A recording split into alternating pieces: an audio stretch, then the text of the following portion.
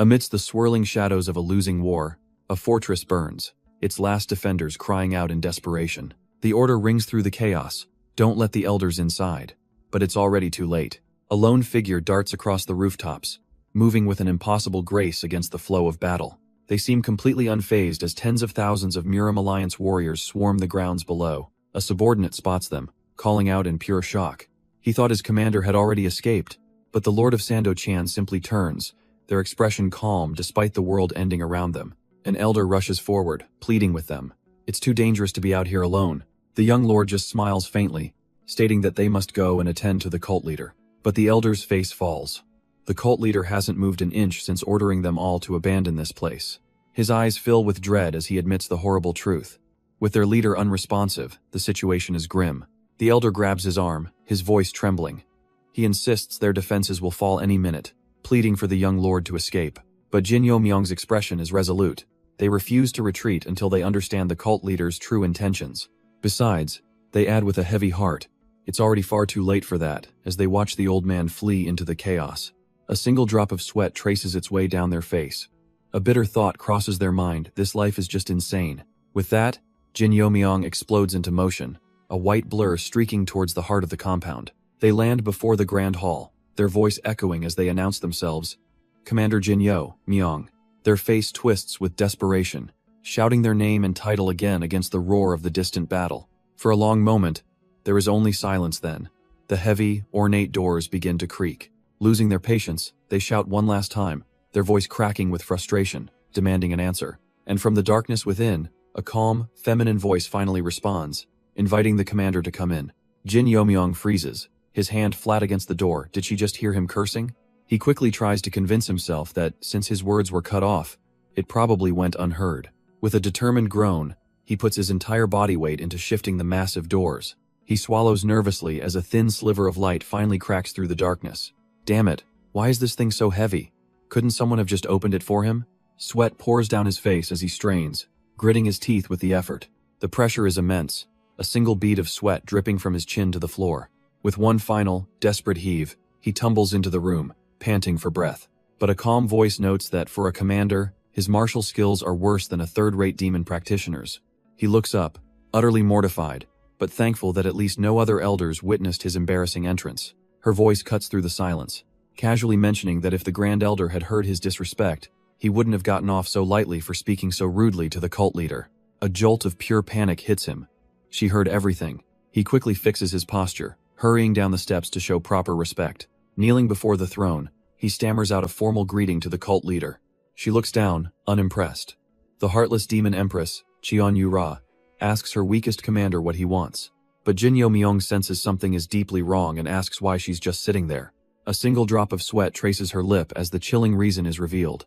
Heaven. Slaying poison. And it wasn't just one. A cascade of legendary poisons had been used against her. He clenches his fist, a horrifying thought dawning on him. His teeth grind together as the name escapes his lips. The Demon Duke. It was Demon Duke Han Mu-baek, the man chosen to be Cheon Yu-ra's own husband. The ultimate traitor, who opened the gates of their stronghold to the Muram Alliance. She continues, recalling his final words to her before he left. He had said that getting close to her and the former leader was all part of the plan. His parting gift was the poison, a twisted lesson to make her understand how hard it was for him. Jin Yo-myung can barely contain his fury, calling the man a crazy son of a— but to his shock, the poisoned cult leader just chuckles, finding his reaction amusing. He can't believe it. Is she seriously laughing right now? She was always so dignified, so strict, yet here at the very end, she was smiling. He kneels before her, asking if it's too late, but she already knows the answer. The heaven-slaying poison has seized her energy core, an incurable wound. With his head bowed, he prepares to ask one last, strange question. He begins with a vague what if, which seems to hang in the air. He stumbles over his words, trying to find the right way to ask. Her patience, even in death, runs thin, and she snaps at him to just spit it out. Startled, he finally asks what she would do if she had a chance to reincarnate. The question stops her cold. Reincarnation was never something she considered. A faint smile appears on his face as he brings up an old, familiar saying. The saying goes that good fortune is a reward for saving the world in a past life, and she can't help but mock him one last time. She scoffs at the notion, asking why he'd even care about her wish in a new life. But with a calm smile, he lays out his own two simple reasons for wanting to go back. First, He would never let a grudge go unpaid. And second, he would repay a certain debt. The word debt catches her completely off guard, stunning the dying leader into silence. He looks away wistfully, telling her not to read too much into it. He knows that in her eyes, their connection was nothing more than a political arrangement. Or at least, he says, that's what he's always assumed she believed. His sincere words have struck a chord, and she quietly considers the impossible idea of reincarnation. He smirks at her hesitation, reminding her that even if it happened, she wouldn't remember anything. But he would, and he vows to hunt down every traitor and enemy who brought her to ruin. He makes a solemn vow to pursue his revenge, even if it costs him his very soul. His eyes blaze with conviction, promising to annihilate every single one of his enemies. As he speaks, Cheon-yura listens intently from her throne. She then cuts him off with an utterly unexpected proposition. If he wants something from her, he should try seducing her. Jin Yo-myung is left completely speechless, his mind reeling from the sudden shift. He tries to regain his footing, feeling small in the vast, silent chamber. He stammers that he can stop Han Mu-bak, but being her partner as well, he's not quite sure about that. She leans in, asking if he dislikes her, though she already suspects the real reason is that it's nearly impossible. He reminds her of her notorious past as the young cult mistress, a true tyrant in her day. Back then, she didn't just reject her suitors, she utterly crushed anyone who dared to approach her. His subordinates recall that Han Mu-bak was the only one who ever endured her furious temper. Hearing his hesitation, Cheon-yura turns away, telling him to just forget the whole idea. But he cuts her off, suddenly asking whoever said it was impossible. He begins to walk toward her, a new confidence in his step. He explains that love can begin when someone who cares awakens feelings in someone who doesn't. Leaning in with a sly grin, he declares that if it's for her, that effort is nothing to him.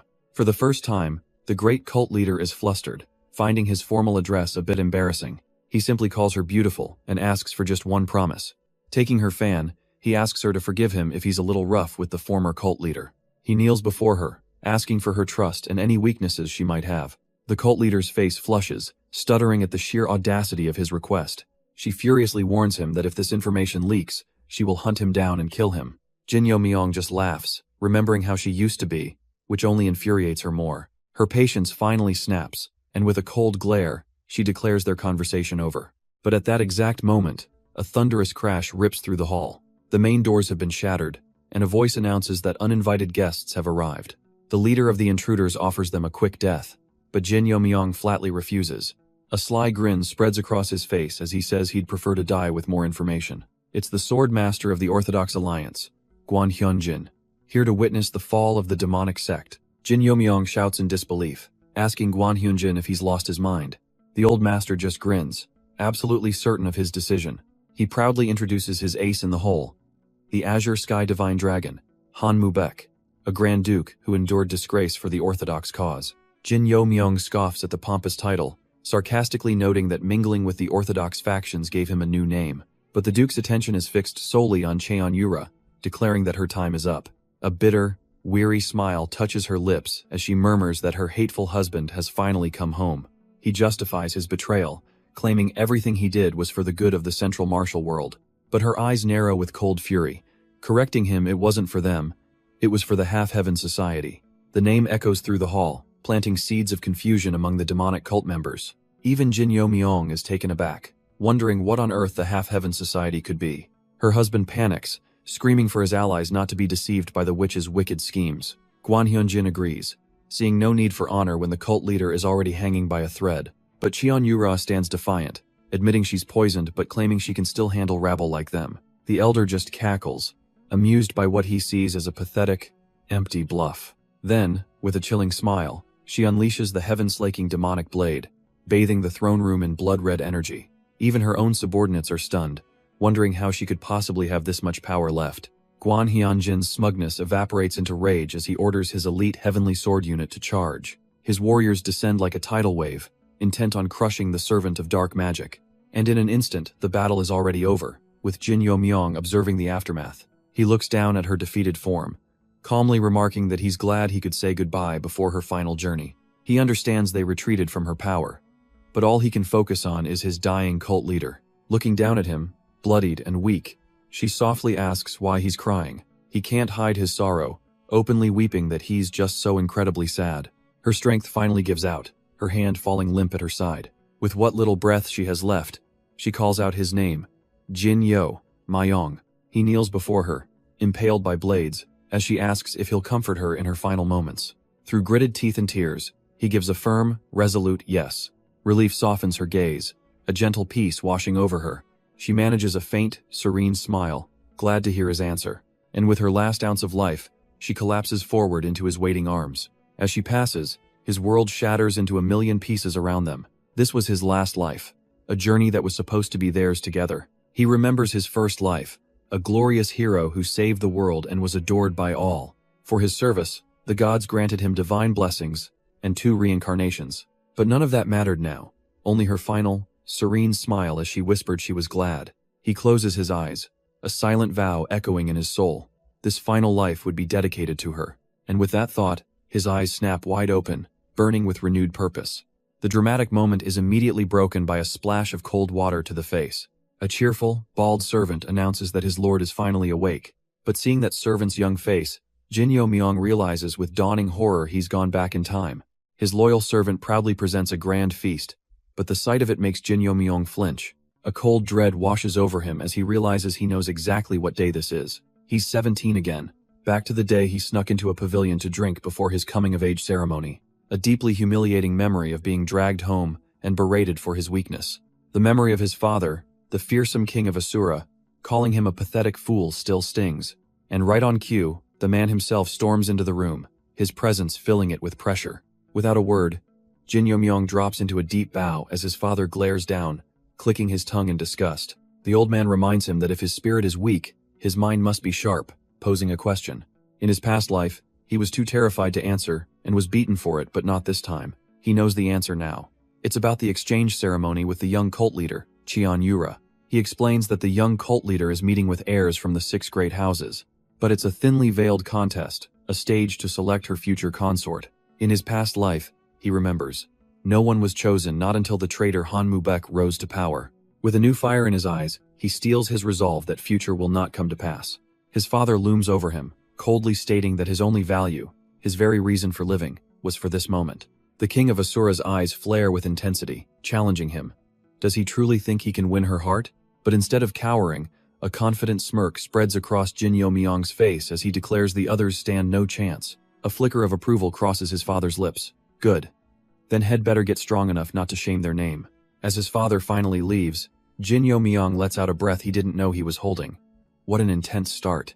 Still, he muses, this is the perfect time to return. With 20 years of opportunity laid out before him, he recalls another major threat from his past life, the Half-Heaven Society, already active in this era. With a chilling new resolve, he vows to uproot every last one of them. His thoughts are shattered as his attendant, Guchil, bursts in, demanding to know what he was thinking. He can't believe his young master just boldly declared he'd become the cult leader's husband. Jin Yo Myung pauses, a little taken aback by the outburst.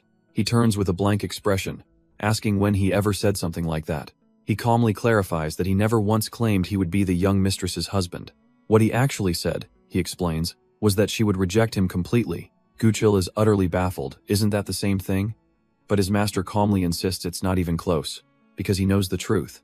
At this point in time, winning over Cheon Yura is simply impossible. He explains that right now, she's obsessed with martial arts and won't glance at anyone weaker. Just then, an unexpected voice cuts in, surprised to see Jin Yo Myung still hanging around. He turns, a flash of recognition in his eyes as he realizes who it is. It's Ma Chiolsu, the hot-headed second son of the Blood Dragon clan, looking for trouble. But instead of being intimidated, Jin Yo Myung just grins, asking where his dear young he is. The taunt works perfectly, sending Chiolsu into a blind rage, screaming that he has no sister by that name. Furious, he draws his blade and challenges him to a duel, a development that never happened in the original timeline. Jin Yo Myung quickly realizes this is because he's finally acting on his own, not just being dragged around. He recalls the structure of the Heavenly Demon Cult, ruled by the Cheon clan and the 6 Shinma families, and among them, the rivalry between his family and the Blood Dragon clan is the absolute worst. Jin Yo Myung knows that duels between the 6 clans are forbidden, but he's already thinking about the loophole. The only way to make it happen is to frame it as a matter concerning the ruling Cheon clan. And just as he predicted, Ma Chiolsu brings up the little mistress. He declares that if Jin Yo Myung loses, he must withdraw from the exchange ceremony. A smirk plays on our hero's lips. Why in the world would he agree to such a ridiculous condition? He dismisses the offer, calling out Chaelsu's sister for using such dirty, underhanded tricks. The taunt lands perfectly, and Ma Chaelsu lunges forward in a blind rage, screaming not to be underestimated. Even the loyal servant Guchil draws his own blade, ready to step in and defend his master. But Jin Yomyong subtly waves him off. He doesn't need the help. It's time to unveil his first special move as he effortlessly sidesteps the furious attack. Guchil panics, screaming that his master doesn't even know martial arts. But Jin Yomyong is awakening his past life's sensation, seeing Chaelsu's attack as nothing more than childish swordplay. His purple eyes sharpen with focus, the world slowing down around him. He sees the opening, the perfect moment to end this little tantrum. Guchil can only stare in disbelief, his mind utterly failing to process the scene. In a flash, Jin Yomyong catches the blade with his bare hand, stopping the furious charge completely. A flicker of shock crosses Ma Chaelsu's face just before his lights go out. With a dull thud, he collapses, leaving Guchil stammering in the background, wondering what he just witnessed. Jin Yomyong calmly turns away, ordering the hidden subordinates to take the body. He warns them to lock him down tight, because once Chaelsu wakes up, he's going to lose his mind. Before his men can disappear with their cargo, he adds one final, crucial thought. He smirks, clarifying that he held back after all. It wouldn't do to permanently break the Ma clan's precious heir. With that mess handled, Jin Yomyong returns to his own clan's grand estate, welcomed by rows of bowing guards. An old attendant asks sarcastically if he enjoyed his time with his friends, to which he gives an equally flat reply. He scoffs internally. The director knows exactly where his father dragged him, but feigns concern anyway. Cutting through the nonsense, he makes a simple request that leaves the old man speechless. He needs a training chamber. The shock is so profound that even the nearby servants gasp in unison, completely floored. But he isn't done, adding that he'll need a few specific martial arts manuals brought from the archives. His mind flashes back to his master's voice, promising that these two books held the secret to becoming invincible. Yet he also recalls his younger self, bored and holding wine, complaining that he only wanted to be a flamboyant gentleman. He remembers his master's regretful words. These legendary manuals were wasted on the Machian Jin clan. But now, with the clan's great fire still 4 years away, he holds the pristine, unburned originals. He knows his own clan's fist and palm techniques are a terrible fit for his style. Thankfully, his blessed lineage grants him exceptional talent and the internal energy to master anything. He makes a silent vow to his master, promising to become the great warrior he was always meant to be. As for the cult leader's old request to seduce her, he knows he'd just be rejected as he is now. So he sets his plan. 5 years locked away, dedicated entirely to martial arts. Once he has built up enough power on his own, he will hunt down and completely annihilate the shadowy organization known as the Banchanho. That way, when she finally becomes the cult leader, her future rule will never be threatened. With his new path decided, a cold determination flashes in Jin Yomyong's eyes. He sets off, his stride filled with a purpose no one else can possibly understand. His attendant, Guchil, nervously points out he's lagging behind, practically last in line. But Jin Yomyong waves it off, ignoring the disapproving whispers of the clan guards. He casually recalls the last time he caused a scene, earning a year of confinement from his furious father. He figures this time it'll be a spicy 5 years, but his thought is cut short by a sudden blur of motion. A body comes crashing down, smashing into the courtyard just ahead of them. While Guchil flinches back in shock, Jin Yomyong just grins at the aggressive welcome. He recognizes the blood-red robes and sword. It's Ma Jinyun of the Blood Dragon family. His gaze drifts past the crumpled figure to the warrior at the gate. Finally, someone decent.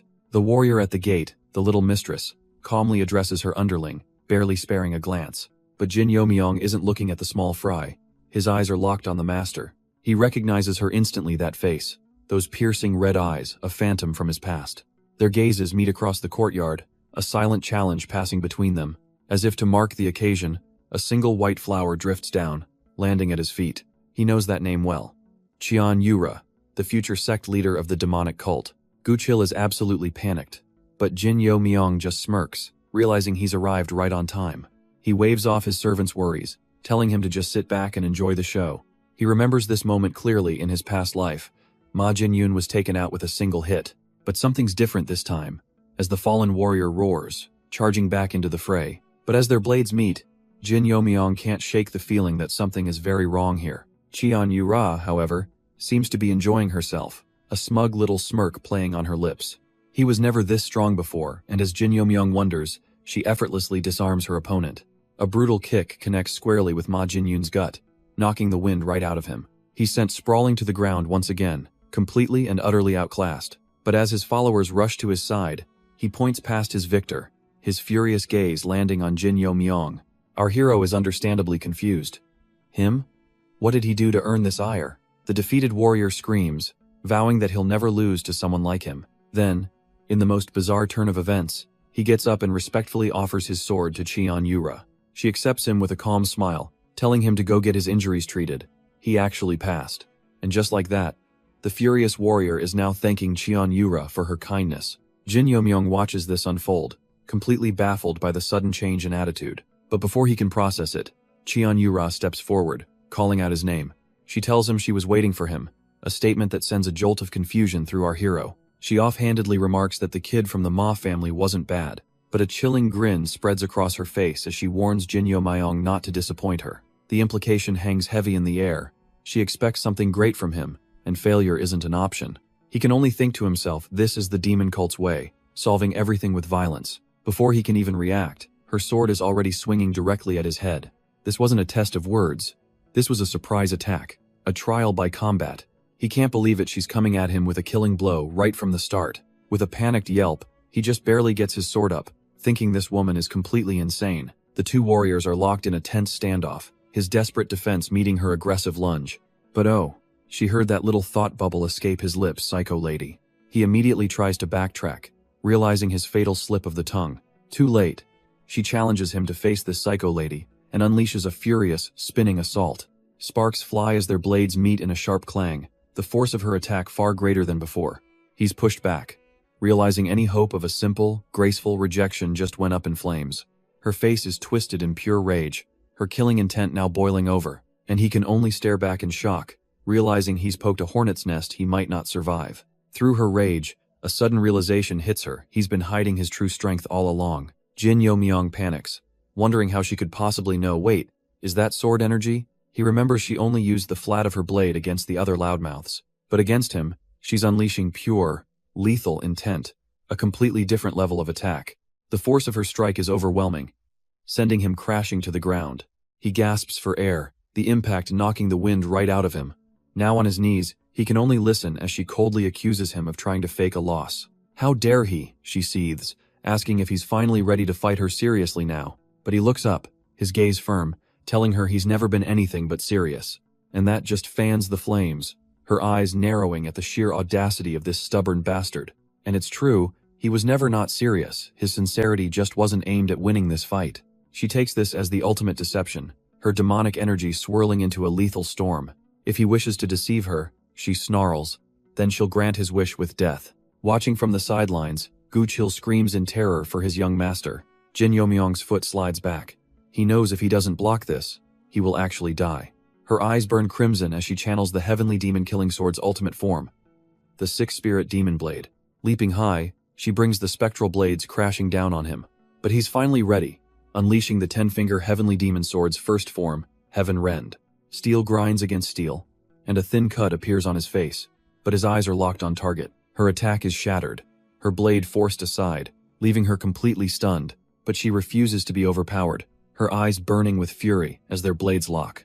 The force of his parry sends her stumbling back, her ultimate technique completely deflected. His arms tremble from the effort, but a wave of relief washes over him. He actually blocked it. Cheon Yura, however, just smirks, a chilling question on her lips. What does he mean, blocked? His eyes widen in horror as he realizes the clash was just a distraction. He knew she was strong for her age, but this malevolent sword energy is at a whole other level. A phantom claw of pure demonic ki lunges for his face, and he knows this is way over the top. He shuts his eyes, bracing for an impact he has no way of stopping. A moment passes, then another. He opens his eyes, shocked. He's not dead? A hand has appeared out of nowhere, casually halting her lethal attack as a voice chides her for getting too fired up. Jin Yo Myung's eyes shoot wide open as he recognizes the voice. It can't be. His hand slams down on the table, not in anger, but in sheer disbelief and reverence. Before him stands the heavenly demon himself, the supreme leader of the cult, forcing him to his knees. The leader scolds them both, pointing out they nearly plunged the entire cult into a civil war. He explains that a clash between the Jin and Cheon clans would shatter their foundations. With the cult in chaos, Cheon Yura realizes the Orthodox Alliance would seize the chance to attack. Jin Yomyong thinks it's an exaggeration, but the leader reminds him that the king of Asura isn't a man to be trifled with. The heavenly demon's command is simple and absolute. She will apologize. Now, Cheon Yura's fist trembles with suppressed fury and humiliation, but she has no choice. With a blank face and glowing eyes, she forces out a stiff apology, leaving Jin Yomyong speechless. Jin Yomyong is floored. An apology from the heartless demon empress? In this cult, that's practically unheard of. But the heavenly demon isn't finished, turning his piercing gaze on the boy, questioning why his younger brother is the clan head. Yomyong explains that due to a cult law, his own qualifications were lacking, so his brother had to take the position. The leader's eyes narrow. Lacking in qualifications? He doesn't seem to be buying it for a second. In his mind, he recalls the flash of powerful sword energy Yomyong used just moments ago. Ah, so that's the story, he says with a knowing smirk.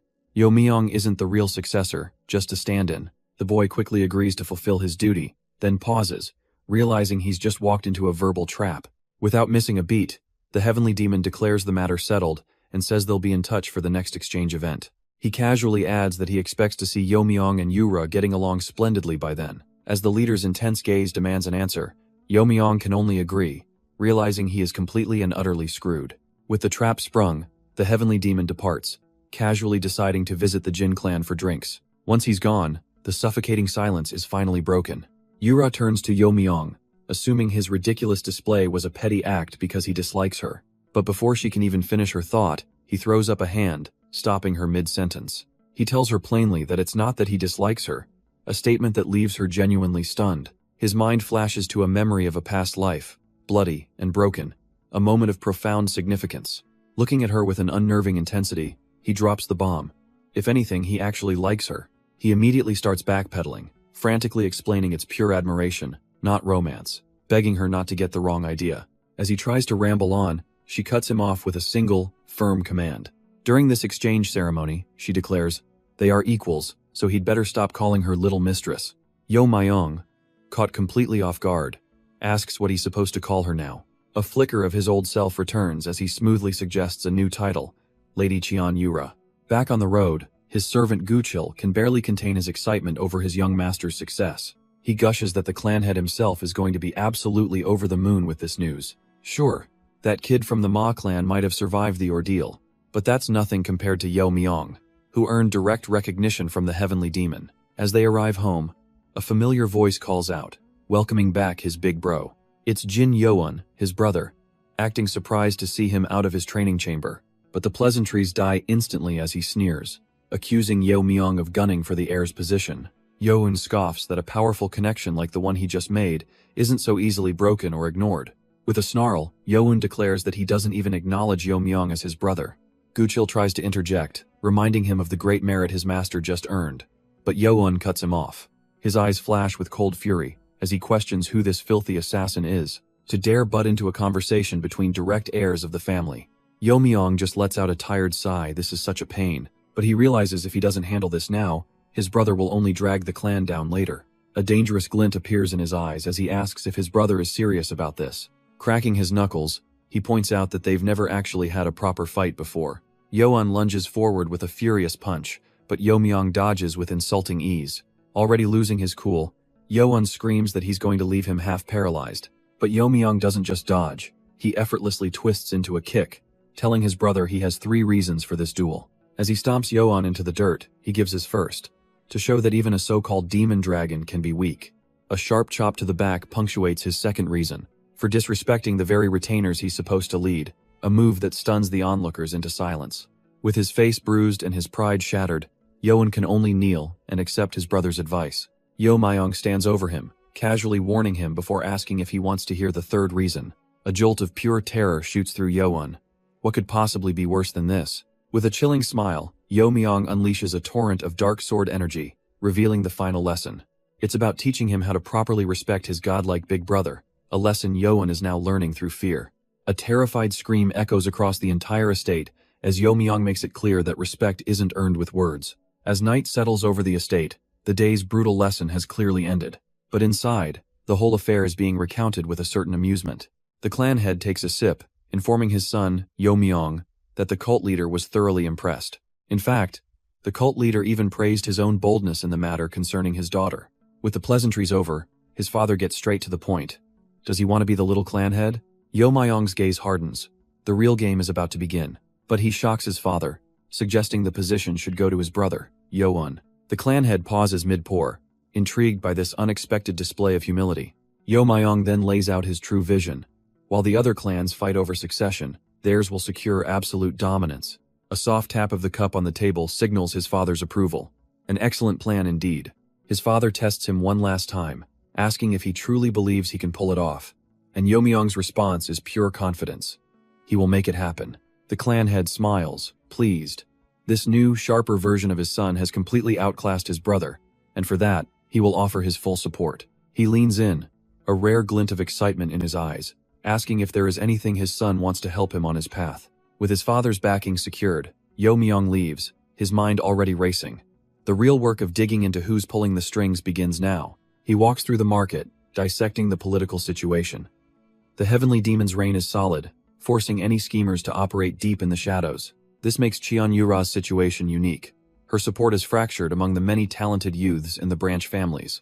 Suddenly, a loud, obnoxious crunching sound breaks his train of thought. He refocuses, realizing his first priority is to identify the people who could be used as leverage against the little mistress later on. But a familiar voice calls out, "Big bro," and he turns with an exasperated look. It's his brother, Yo-un, stuffing his face and asking what he does all day to be so strong, forcing Yo Myong to wonder if he should really bring this guy along. His brother asks where they're headed, and Yo Myong flatly tells him, the black market's underground auction.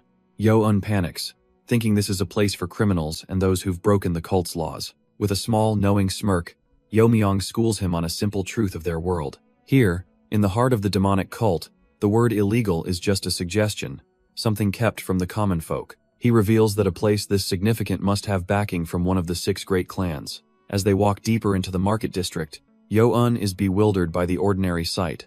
But for Yo Myong, it's a familiar path from his past life. He confidently throws open a set of doors, welcoming his brother to the true face of the operation, MGMGAC. Inside, a much more imposing structure stands, guarded by a legion of silent, formidable warriors. An old man greets them with a knowing smile, welcoming the honored guests of the Jin clan to the underbelly. But Yo Myong isn't here for idle pleasantries. He demands to see the real administrator. A man with a smug grin steps forward, introducing himself as Oh Gunjong, the Golden Crow Ghost. Yo Myong scoffs, completely unimpressed, and says they should send someone from the Sa family to greet a Jin. The old man's confident facade shatters, his eyes wide with disbelief at the sudden revelation. With a cheeky, knowing smile, Yo Myong plays dumb, asking what he could possibly mean. Dropping the act, the man's eyes narrow, confirming that this is indeed the Sa family's intelligence network. A wave of killing intent suddenly erupts from him as he demands to know how the boy found out. But before he can make a move, he's sent stumbling back with a grunt of pain. Yo Myong calmly calls him out for daring to aim killing intent while hiding a weapon in his sleeve. Just then, a cool voice cuts through the tension as an elegant woman arrives, addressed immediately as Lady Sa. This is Sa Bion of the Black Gold Sa family, and she's wondering how this kid found her secret base. She has a history as Cheon Yura's sparring partner, and has even lent Yo Myong her sword before. She cuts to the chase, asking why he's here, and he vaguely mentions rumors in the back alleys. Then he drops the name Black Sticky Blood, and both she and her subordinate freeze in shock. She seems almost annoyed, questioning if this drug is really the only reason he's causing such a fuss. But Yo Myong is dead serious, explaining this substance could rot the entire cult from the inside. Bion admits he's right. They've been investigating it too, suspecting it came from another clan. With a playful whine, Yo Myong smoothly shifts the conversation into a negotiation. She agrees to hand over all her intel on one condition. He must solve the problem perfectly. A confident smirk spreads across Yo Myong's face as he accepts her challenge, ready to take over. With his new mission secured, Yo Myong and his guide confidently head out from the intelligence bureau. As they leave, Lady Sa's subordinate Bion watches, still trying to process the boy's audacity. Elsewhere, a young woman named Moon Hyang sits alone, lost in thought over a recent encounter. An elder approaches, telling her that the Jin clan kid she fought wasn't even fighting seriously. He explains that while it might sound ridiculous, he observed something incredible during their duel. In a flash, Moon Hyang recalls the fight, the elder revealing Yo Myong's eyes weren't on the battle, they were only on her. She clenches her fist, completely flustered as she realizes even the cult leader himself noticed it too. The trail for the black sticky blood leads them to Silverdew Valley, a lawless region on the cult's border. Yo Myung arrives with his informant, who nervously warns that walking into a tiger's den is suicide. But Yo Myung just smirks, threatening to report his cowardice, and the terrified informant immediately snaps back into line. His companion scoffs, doubting they'll find any useful intel in a desolate place like this. But Yo Myung is completely unfazed, telling him to just watch and learn. Sometimes, he explains, a lawless dump is the easiest place to get what you want. But as they walk deeper into the valley, he suddenly feels a persistent gaze fixed right on him. The feeling is unsettling, but he keeps his composure and continues forward. He files it away for later. If this surveillance continues, someone is going to pay. Their path soon leads them past fields full of vibrant red flowers and strange green plants. The informant idly wonders who's growing them, assuming it must be one of the locals. He almost seems to admire the scenery, commenting on the peaceful vibe of the valley. He muses that even people kicked out of the city can find peace tending to plants like these. But Jin Yo Myung calmly shatters his guide's delusion. Those aren't just flowers, that's marijuana and poppies. Their drug talk is cut short as a group of armed thugs emerges, demanding to know what two brats are doing here. The leader, a scarred punk with a spiked club, tells them to get lost if they don't want to get hurt. Unimpressed, Jin Yo Myung sizes them up as low-rank thugs and declares he's here to see their boss. The thug leader scoffs, taking this as a direct challenge from some city noble who wants a beating. He gives the order, charge in and break his arm, just enough to shut him up for good. As his men rush forward, the informant quickly clarifies he's a scout, not a fighter, and Jin Yo Myung just sighs. With a roar, the thugs descend on him, weapons raised and ready to draw blood.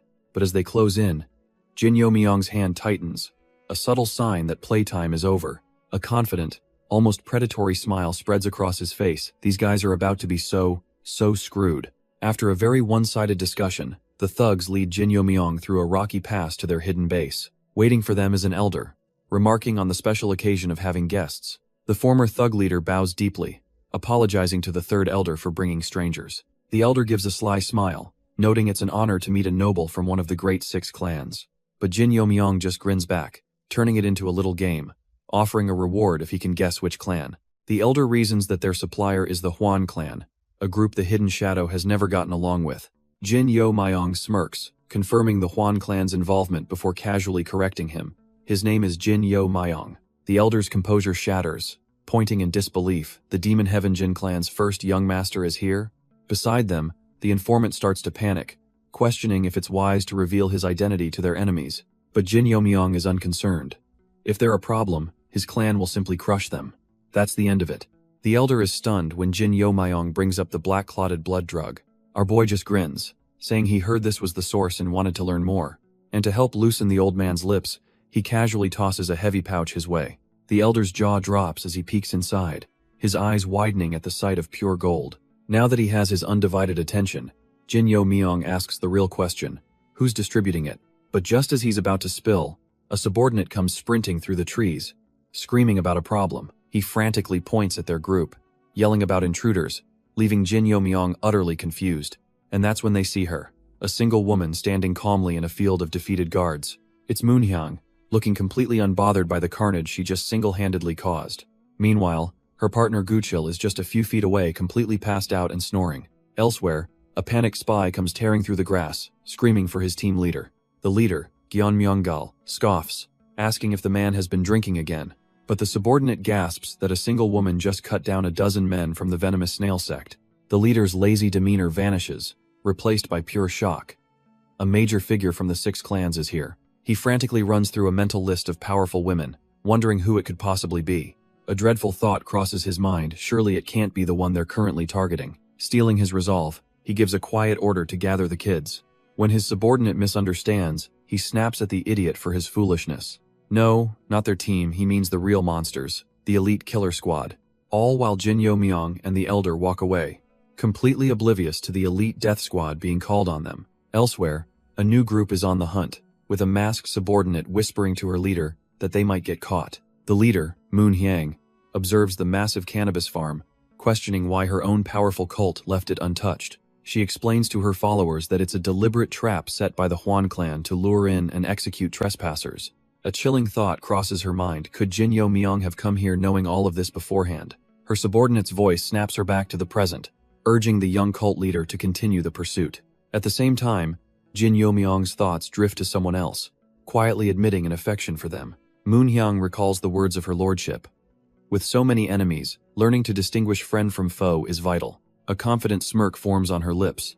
She's certain that if a powerful recluse exists, they'd be found in a chaotic place like this. Fueled by this belief, she eagerly leads her squad forward, determined to meet this hidden master. But the scene they find is a silent slaughterhouse, and a dreadful feeling sinks in. There's no one here but the dead. Jin Yomyong grumbles to his subordinate about his bad luck, realizing the intense gaze he felt was from the young cult leader herself. Surrounded by the dead, he stammers out a nervous suggestion that maybe they should go together. Moonhyang, however, is electrified, her mind racing with the thought that the rumors of a recluse were actually true. But her train of thought is cut short as she senses yet another group approaching them. A band of thugs emerges from the alleyways, their leader pointing and declaring that she's to become their prisoner. The brute grins like an idiot, telling the young cult leader to just shut up and come along quietly. As soon as they make their move, the few remaining townsfolk scramble away in fear. But Moonhyang isn't intimidated. She calmly identifies him as a member of the Beggar clan, a perfect source of information. She turns to her own forces, calling out the names of her elite shadow units to prepare for battle. With a sharp glint in her eyes, she commands Bayon to personally assist her in taking them down.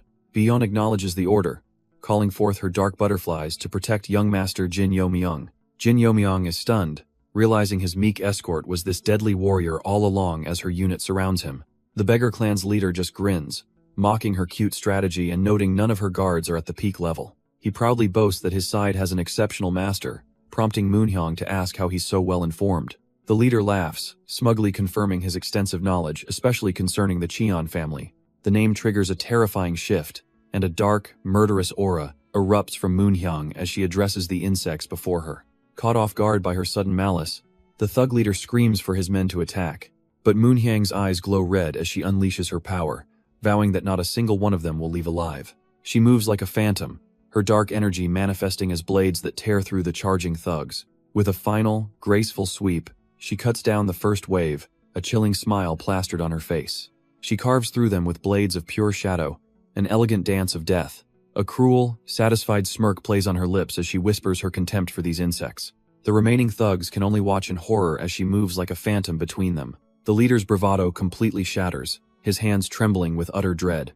He can't accept this, refusing to let his grand plan end in such a pathetic slaughter. But just then, his desperate eyes lock onto a new figure calmly walking into the alley. He recognizes the face instantly, screaming the name Jin Yomyong with renewed fury. Jin Yomyong, however, just seems amused by the whole situation. In a flash, Moonhyang's bodyguards abandon the fight and surround the newcomer instead. The leader realizes his mistake. This man is a peak-level expert, a far greater threat.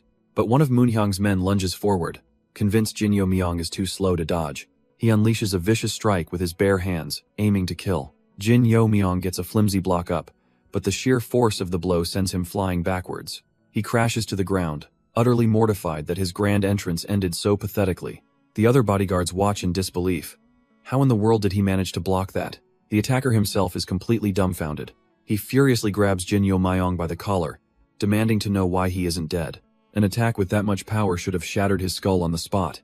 But then Moonhyang appears, casually holding her blade, remarking that his level was indeed high enough to endure it.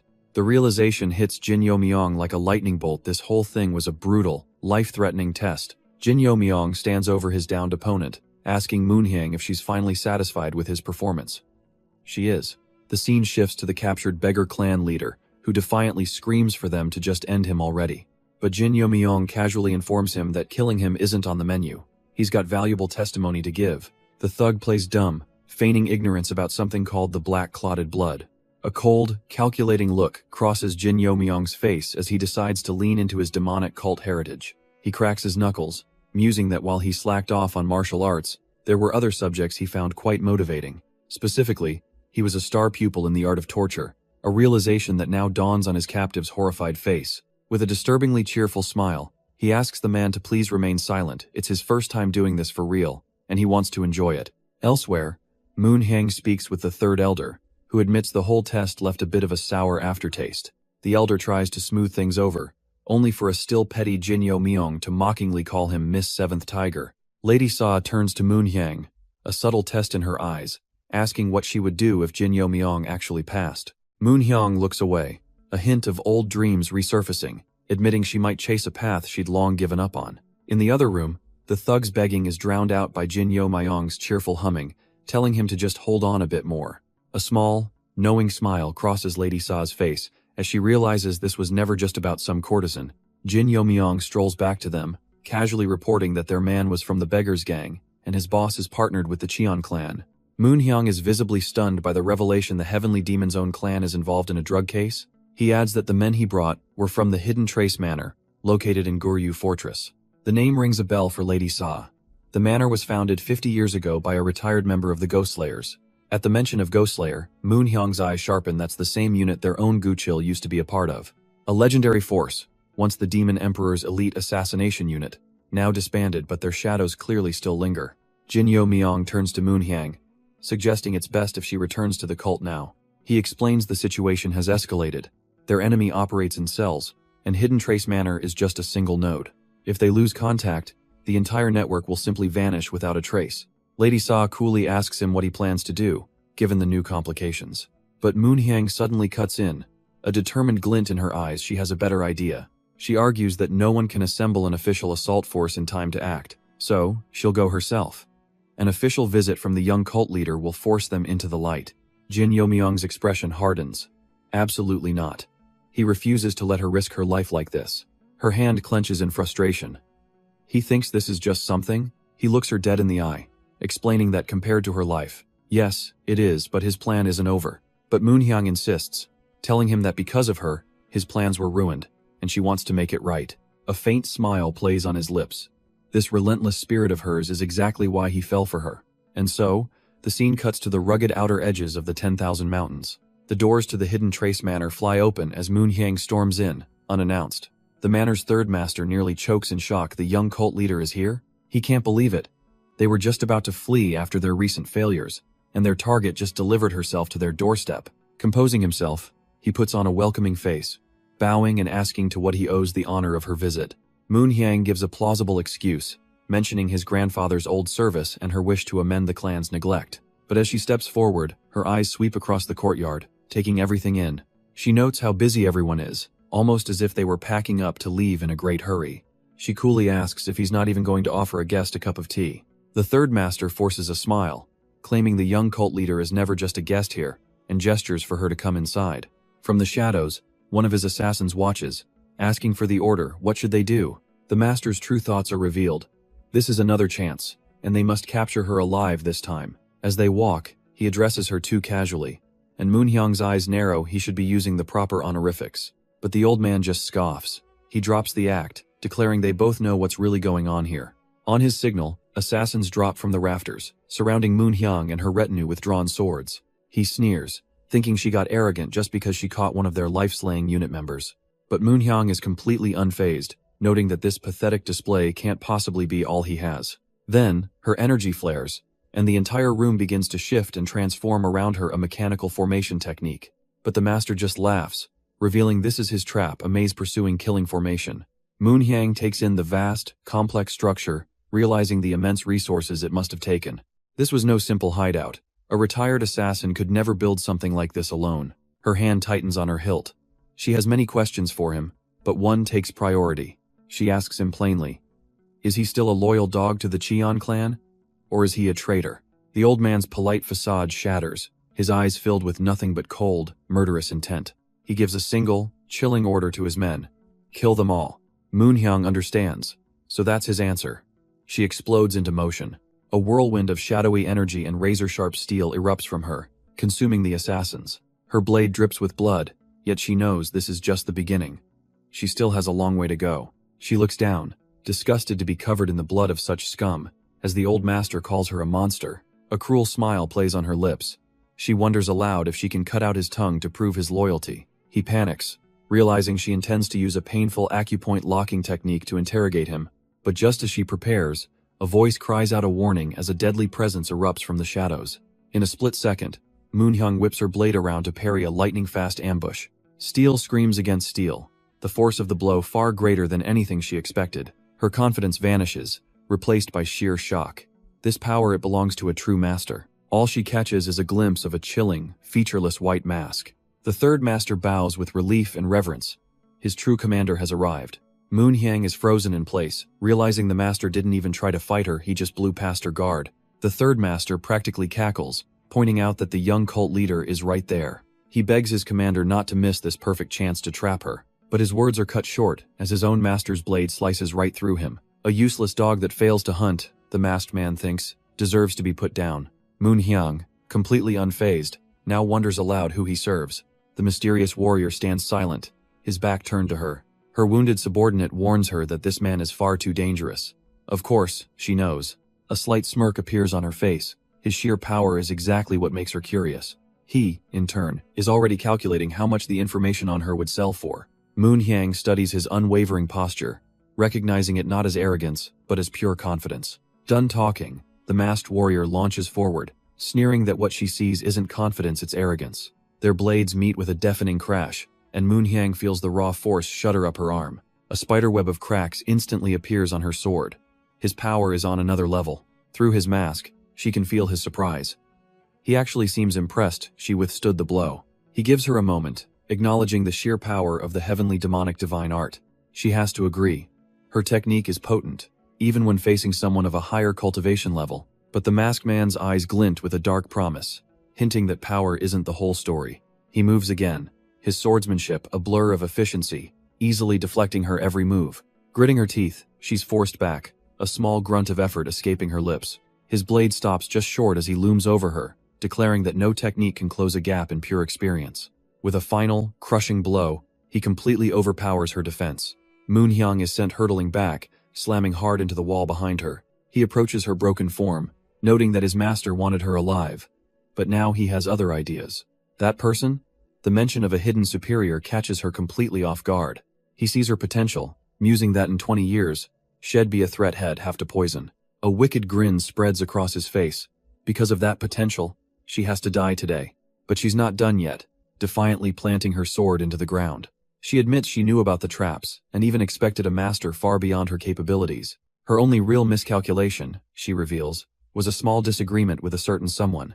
Then, as Jinyo Myong appears behind him, she smirks, calling out his name. The cavalry has arrived. Jinyo Myong smirks, casually informing her that his presence just made him a far more valuable target than she is. He asks for her thoughts after their fight, and she confirms the masked man is a formidable opponent for a reason.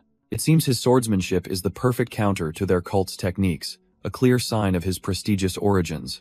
The masked master hears the name, and his mind races Jin Yo Myong from the legendary Demon Heaven Jin clan. A wicked thought crosses his mind. This isn't a complication, it's an unexpected prize. His mission was to kill the girl, but now a far bigger target has presented himself. A throwing knife flies from his hand, but in the next instant, his eyes blow wide with utter shock. His attack is stopped cold, and he staggers back, unable to comprehend what just happened. Jin Yo Myong calmly gestures, mocking the master's maze-pursuing killing formation, and asking a simple question. Why on earth did he think he came here all by himself? With a sly grin, Jin Yo Myong asks if his enemy is planning on turning the heavens upside down. The masked master is completely floored, frozen by the sheer weight of that question. Moon Hyang has no idea what he's on about and just begs him to focus on surviving. He calmly explains that while they're trapped in here, outside is already a sea of fire. All the enemy's escape routes have been cut off, yet their leader still refuses to flee. And since Hez being so stubborn, it's only right to show him some proper manners. From the shadows emerges an old master, introducing himself as Ji Yun from Qingcheng. Jin Yo Myong realizes the gravity of the situation. He's revealed himself, because he plans to leave no one alive. With a furious roar, Ji Yun lunges forward, screaming that they can ask their questions in hell. Moon Hyang immediately calls for a coordinated attack, and he agrees to match her movements. With a single word of affirmation, they move as one, a perfectly synchronized dance of death. Ji Yun unleashes a storm of his own, a whirlwind of killing intent meant to overwhelm them. A deadly rain of daggers suddenly fills the air, seeking to shred them from every angle. The old master easily bats them aside, a flicker of annoyance on his face at their persistence. As Moon Hyang presses the attack, Jin Yo Myong is struck by a memory. Her style is just like Qian Yura's, an all-or-nothing assault that's impossible to simply block. It forces Ji Yun to meet her blade head-on, his full attention locked on her ferocious advance. And that's the opening, the exact moment Jin Yo Myong was waiting for to strike from the blind spot. The elder can only grit his teeth, realizing he's been perfectly outmaneuvered by the duo. But from the shadows, A far more dangerous player, Lady Sa, gives a single chilling command. And just as Jin Yo Myong's blade is about to find its mark, another appears beyond, intercepting the attack meant for him. Moon Hyang glances back with a smirk, silently acknowledging that his plan wasn't half bad. A bead of sweat rolls down Jin Yo Myong's face, a wave of relief washing over him. Their gambit worked. But Moon Hyang's focus sharpens, her eyes tracing the flow of the old master's energy. She's starting to see it. Pushed into a corner, Ji-yoon's demeanor darkens, realizing he'll have to put his life on the line to kill them. Moon Hyang immediately gives up on capturing him, urging Jin Yo Myong to run while she buys him time to escape. With reinforcements from the protective hall arriving any minute, Ji-yoon unleashes his ultimate technique, Enhanced Sword Chi. His blade extends into a perfectly straight, impossibly long column of pure, destructive energy. But as Moon Hyang prepares to face that power alone, Jin Yo Myong quietly tells her that won't be happening. He steps up beside her, a defiant smile on his face. He saw right through her plan to sacrifice herself, declaring that if they're leaving together. A faint, determined smile plays on Moon Hyang's lips. She has a plan. She tells Jin Yo Myong to match her rhythm. She's using coordinating chi, a technique that requires perfect sync. Ji-yoon just scoffs, mocking their teamwork and asking if they're some kind of couple. With a final roar, he brings his ultimate attack crashing down upon them. A cataclysmic explosion of energy erupts as their powers collide. The old master's face twists in disbelief, caught completely off guard by their combined might. Jin Yo Myong grits his teeth, pouring every last ounce of his strength into their defense. Beside him, Moon Hyang does the same, her eyes blazing with raw determination. But the backlash is immense, and as the light fades, she coughs up blood. She collapses to her knees, as Ji-yoon, wounded but still standing, begins to laugh, admitting they've genuinely surprised him. Ji-yoon stands over the fallen Jin Yo Myong, his sword at the boy's throat, mocking that this outcome was inevitable. But instead of fear, a strange calm settles on Jin Yo Myong's face as he accepts his fate for the grand scheme. Then, in a flash of pure desperation, he lunges forward and sinks his teeth deep into Ji-yoon's arm. The old master's eyes widen in sheer disbelief. What kind of noble warrior fights like a cornered animal? Before he can react, a new powerhouse smashes into him, roaring with fury for daring to harm his master. Ji-yoon is sent tumbling helplessly across the fractured ground, completely overwhelmed by the sudden assault. From the side, the injured Moon Hyang can only watch, stunned by the sudden, violent rescue. The powerful guardian lands between them, but Jin Yo Myong just looks up, dryly remarking that he's late, and for all his might, the guardian's face contorts in panic, stammering apologies for his tardiness. Moon Hyang can only stare, realizing the man bowing is none other than the right guardian of the cult. But Jin Yo Myong is unfazed, looking at the unconscious elder, and calmly noting that his identity was likely a ruse. He orders the guardian to take the man for interrogation, but the powerful master is sweating, hesitating for some reason. He just keeps apologizing, remembering how he might have overdone it when he smashed into the attacker. Jin Yo Myong watches the display, a sharp realization dawning. Did this powerful guardian hit him that hard on purpose? This man is Wang Cheonjeol, the red-faced battle demon, one of the divine cult's supreme masters. And from his past life, Jin Yo Myong knows that while the Guardian Hall eventually betrays them, Wang Cheonjeol would have already retired. He's safe.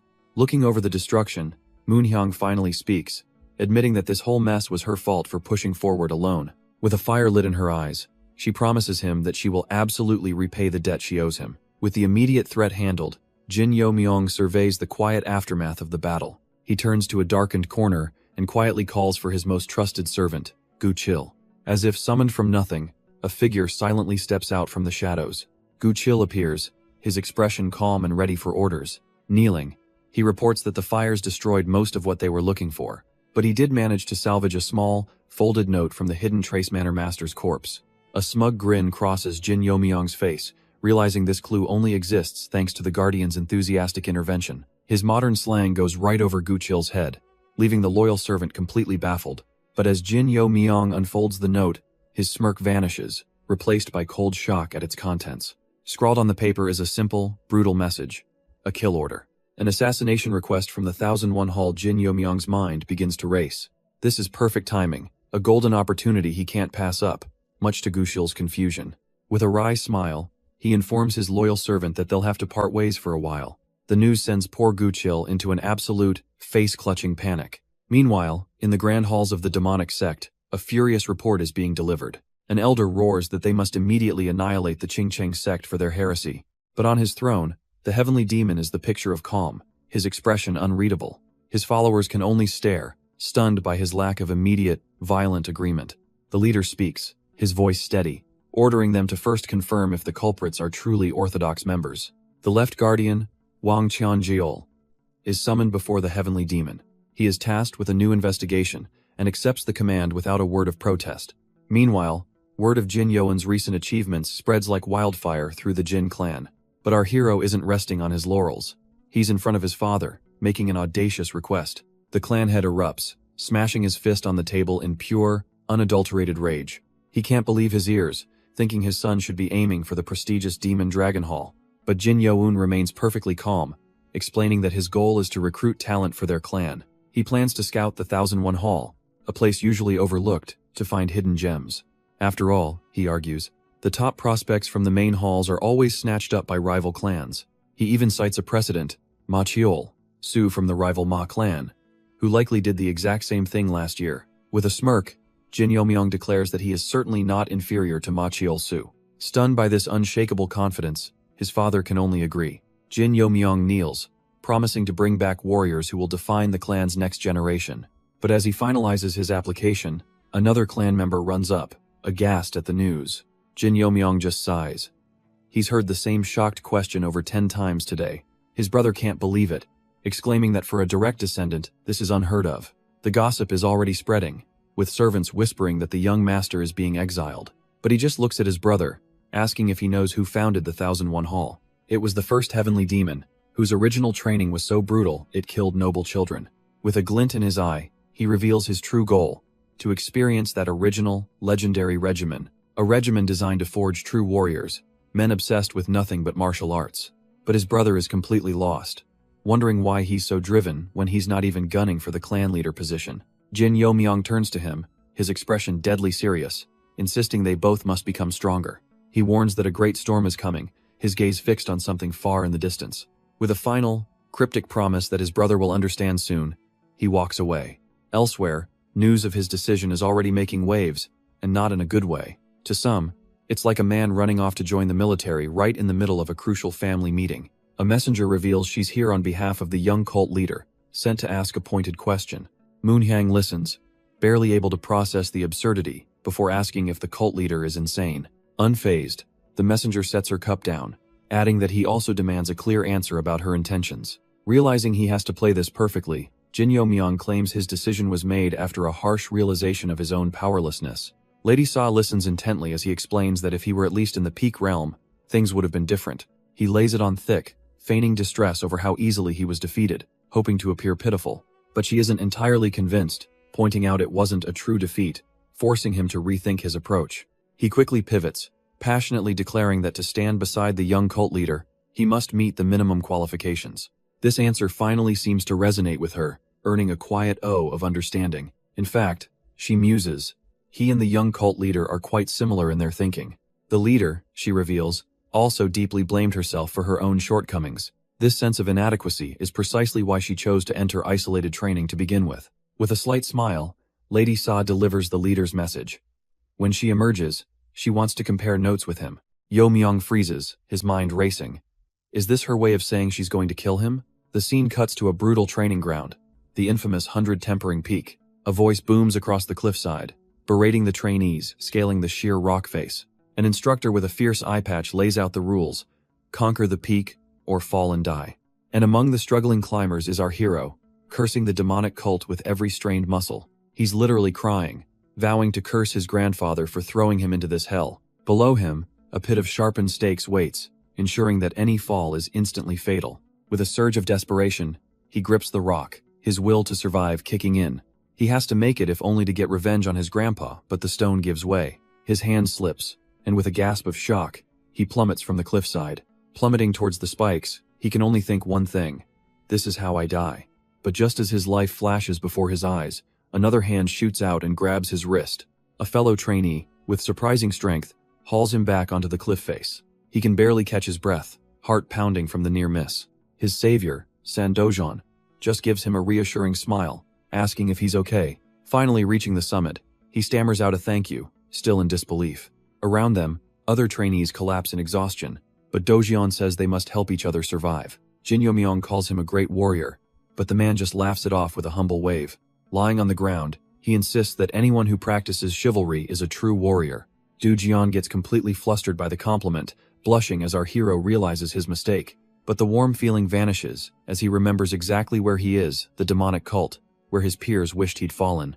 The trainees buzz with talk that this brutal physical training will soon end, shifting to theory once a new leader arrives.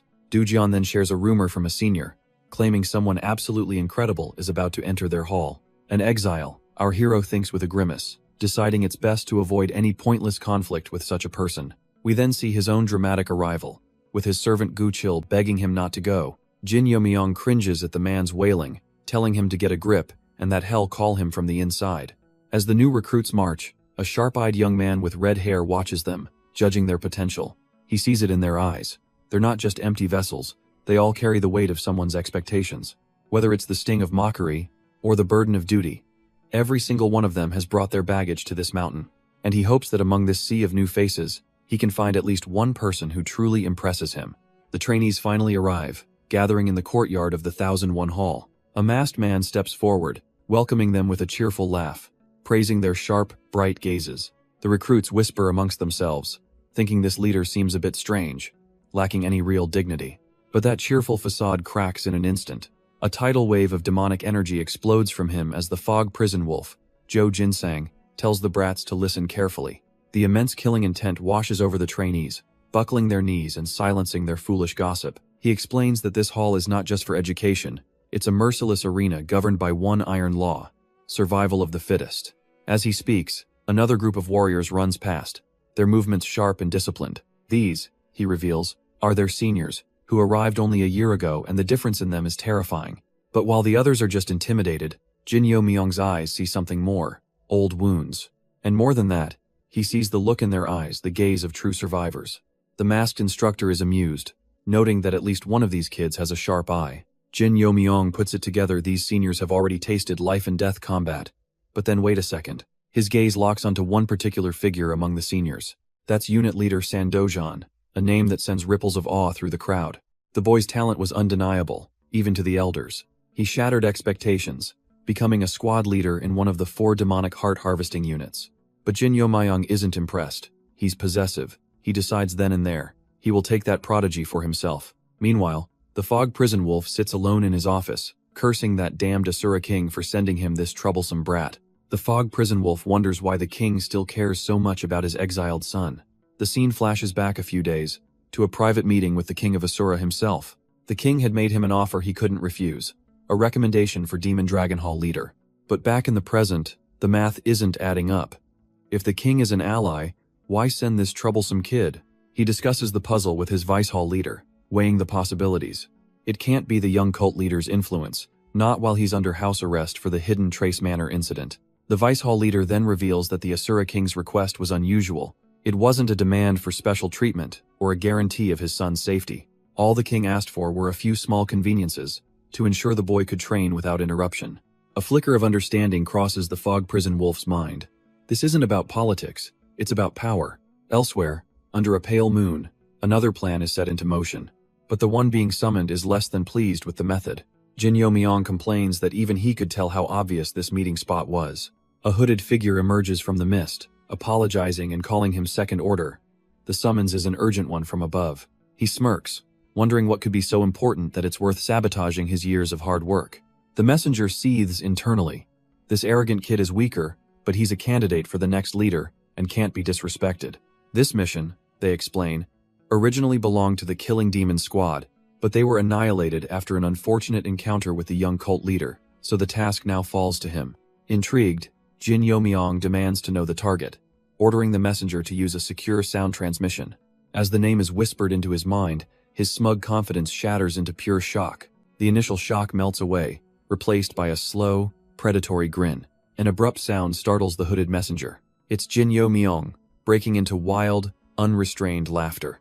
The messenger panics, trying to shush him, reminding him this was a covert meeting, but he's too busy enjoying the news, mockingly asking if the oh-so-great First Order failed his mission. A cold, calculating ambition flashes in his eyes. This is his chance to seize a higher rank. He confidently tells the messenger to report that he will clean up this entire mess without fail. Arriving at a new compound, he's greeted by the leader of the 1001 Hall. Inside, Gunjong invites him to sit, noting that the rumors about his sharp eyes were true. But the welcome comes with a stern warning. Here, even the 6 clans get no special treatment. The masked leader notes that Jin Yo Myong is surprisingly polite, unlike the brash sons of the Ma clan. But our boy has done his homework, smoothly flattering him with the title Iron-Blooded Demon Lord. And it works.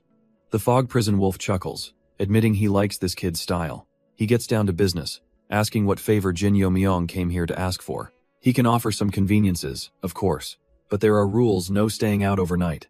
Jin Yo Myong mentions the Cheon clan's exchange ceremony, but his eyes say that's just the appetizer. He cuts to the chase. He wants the leader to open the mainstream for him, a legendary training ground, created by the heavenly demon himself to forge his elite. The leader taps the scroll, a hint of steel in his voice. What a reckless request. He explains that in his own hall, the graduation rate is a mere 20%, with an equal number dying in the process. He then warns him that the mainstream's graduation rate is only 5%, asking if he knows the mortality rate. Jin Yo Myong answers without a hint of hesitation. Yes, he knows exactly what it is. It's everyone else. A grim vision of fallen warriors fills the air, representing the 95% who don't make it out. The Fog Prison Wolf is taken aback. Even knowing that, he still wants to challenge it? With a fire in his eyes, Jin Yo Myong confirms he must become stronger, no matter the cost. A painful memory flashes through his mind, a loved one dying in his arms. It's truly a matter of life and death. Seeing that unwavering resolve, the leader finally gives in. He won't stop him from trying. But there's a condition. He cannot do it alone, as the training is done in groups of 6. He gives Jin Yo Myong half a year to gather a team of 6, or even multiples of 6. The leader chuckles, seeing right through the boy's plan, amused his so open about wanting to bring a whole army. Of course, this grand plan is only possible if he can pass the 1001 Hall's test. Jin Yo Myong scoffs internally. Half a year is an insultingly short deadline. As he walks, whispers of his name ripple through the training grounds, his reputation already spreading. Suddenly, a fiery-haired trainee steps in his path, introducing himself as Ma Jinxiong. He brings up the recent fight, accusing Jin Yo Myong of cowardly injuring Ma Chiolsu. With a dramatic point, he declares the boy Jin Yo Myong defeated was his cousin. Jin Yo Myong coolly asks what he wants, only for the kid to demand he acknowledge his existence. A flicker of amusement crosses our hero's face as he gives a simple, dismissive okay. Elsewhere, a powerful figure observes the remnants of the battle, unimpressed with the execution. This elder notes the fighter's sloppy chi circulation, lamenting his failure to use the heaven-slaying enhanced chi. A voice cuts through the silence, telling Cheon Yura that with true power, she'd never have been pushed around. He questions if she's still held back by the fear of her own demonic nature. His grip tightens on her arm as he asks if she's afraid of who she might kill when she loses control. The scene pulls back, a memory of the elder Baek Cheon Ho instructing a younger Cheon Yura. He speaks of their cult's 1,000-year history, and how the title of Heavenly Demon is almost never achieved. But he believes she has that potential, the chance to be the first in their history to carry the true lineage. He tells her that falling to demonic nature is for the guilty. For warriors like them, it is a tool to be mastered. This power, he warns, comes at a cost, even if it means sacrificing something precious in the end. He acknowledges that one day she will have to marry and continue her clan's bloodline. But for now, her only focus should be cultivation, a memory that leaves an attendant confused in the present day. The attendant casually remarks that she thought his lordship favored young Jin Yo Myong. The king of Asura's expression darkens immediately. He warns her never to underestimate them, a chilling statement that catches her completely off guard. The scene shifts to the 1001 Hall, where trainees haul massive boulders in agonizing labor. An instructor with an eye patch looks down on them, mocking these punks for being too weak to be called martial artists. He slams his foot down, gathering their attention for a quick briefing. While the others collapse, Jin Yo Myong feels his Jin clan blood accelerating his recovery. The instructor announces that the 4 great halls have recently become 5, and they're actively recruiting. A sudden wave of excitement hits the trainees, a chance for 3 of them to be recommended. But Jin Yo Myong sees it differently, recalling this was the very hall that foolishly backed the traitor Han Mubek. He knows this is a trap. The opportunity to infiltrate the Heavenly Mind Hall is far too suspicious. The instructor smirks, announcing he has an even better way for them to get ahead. He then points directly at one person, calling out the trainee from the Demon Heaven Jin clan. With a confident grin, Jin Yo Myong calmly admits that the instructor isn't wrong. He then cheekily offers the man a new job, the recently opened gatekeeper position at the Jin clan manor. He even asks if the instructor is looking down on the role, casually mentioning it pays 3 times his salary. The instructor is floored. How could this kid possibly know his exact, measly pay? Jin Yomyong just smiles, letting him know the generous job offer is always on the table. Completely humiliated in front of all the trainees, the instructor's hand clenches in rage. He storms over, getting right in Jin Yomyong's face, demanding to know if he's being serious. A memory surfaces of the eye patch instructor, explaining the flying heaven divine art. Back in the present, Jin Yomyong's sword cuts sharply through the air in the training hall. He pauses his practice, realizing this sword style feels strangely orthodox for a demonic technique. His mind drifts to a memory of another warrior, Cheon Yura, clashing against her foes. She had the uncanny ability to blend different sword styles, flowing as smoothly as water. A flicker of insight crosses Jin Yomyong's face. He'll have to look much closer this time. He squares up against his opponent, Moon Hyung, who stands ready with her own blade. With her eyes glowing fiercely, she lunges forward, unleashing a powerful strike. Their swords meet in a brilliant flash of light, the impact echoing through the silent hall. But his technique is more refined, and with a swift parry, her sword is sent spinning away. With his eyes glowing purple, Jin Yomyong holds his ground, a new resolve hardening his expression.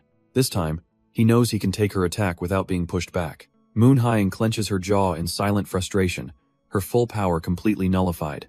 A confident, almost mocking smile spreads across his face as he asks if she's upset. But he's focused inward, feeling a surge of power he hasn't felt in this life. The blocked acupoints all over his body are finally starting to break through. Before, he could barely survive her onslaught. But now he can see everything. Stunned, she demands to know what sorcery he used to block her so easily. He barely registers her words, his mind racing with a sudden, impossible thought. One thing is certain, the 10 Heavens demon sword is deeply connected to the heaven-killing demonic sword. But how could this be? This technique was a secret of the heavenly demon's direct lineage. Dark, malevolent energy surges, wrapping around his blade as he transcends mere Kwai storing. His sword art has evolved, surpassing simple sword chi and overwhelming Moon Hyung completely. He's broken through, reaching the true realm of a swordsman, and peering into a path beyond the wall. His eyes flare a menacing purple as he unlocks a new state. The infinite demonic realm. A blinding flash of power erupts, blasting Moon Hyung away with concussive force. The shockwave rattles the training grounds, stunning even him with its sheer destructive power. Panic spreads throughout the compound, as everyone wonders if they're under attack. But the fog prison wolf arrives, casually holding a chunk of the wall, impressed that the green steel stone was crushed like tofu. He and the vice hall leader survey the ruined training room, and he has a pretty good idea who was responsible for this mess. The vice hall leader relays the official story. The wall just collapsed and sent the young master flying. He suggests it could have been an assassination, but the fog prison wolf is doubtful. What kind of assassin makes this much noise? He considers the absurd possibility that the kid did this himself, before immediately dismissing it. There's just no way. A boy his age can't be at the peak realm, not when he's weaker than the young cult leader. Meanwhile, Jin Yomyong sits alone, pondering the true nature of his master and the 10 Heavens demon sword. He's lost in thought, questioning who his master truly is, when a voice calls out from the shadows. It's one of his agents.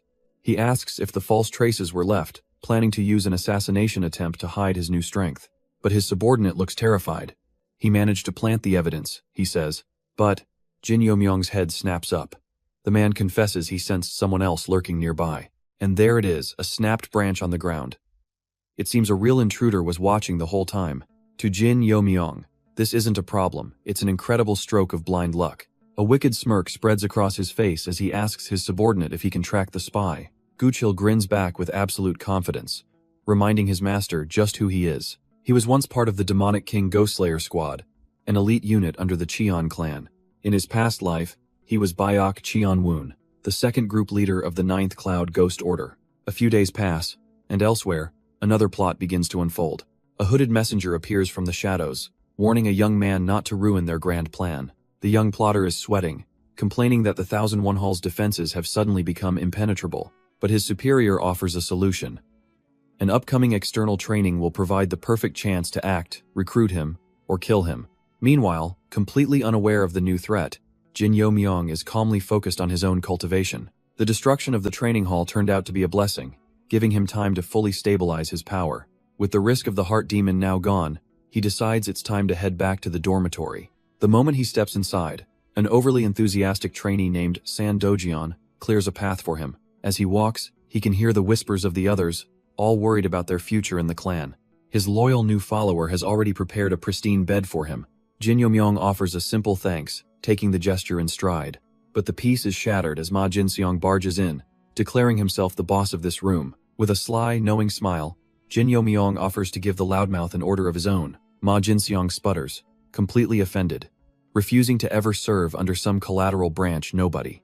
But Jin Yomyong just twists the knife, promising that under his lead, he could even surpass the very idol he so admires. The arrogant bluster vanishes from Ma Jinseong's face, replaced by wide-eyed disbelief. He stumbles out of the room, mind reeling, as Jin Yomyong tells him to take all the time he needs to think. With the nuisance gone, he turns to his loyal follower, asking if he brought the information he requested. Sandojian eagerly presents his findings. A detailed list of all the noteworthy talents in their training group. Jin Yomyong scans the names, but the list is long, with dozens of trainees sharing the surnames he's looking for. He recalls a man from his past, his former squad leader at the Mountain Path Hall. And then he remembers the Jin clan head, whom he'd once foolishly believed was an honest warrior without any factional ties. But his regressed knowledge paints a different picture. That man was far from neutral. A glint of cold realization sharpens in his eyes.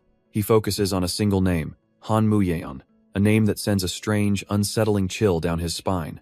That name, Han Muyeon, it feels connected to Demon Duke Han Mubayek, stirring a deep sense of unease within him. Sandojan, oblivious, cheerfully adds that this kid is the most notable talent in their hall, one who can already wield sword chi. Later, an instructor with an eye patch gathers the trainees, announcing that it's time for group battle training.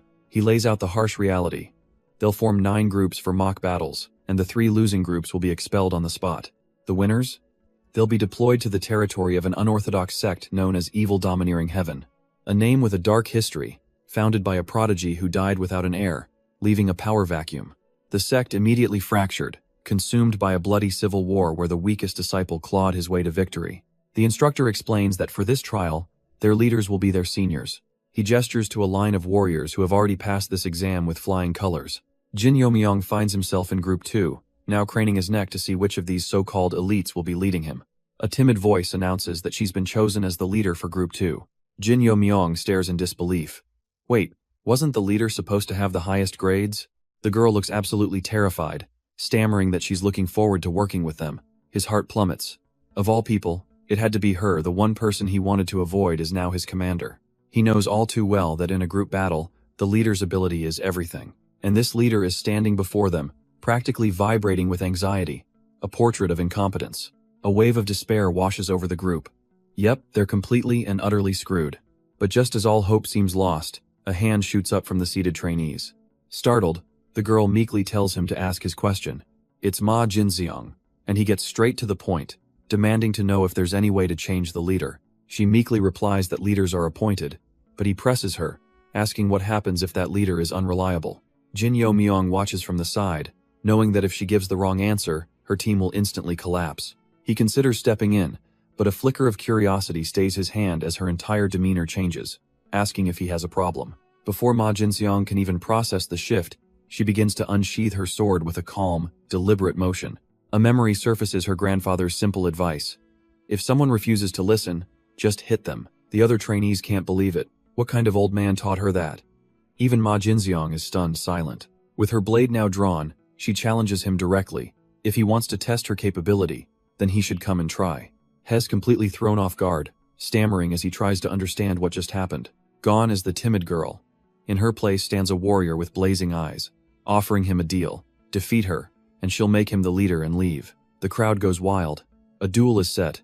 Jin Yomyong sighs, realizing there's no turning back now. With a final, arrogant warning for her not to regret this, Ma Jinseong lunges forward. Jin Yomyong watches intently, a flicker of recognition in his eyes. He's seen this technique before. Ma Jinseong pours his energy into his blade, unleashing the bloodstream phantom sword technique. He leaps, sending a deadly flying blood bullet hurtling towards her, but she remains completely unfazed. In a single, fluid motion, she meets his attack, her sword glowing with a calm, green light. Her eyes flare with power, every ounce of her being focused into this single defensive move. Even Jin Yomyong can't hide his surprise at the level of skill she's suddenly displaying. The two techniques collide in a brilliant flash, her simple block meeting his flashy attack. She deflects his signature move with ease, completely neutralizing the powerful offensive. He's left utterly speechless as she stands her ground, her intense gaze promising the fight has only just begun. But she doesn't just defend. She uses his own momentum to land a brutal counter-strike.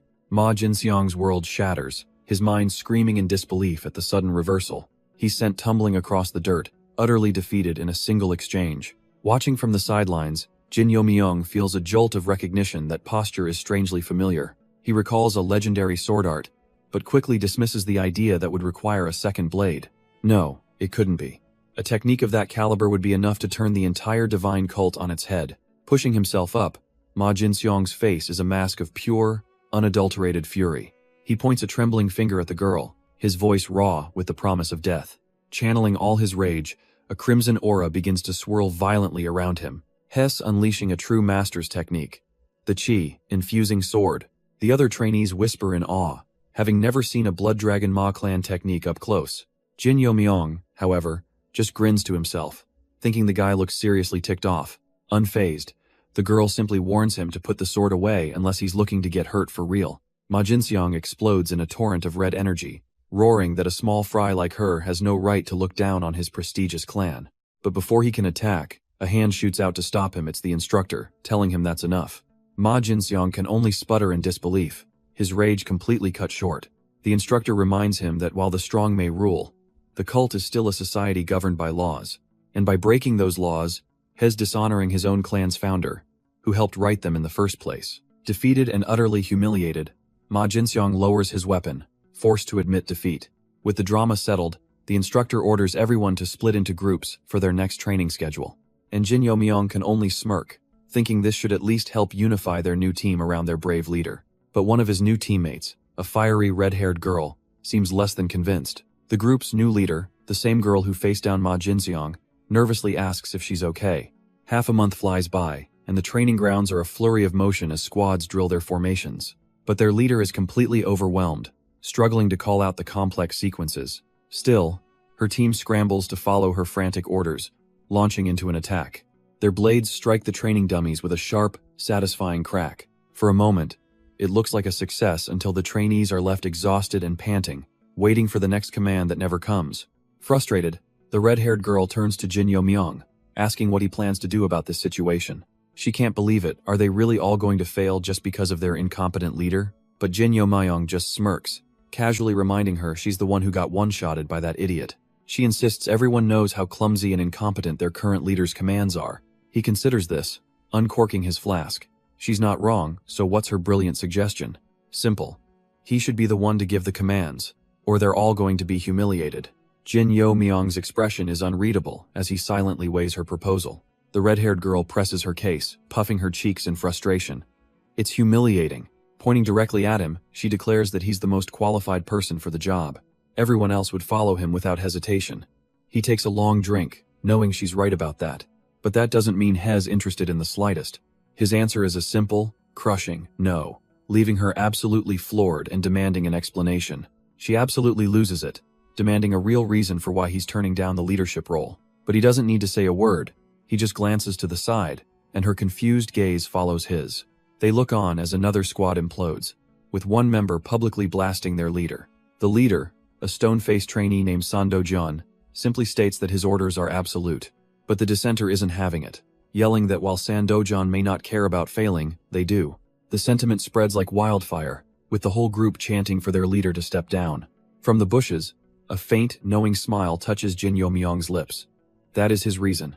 He knows all about San Do-jeon, the descendant of the famed father of the Wind Demon Corps, a commander whose men were so loyal, they followed him into the very flames of hell. And that same iron will flares to life as San Do-jeon warns them, obey or be forced to. The trainees draw their swords, scoffing at San Do-jeon's threat and challenging him to try and handle them all. But one member tries to de-escalate, reminding them that just a moment ago, they were all fine with enduring the situation. From the sidelines, Jin Yo-myung watches with a knowing calm, thinking this is hardly a coincidence. His red-haired subordinate approaches, asking if he's also found it strange that all the appointed leaders are so unreliable. Her mind races as she connects the dots. Could this be a deliberate setup to provoke insubordination and test them? Elsewhere, as the sun begins to set, the pressure is clearly getting to some of the other leaders as well. A long, frustrated sigh escapes from the blonde-haired plotter, utterly spent. He and another leader, a young woman with pigtails, sit defeated, their spirits seemingly drained by their unruly squads. She admits her team isn't so bad, they mostly listen despite a few complaints. But her face contorts in pure frustration as she thinks of one specific grown man making her life impossible. The blonde plotter sheepishly remembers his most embarrassing moment from last year, admitting he'd have been expelled without her help. Flustered, the young leader tries to pivot the conversation. She asks if he's finally going to accept her senior's recruitment offer, but he turns her down once again, stating he can't join any group for personal reasons. An awkward silence falls, and the young leader frantically searches for a way to change the subject. She nervously asks about the rumored big shot in his group, trying to make small talk. The blonde's blood runs cold. A single thought echoes in his mind. I am so screwed. He begins to stammer, explaining that this person listens well and isn't rebellious, but could also effortlessly crush him, which sends the poor girl into a spiral of panic. Just then, a hand parts the bamboo leaves as a calm voice asks why they're talking about someone who's standing right there. The two jump out of their skins, their secret conversation suddenly exposed. Jin Yo Myung emerges from the bamboo, greeting Senior San with a knowing smile. He declares this is perfect timing, since he has business with both of them.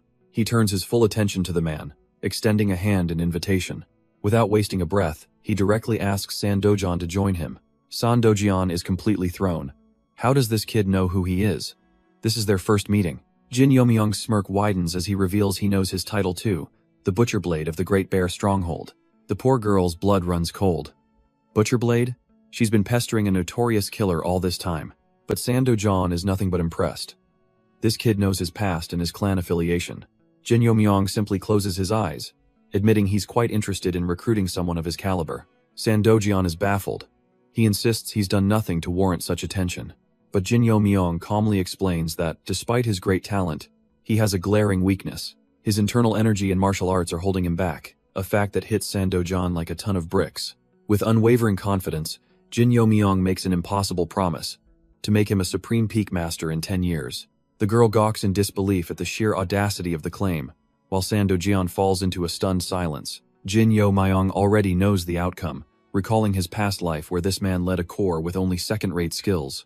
He remembers an older, regretful San Dojian, wistfully wondering what could have been with better arts or elixirs.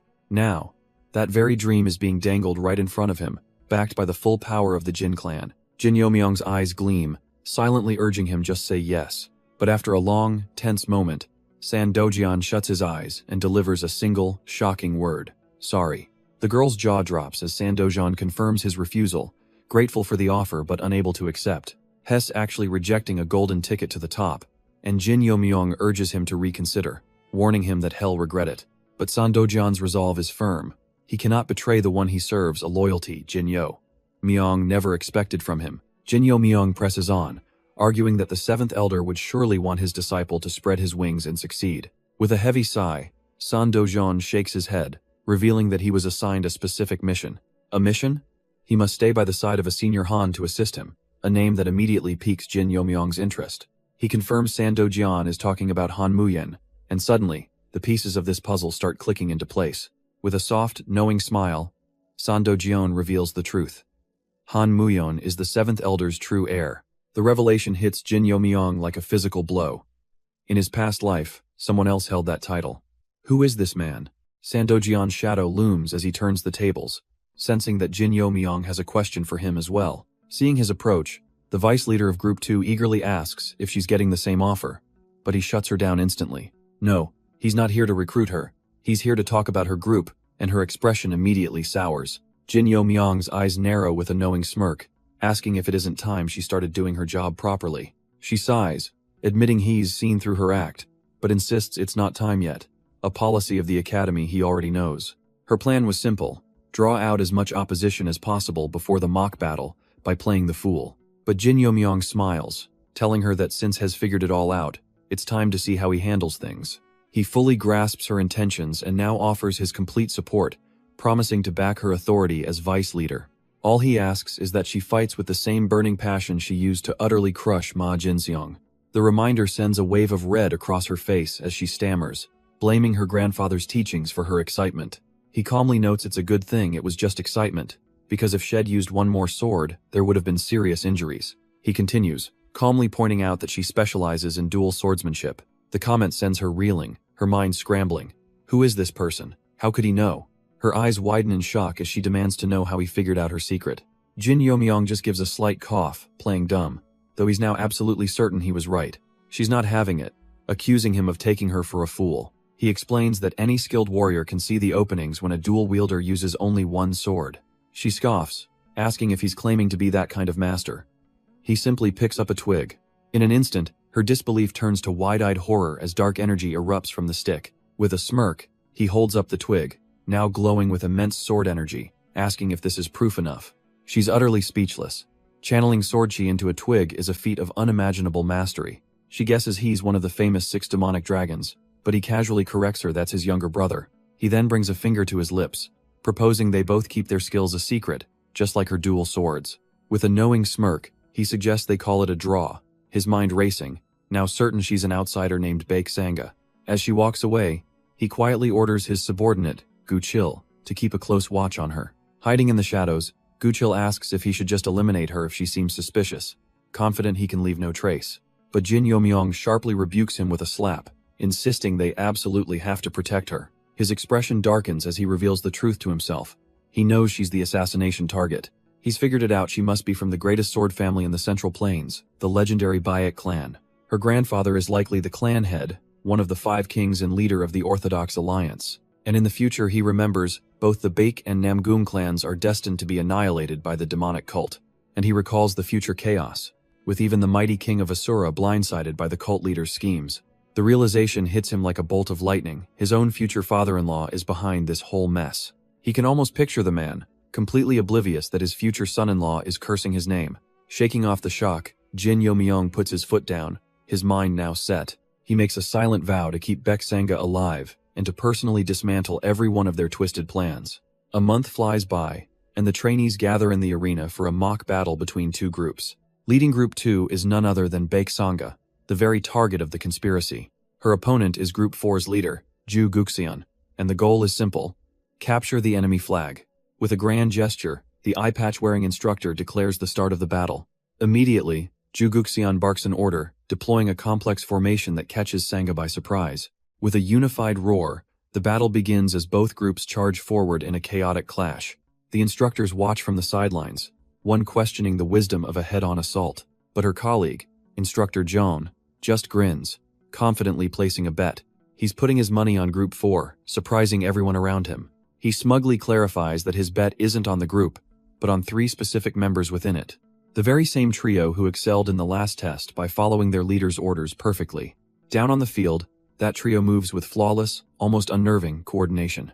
They suddenly break formation to strike a pose, introducing themselves as the Demon Snake Trio. Jin Yomyong can only look on in utter disbelief. Were they seriously doing introductions right now? But their absurd theatrics create the perfect opening, and he instantly moves in for the attack. He lunges forward, his blade a blur, seeing the perfect opening to strike. But one of the trio, Baek Sa, greets him not with a sword, but with a deranged look of love, completely unnerving Jin Yomyong. While this absurdity unfolds, another team, Group 2, charges with brutal efficiency, their coordination a stark contrast. Watching from above, Instructor Jaeon smirks, casually betting 10 gold taels on Group 2's victory. His female colleague is stunned. He's wagering half his monthly salary on a mock battle, but Instructor Jaeon just grins, taunting the others that they can back out if they're too scared to match him. See, the Demon Snake Trio's loyalty comes from a different place. They were once considered insignificant, worthless underclasses, the absolute bottom of the barrel, who never dreamed of being in the academy. They even called themselves the 3 Worms, a name that reflected their utter lack of self-worth.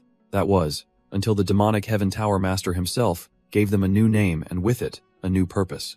A mysterious benefactor once told them they were past their prime, yet still offered to teach them. For the trio, who had nothing, this was an unbelievable opportunity. Without a moment's hesitation, they pledged their absolute loyalty on the spot. And now, in the present, that same fierce loyalty has Jin Yomyong a little taken aback. The instructors can only watch, completely dumbfounded by what these brats are even doing. Across the training ground, the leader of Group 4, Ju Guxian, is seething. She can't believe these lowborns are putting up such a fight, and she refuses to lose to them. The thought of her, a noble from a reputable clan, losing to a commoner, is utterly humiliating.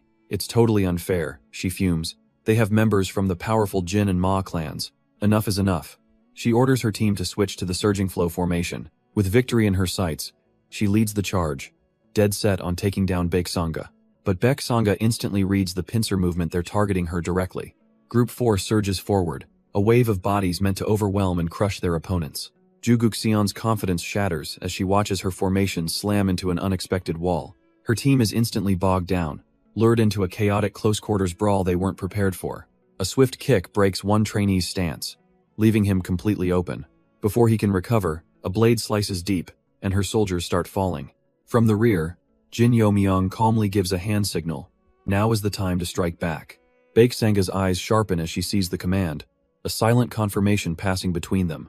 She pivots, ordering her unit into the battering ram formation to punch through and counterattack. Group 4's trainees scramble to form a wall of steel, desperately trying to halt the sudden charge. But Jin Yo-myung just smirks, leading his own unit straight into the fray.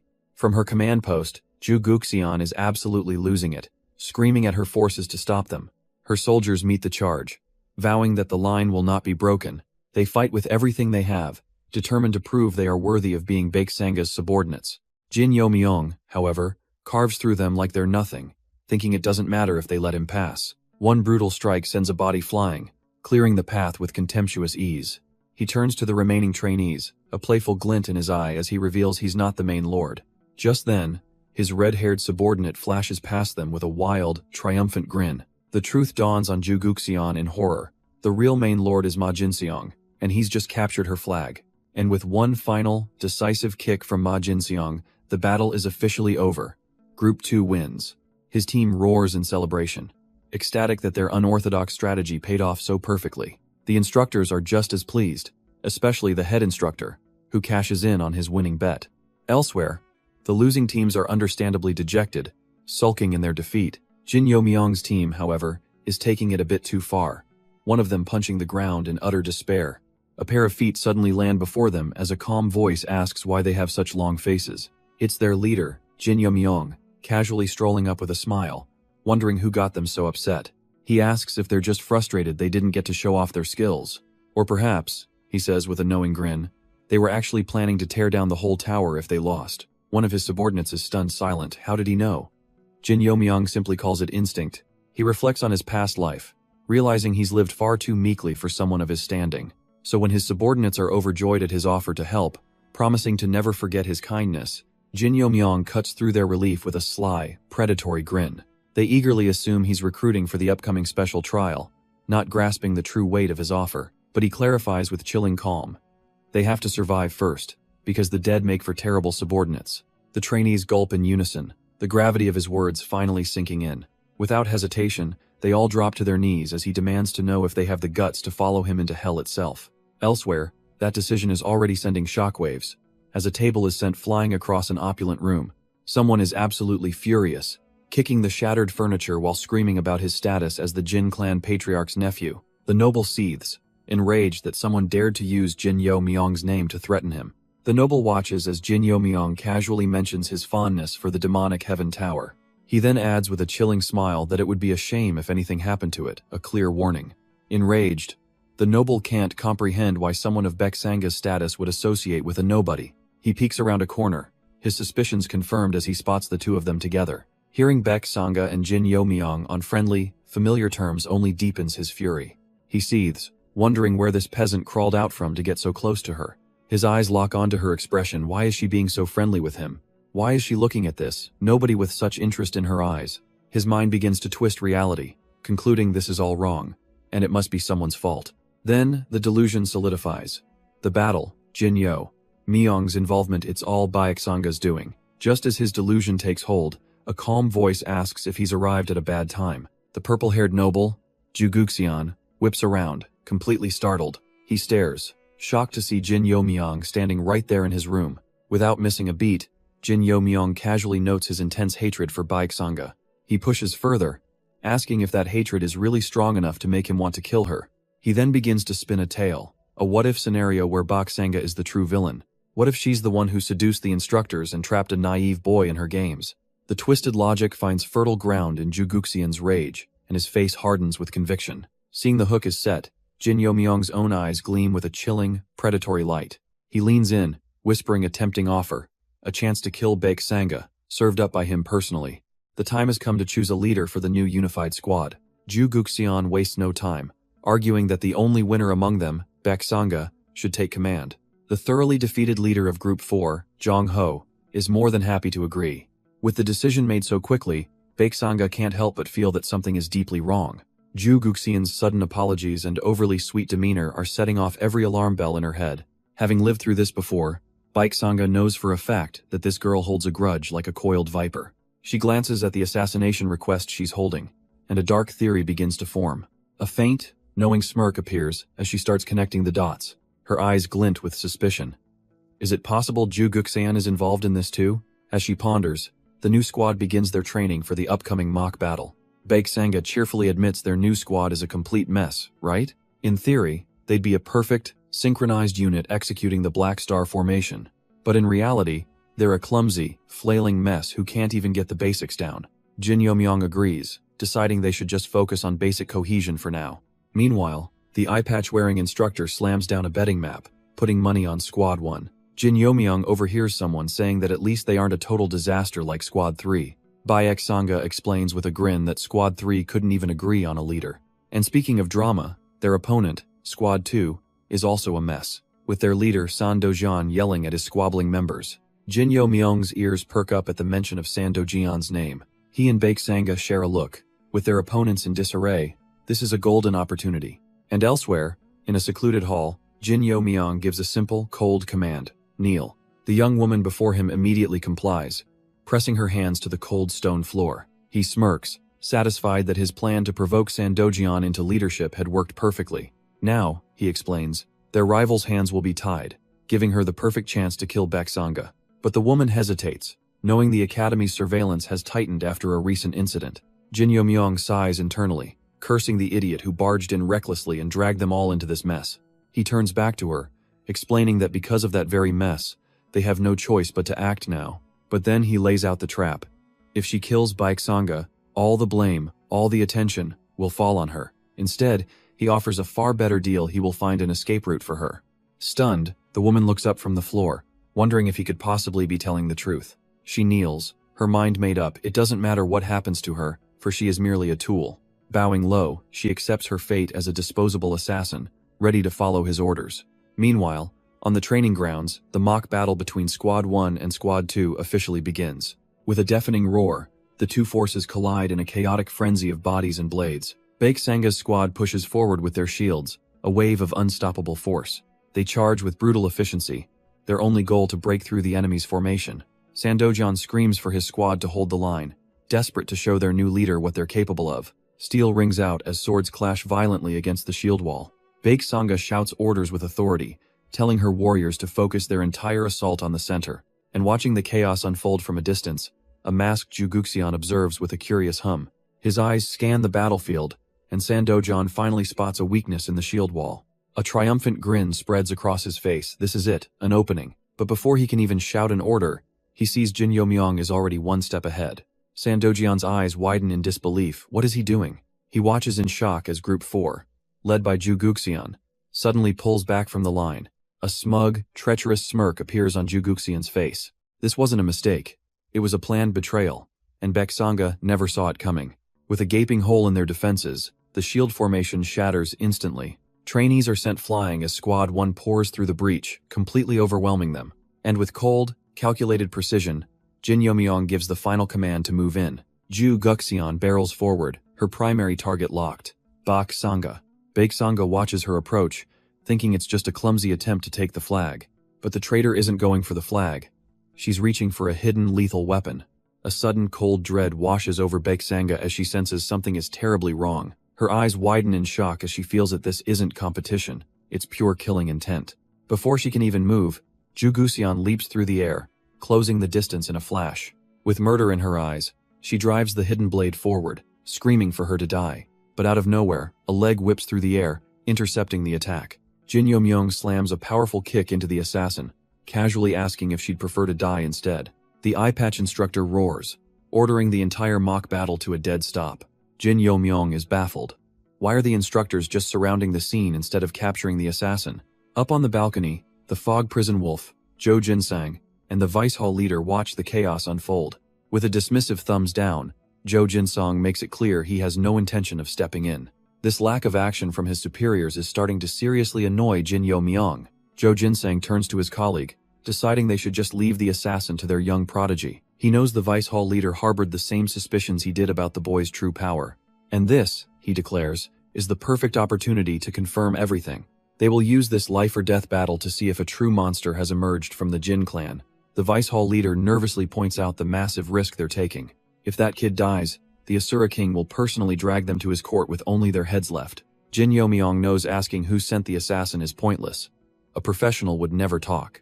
His mind flashes back to his old life, remembering the peculiar scent of his top assassin, Gu Chil. And this man right here exudes that same deadly aura, a clear sign of a first-rate killer. He takes a breath, realizing they'd never place such talent in a branch clan, and asks if this is his first public mission. Then, a dark, ominous energy begins to swirl and manifest around his sword. The assassin freezes in shock, and even the masked observer, Jo Jinsang, feels the immense pressure of that sword energy. Nearby, Sandojan gapes, wondering who else at their age could produce such power, before realizing there is one. Jo Jinsang thinks the same thing, his masked face betraying nothing.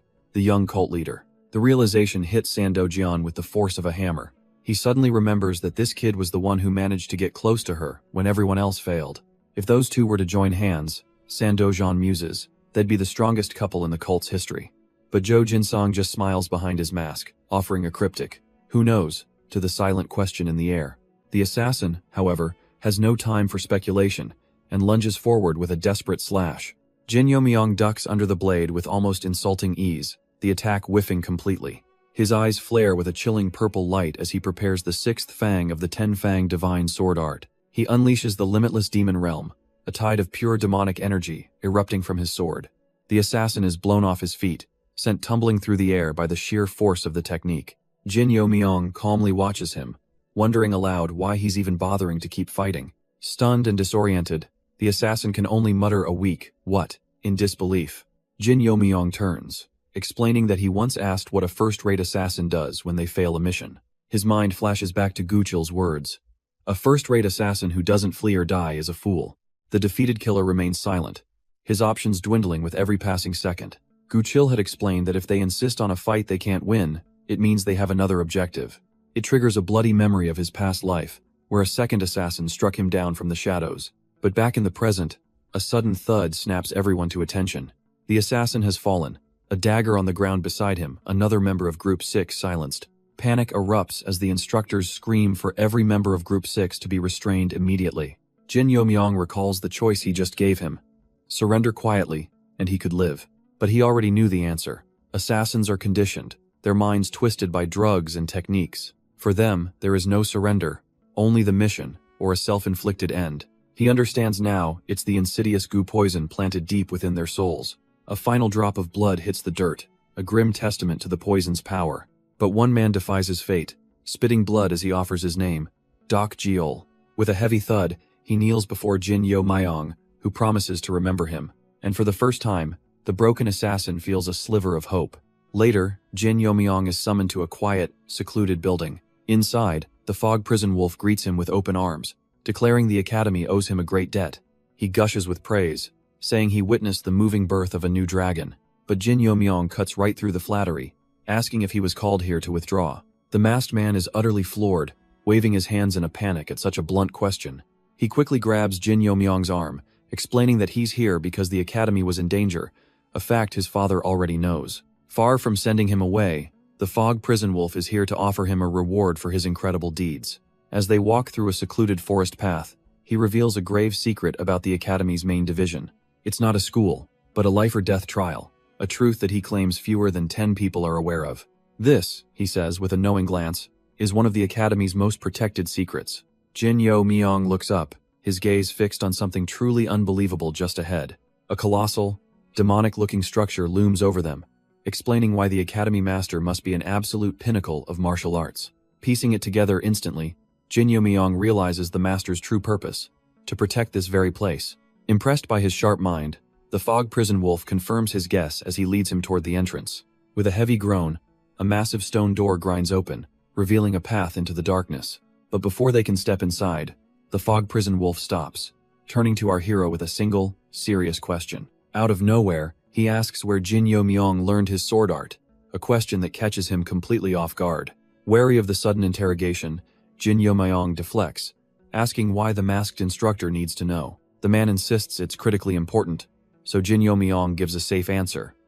It was a secret technique from his clan's scrolls. The fog prison wolf reels back in shock, clarifying if he means the Jin clan and not the Ma clan. He stares at a weathered statue, muttering to himself that the Ma clan would have destroyed such a technique on sight. He then adds with an odd certainty that the sword art has already found its rightful master, leaving Jin Yo Myung utterly confused. Pressing for a real answer, Jin Yo Myung asks again, only to receive a chilling truth. The sword art was designed for one purpose: to kill the heavenly demon. Jin Yo Myung stands frozen, his mind reeling. The masked instructor notes that he mastered the technique without even knowing its true nature. He calls it by its real name, the divine sword art, a technique forged for a divine purpose. But Jin Yo Myung pushes past the shock, demanding to know how the academy head could possibly know any of this. The man sighs, realizing he'll have to start from the beginning, with a dark chapter of their cult's history. He speaks of the heaven-defying Ban clan, founded by Mu Myung, the very first disciple of the first heavenly demon, a man who was once destined for greatness, but instead chose rebellion and was erased from history entirely. This divine sword art, the instructor reveals, was the secret legacy of his bloodline, a technique that vanished for hundreds of years. Jin Yo Myung's mind races. He thought they were wiped out a millennium ago, so how could it only be hundreds? He asks if there were sightings. The instructor confirms it.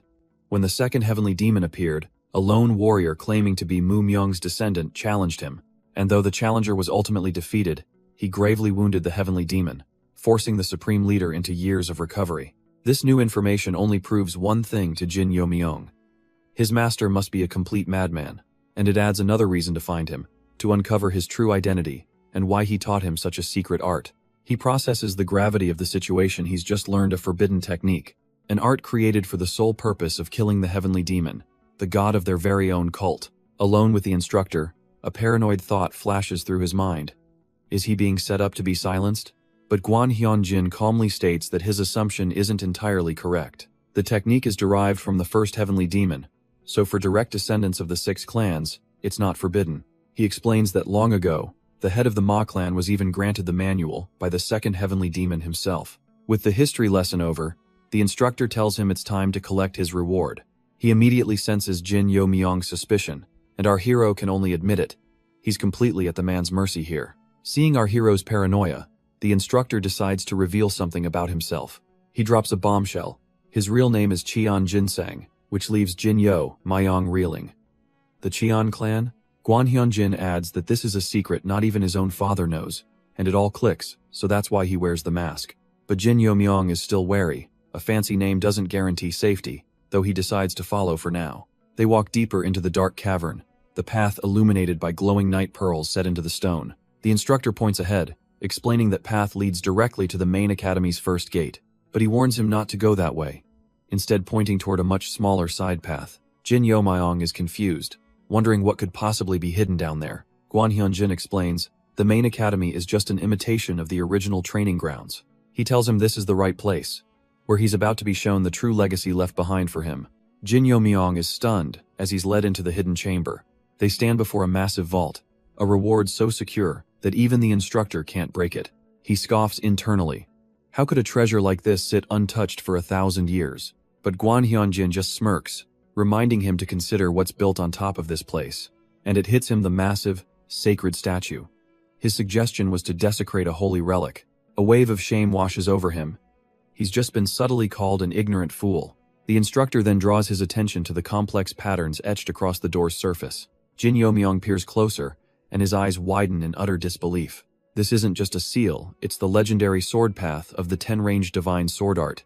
And the key, Guan Hyunjin explains, is to perfectly replicate every single move. Guan Hyunjin adds one last, impossible condition. All 10 forms, performed flawlessly in one go. But Jin Yo Myung just shakes his head. He can't do it. Instead of giving up, he steps forward, telling the instructor he'll show him exactly why it's impossible. Dark, violet energy erupts from his blade as he prepares to demonstrate his current limit. He unleashes the first fang of the 10-fang divine sword art, his body a blur of motion. While the glowing patterns hang in the air, He explains that to complete the full sequence, this first form needs to last for 20 seconds. But as he speaks, the purple light flickers and dies, his own demonstration lasting a pathetic 2 seconds. To perform the moves without destroying his own body, he'd need to reach the supreme demonic cultivation level. Guan Hyunjin lets out a sigh, remarking what a shame it is, since that kind of power would take decades to achieve. But Jin Yo Myung's eyes narrow, reminding the academy head that this vault was promised as his reward. So he makes a bold demand. When he finally opens it, he and the Jin clan will have priority rights to everything inside. The academy head is silent for a moment, finally admitting he can't just give everything away. That hesitation tells Jin Yo Myung everything. This must be the Cheon clan's greatest secret. Guan Hyunjin presses, asking if he even knows what's in there. But Jin Yo Myung just plays dumb. Reluctantly, the academy head agrees to the terms, wisely choosing not to push the terrifying young man any further. With the negotiation settled, his attention turns to a strange, glowing orb mounted on the wall. He explains that it's an energy-absorbing orb, a key of sorts. It's a tool designed to respond to internal energy and trigger specific mechanisms. But there's a catch. It only reacts to a certain type of energy, one that no one from the great clans possesses. Hearing this, Jin Yo Myung stares at the device, a sudden, powerful feeling washing over him. He leans closer, a confident thought taking root. Perhaps he should give it a try. He knows he'll be screwed if the door opens, but he has a gut feeling it won't. He decides to test it, planning to inject just a tiny amount of his energy. If it even looks like it's starting to activate, he'll pull back immediately. With his mind made up, his hand makes contact with the cool, dark surface. But instead of a small reaction, a violent surge of purple energy erupts, draining him forcefully. His mind is ripped from the present, thrown into a vision of a grim altar from his past. He relives the memory of a man screaming in agony, holding the body of his lost love. The man's rage turns on his own master, vowing he would never be forgiven for this. Another disciple rushes forward, trying to stop the blatant disrespect towards their leader. But the master simply holds him back, knowing that words cannot reach a man who has lost all reason. The other disciples could only whisper in disbelief. He'd thrown away his entire future all for a woman. The consensus was clear. He was no longer their respected senior, but a betrayer to the sect. But Han Mubok only had eyes for his master, roaring that it was he who had betrayed him first. The vision fades, and back in the present, a subtle, knowing smirk forms on Jin Yo Myung's face. Hez snapped back to reality by a sharp voice, asking why Hez just standing there frozen. He realizes he just witnessed someone else's memory, and piecing it together, the master from the vision could only have been Mu Myung, the founder of the Heavenly Demon Church. Guan Hyunjin shakes him by the shoulders, demanding to know what's going on. Jin Yo Myung quickly plays it off, claiming it's nothing, deciding to keep this revelation to himself. But then the old man himself begins to convulse, his own inner energy suddenly draining away. Jin Yo Myung clutches his stomach, a wave of shock hitting him as he realizes his own energy core is completely empty. He thinks to himself, with this level of depletion, his body should be shattering, but somehow, he's perfectly fine. Guan Hyunjin, looking pale but stable, scolds him, saying he should have been more careful with his power. But Jin Yo Myung calmly retorts that this wasn't his doing. To drain someone that fast requires the power of an extreme demon. The scene shifts, and now in a formal meeting, he lays out the political situation, explaining such a blatant attack is unusual. He posits that only one of the 6 clans would have the nerve and resources to pull off something so audacious. Clasping his hands with a grave certainty, he confirms that is exactly what he believes happened. Addressing the elders, he declares that he's already cleared the Jin clan of suspicion and will now reveal the true culprit. He looks directly at one of the elders, dropping an absolute bombshell. He claims to be the granddaughter of the Orthodox Alliance leader. Guan Hyunjin's jaw drops behind his mask, the old man completely stunned, realizing he's been played from the very beginning. Jin Yo Myung then turns to the young woman beside him, asking if she's heard of the legendary 4 phoenixes. She lets out a warm smile, revealing that she is, in fact, one of them, the Southern Lotus Swordflower. But seeing his blank stare, she gets offended, thinking he doubts her prestigious title. Guan Hyunjin just laughs as Jin Yo Myung explains he just thought she seemed young, and she proudly declares she's 18. Jin Yo Myung is floored. She's actually older than him. A wicked little grin spreads across her face, realizing she has the upper hand since he's only 17. She leans in to tease him, suggesting he call her Big Sis, a demand he immediately and furiously rejects. After enjoying the banter, Guan Hyunjin cuts in, reminding them to move on to the main topic. All playfulness vanishes as she bows deeply, thanking Jin Yo Myung for saving her life and vowing to repay the debt. Her eyes narrow, her expression turning deadly serious as she prepares to get down to business. With a hopeful smile, she asks if he could help her just a little bit more. Jin Yo-myung has had enough and tries to leave, but she grabs his arm, begging him to hear her out. Her expression turns desperate. She explains she has a very good reason for seeking refuge here. It's a coup. Her own uncle has joined with external forces to oust her father, the clan's rightful heir. He scoffs, asking why that's his problem, but she reveals those forces are a faction from the unorthodox tyrant heavens. She leans in, her voice low, explaining this mysterious group has already taken over more than half the martial world. Jin Yo-myung sighs, finally understanding with the orthodox faction so compromised. She had no choice but to run to the demonic cult.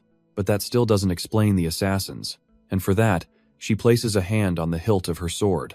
As the blade slides from its sheath, a brilliant green light fills the room, stunning him into silence. It's the Jade Celestial Divine Sword, the sacred treasure and symbol of the entire Martial Alliance leader. It all clicks into place for Jin Yo-myung. This is why the Sword King fell so pathetically in his past life. She calmly explains that, as strange as it sounds, the demonic cult is now safer for her than the Orthodox Alliance. Her enemies are trying to replace her grandfather with the Taiji Sword Supreme, Guan Hyun, and that name hits him like a lightning bolt. His mind flashes back to the so-called hero of the Orthodox sect, the man who supposedly annihilated the demonic cult. And then, a darker memory surfaces, the image of that same man driving a sword through Cheon Yura's heart. A cold, quiet fury grips him, and his fist clenches so tight it trembles. She's startled by his sudden change, but he cuts her off, his voice dangerously low. He needs to know if the Southern Sword King really tried to drag the cult into an internal orthodox power struggle. She considers his question, acknowledging that it might seem that way on the surface. But then she poses a chilling counter.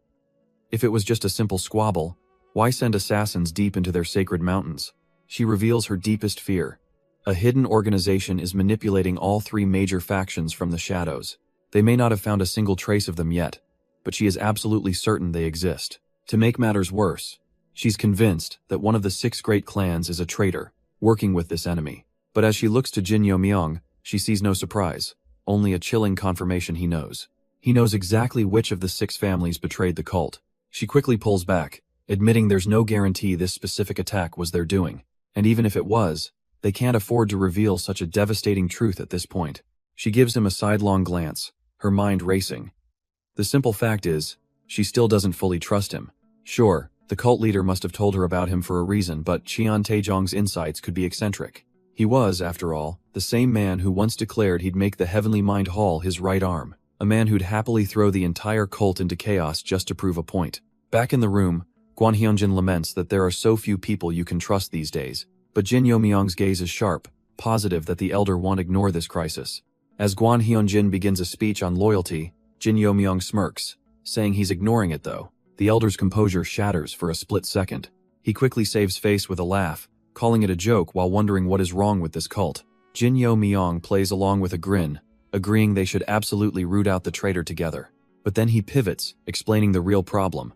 His father won't act without undeniable proof. His own authority comes from his father, Jin Gunak, which is precisely why he needs their help to move. And now, he declares, it's time to begin. Taking his place at the head of the table, Jin Yo-myung leans in with a predatory glint in his eyes, announcing the start of their negotiations. A thick stack of documents slaps onto the table, and just like that, the one-sided deal is done. Guan Hyunjin's very soul seems to be leaving his body, wondering if he just dealt with a warrior or a merchant from hell. With a smug grin, Jin Yo-myung pockets his prize, reminding them he was once the internal affairs commander. His new allies are left speechless, realizing they'd just been fleeced by a veritable money ghost. The Bait clan daughter recovers first, logically deducing the enemy won't try the same assassination tactic again. She suggests their next move will likely take place outside the safety of the divine cult. Jin Yo-myung's expression turns serious. As it happens, he's already scheduled for a dispatch to Qinghai. She's impressed he has the authority to simply add them to the mission, but her grandfather sees the horrifying implication. And then the realization dawns on her too. He's not just going on a mission, he's planning to be the bait. With a sly grin, Jin Yo-myung confirms they want his help with this little suicide mission. Guan Hyunjin, struck by instant regret, tries to pull out of the deal, but there are no refunds. He desperately argues against the plan, but Jin Yo-myung insists this is about catching an internal spy. The Bait clan daughter joins in, but he assures them the cult leader himself has approved this operation. He then leans in with a dangerous glint in his eyes, revealing he has a plan to use his unique knowledge to bait the hook. Elsewhere, We see the other side of this conflict, as a man called the Second Order is told the higher-ups are furious. From the shadows, a hooded figure mockingly congratulates him on finally getting reprimanded after so long. The problem, it seems, wasn't just the failed assassination, but their premature contact with the Ju clan's young lady. We see her now, Ju Guxian, being dragged away while defiantly screaming her name and status. The Second Order just smirks, thinking to himself that there's no way the real Ju Guxian would ever utter his name. He boasts inwardly that his demonic soul-controlling art was a complete success. But the hooded figure warns him not to get cocky. What if someone notices and intervenes? The Second Order just waves a dismissive hand, revealing a critical detail. He never actually tried to suppress her. He wasn't controlling her mind. He was just playing with it, nudging her existing thoughts. All he did was whisper a name, twisting her frustration into a burning hatred for Baksanga. The entire incident can now be neatly dismissed as a simple case of a woman driven mad by jealousy. The First Order cuts through his satisfaction, reminding him of the real prize. The Green Jade Divine Sword must be recovered, and if he can't produce results, hell be disposed of, a threat that makes the Second Order flinch. But fear quickly turns to glee as he realizes his own Wisdom King squad is being sent in to kill the Swordflower. His excitement gets a little out of hand, forcing the First Order to anxiously tell him not to drag other factions into this. The Second Order is practically giddy, boasting that he'll gladly accept the mission, but his handler has one last warning. He laughs it off, promising there will be no mistakes as he departs into the shadows. Elsewhere, disciples gossip about the recent assassination attempts on someone named Baksanga. They question if she could possibly be the legendary Swordflower, but as they debate, Jin Yo Myong hurries by in the background. He's practically sweating, internally praying they can leave for Qinghai now that the bait is ready. The others are oblivious, dismissing the idea that the real Swordflower would be here, assuming she's just an easy target. Later that night, under the quiet glow of torches, the sound of intense training cuts through the air. Someone is relentlessly pushing their body to its breaking point. It's Jin Yo Myong, his sword flashing through the dark as he perfects his forms with grim determination. His followers can only watch in exhausted awe, praising their lord's monstrous stamina and skill. Inspired, they declare their respect. Amazed he can even wield a sword with those heavy black iron orbs, Jin Yo Myong simply turns and offers them a set of their own. The moment they try to lift them, the crushing weight is almost too much to bear. He casually mentions that he made theirs lighter, each orb weighing only 30 kilograms, a fact that shocks them to their core.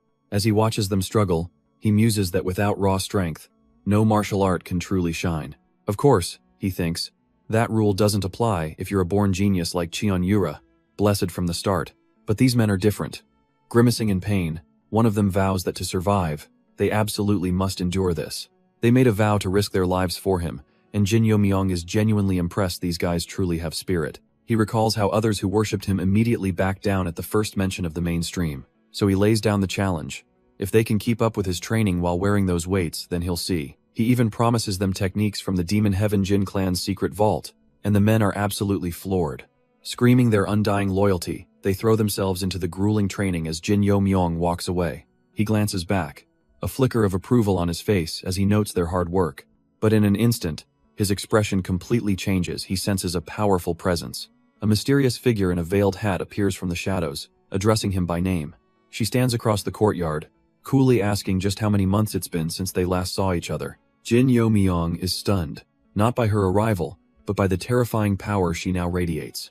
It's only been a few short months, yet the person before him now feels like a completely different being. Lifting her veil, the woman reveals a familiar face, the genius, Cheon Yura. But the title he senses from her makes his blood run cold. She's the new cult leader? She calmly notes his growth. But his own disciples, hearing her casual tone, are not having it. One of them explodes, demanding she show some respect for the great Jin Yo Myong. As Cheon Yura mockingly questions the word respect, Jin Yo Myong's soul nearly leaves his body trying to stop them, but it's too late. Another hot-headed disciple joins in, shouting insults and demanding she fix her manners.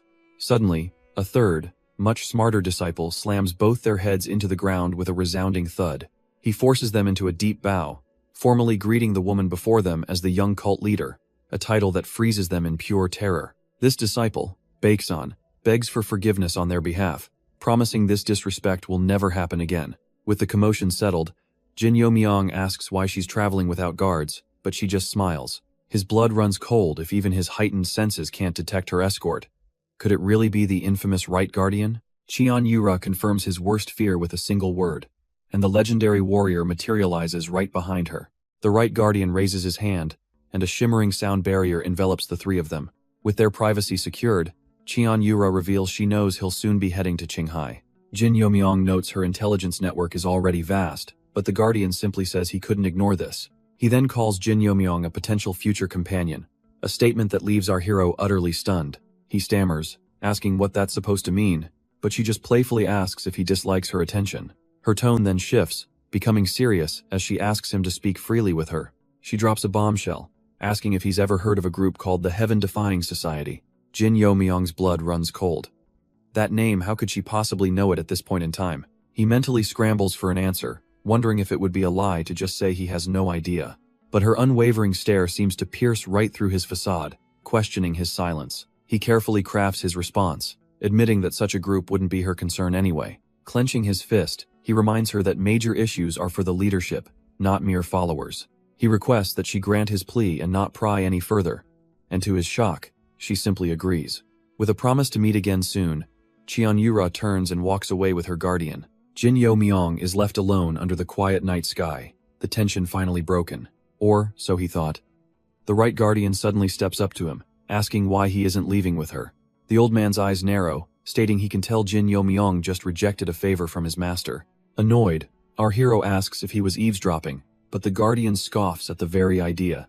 He served the young cult leader his entire life, he explains, and can read her moods better than anyone. Jin Yomyong internally smirks at the loyal servant, but has to admit he has a point, though he feels he's no slouch at reading her either. A wave of pressure erupts from the right guardian as he demands an answer.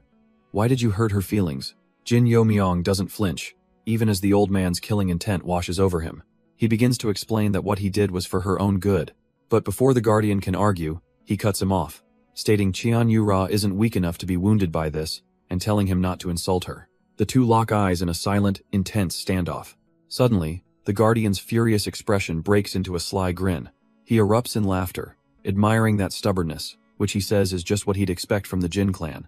Changing the subject, he brings up the Qianil Academy test, which Jin Yomyong confirms he's taking. The guardian points, telling him to make sure he saves a spot, because, he reveals with a smirk, the young cult leader will be joining him, leaving our hero completely floored. The scene then cuts to Jin Yomyong, who has gathered a few disciples for an emergency briefing. He informs them they're being dispatched to the territory of the Transcendence Seeker Society. This group, he explains, is an ancient offshoot of their own demonic cult, a true demonic bloodline. The disciples' minds immediately race to the darkest stereotypes, human sacrifice, and forbidden magic. Jin Yomyong scoffs, pointing out that if they were that evil, the state would have annihilated them long ago. Still, one of them whispers, wondering if maybe their own cult does things like that in secret. But the bald disciple, Baeksan, corrects him, stating that such practices were abolished when their cult was founded. Jin Yomyong gives Baeksan an impressed look, surprised he knows his history so well. The young man explains that the Tower Master taught him, believing warriors must understand their roots. Seeing his chance to teach, Jin Yomyong commands their attention, ready to explain the true nature of their power. He explains that both good and demonic energy are just forces, with the true goal being a state of demonic immortal. While no official record exists of anyone reaching it, he knows one person who came impossibly close. But he brings them back to the present, telling the disciples there are two reasons for this history lesson. First, they need to understand the fundamental nature of the place they are about to enter. And for the second reason, he thumps a heavy book on the ground, revealing the promised secret technique, the Tyrant King Art. With a confident smirk, he declares that starting today, this is what they will all be training in. A beat of silence passes before the disciples absolutely lose their minds, screaming in pure disbelief. They can't process it. Advanced demonic arts, personally taught by the young cult leader himself. This is the dream. Jin Yomyong's smile widens, promising them they'll all have to work hard, his eyes lingering on Baeksan with a playful threat. But the boys are too starstruck to care, shouting their agreement, honored just to be in his presence. But Jin Yomyong isn't looking for empty flattery. He tells them to get a grip, even as they dream of reaching the supreme demon level. Holding up the manual, he admits their excitement is understandable. But this art is leagues beyond the trash they've learned. He then hits them with a dose of reality, asking what would happen if they switched arts so recklessly. They'd become obsessed, he warns, and their bodies would inevitably collapse from energy deviation, startling the boys. This was the entire point of the black iron rings, to forcefully condition their bodies for this exact challenge. He then reveals that the Transcendent Seeker Society holds a unique opportunity, a method for energy control that rivals even their own cult. Suddenly, an instructor with an eye patch appears, cutting the lesson short to announce they're deploying to Qinghai tomorrow. The man addresses the crowd of disciples, explaining they will be split into 2 separate deployment groups. He makes the stakes clear. Their performance on this mission will determine their final evaluation. The instructor can only watch, annoyed, as the crowd erupts into a buzzing chorus, completely ignoring him. The disciples are already caught up in the excitement, guessing they're heading for Xining or maybe even Haidong. Jin Youmyong quietly hopes it's Haidong, a place even the unorthodox factions fear because of the nearby Kunlun sect. But while the others gossip, his special training group is still being pushed to the brink of collapse. Onlookers murmur amongst themselves, shocked that these disciples have managed to endure the punishment for so long. Even Jin Youmyong, trembling on the verge of passing out, wonders why he's subjecting himself to this hell. Finally, with a last gasp, his body gives out and he slams face first into the dirt. The mood then shifts drastically to a cold, grim reality. Juguxian is dead. Instead of the academy, she was imprisoned in the underground jail, and her life ended after only a few days. A letter was left behind, a supposed confession, claiming she took her own life to atone for her clan's shame. But even as his body fails him, Jin Youmyong's mind is sharp. He knows Juguxian would never take her own life. Gritting his teeth, he pushes through the pain, realizing now more than ever that he cannot afford to let his guard down. Meanwhile, far away in Haidong, the Transcendent Seeker Society seethes with resentment for the unorthodox tyrant heavens. Inside their lavish headquarters, the leaders are in a panic, wondering where their rivals got so much money. The leader, Bang Manhu, laments that calling for the heavenly demon cult's aid is now a double-edged sword. His subordinate worries aloud, what if the cult just swoops in and steals all the credit for their hard work? Or worse, what if their rival's true goal is to quietly seize that, the very thing their entire plan hinges on? Bang Manhu's eyes narrow. They have to move faster, to expedite their plan before it's too late. But just as he resolves to buy time, a messenger bursts in with terrible news. The Qianil Academy has arrived. Bang Manhu can't believe it. Already? And from the messenger's panicked face, that's not even the worst of it. The messenger stammers out that a very important figure is leading the dispatch squad. Bang Manhu scoffs, thinking it must be some brat from one of the 6 clans. He dismisses them as arrogant troublemakers who were pushed out of their own families. But the messenger frantically clarifies it's young master Youmyong of the demonic heavens Jin clan. The name alone sends Bang Manhu into a full-blown panic, scrambling out the door to greet him. Meanwhile, outside, Youmyong calmly asks his instructor why he felt the need to drop his clan's name. The eye-patch-wearing instructor just grins, admitting their hosts haven't exactly been welcoming. Youmyong smirks, realizing the instructor has no local connections and will be relying on his status. Just then, Bang Manhu barrels towards them, shouting what an incredible honor it is to host the young master. Youmyong cuts right through the flattery, immediately asking if the society is facing business trouble. Bang Manhu is completely floored, demanding to know how he could have possibly guessed their predicament. Youmyong had seen it at a glance. The whole place, even the potted plants, seemed worn down and neglected. With a reassuring smile, he invites the man to share his troubles, suggesting they might find a solution together. The society leader hesitates, wary of trusting a complete outsider with their internal affairs. But with no other options, he quickly leads Youmyong inside, ready to spill everything. Tears welling up, Bang Manhu explains they're being targeted by Chung Musang, the youngest disciple of the unorthodox tyrant heavens. He frantically explains that Museong is trying to expand towards the Kunlun sect, a completely illogical move. This name rings a bell, but the event doesn't. This is information Youmyong never had in his past life, though he knows this man will later become the infamous Dark Cloud swordsman. He questions the story, finding it hard to believe the Tyrant Heaven's first disciple would approve of such a reckless plan. Bang Manhu nervously admits that, no, the big guns haven't shown up yet, just some low-level thugs stirring up trouble. Youmyong lays out his logic. There's been no real movement from the Tyrant Heaven's youngest disciple. Therefore, he concludes, the funds harassing this society must be coming from somewhere else. With that settled, he calmly folds his hands and brings up another matter entirely. Bang Manhu, eager to please, assures the young master he's a friend of the cult and will answer anything. So Youmyong casually asks how the excavation of the Heavenly Mystic Maiden's tomb is going, a question that hits Bang Manhu like lightning. The society leader stammers, unable to believe what he's hearing, as Youmyong confirms he knows about the ancient master buried right here. Completely floored, Bang Manhu demands to know how he could have possibly found out. Youmyong just smiles, reminding him of all the priceless artifacts he's been foolishly bragging about. He leans forward, asking if the map has been deciphered yet, though he has no intention of letting them succeed this time.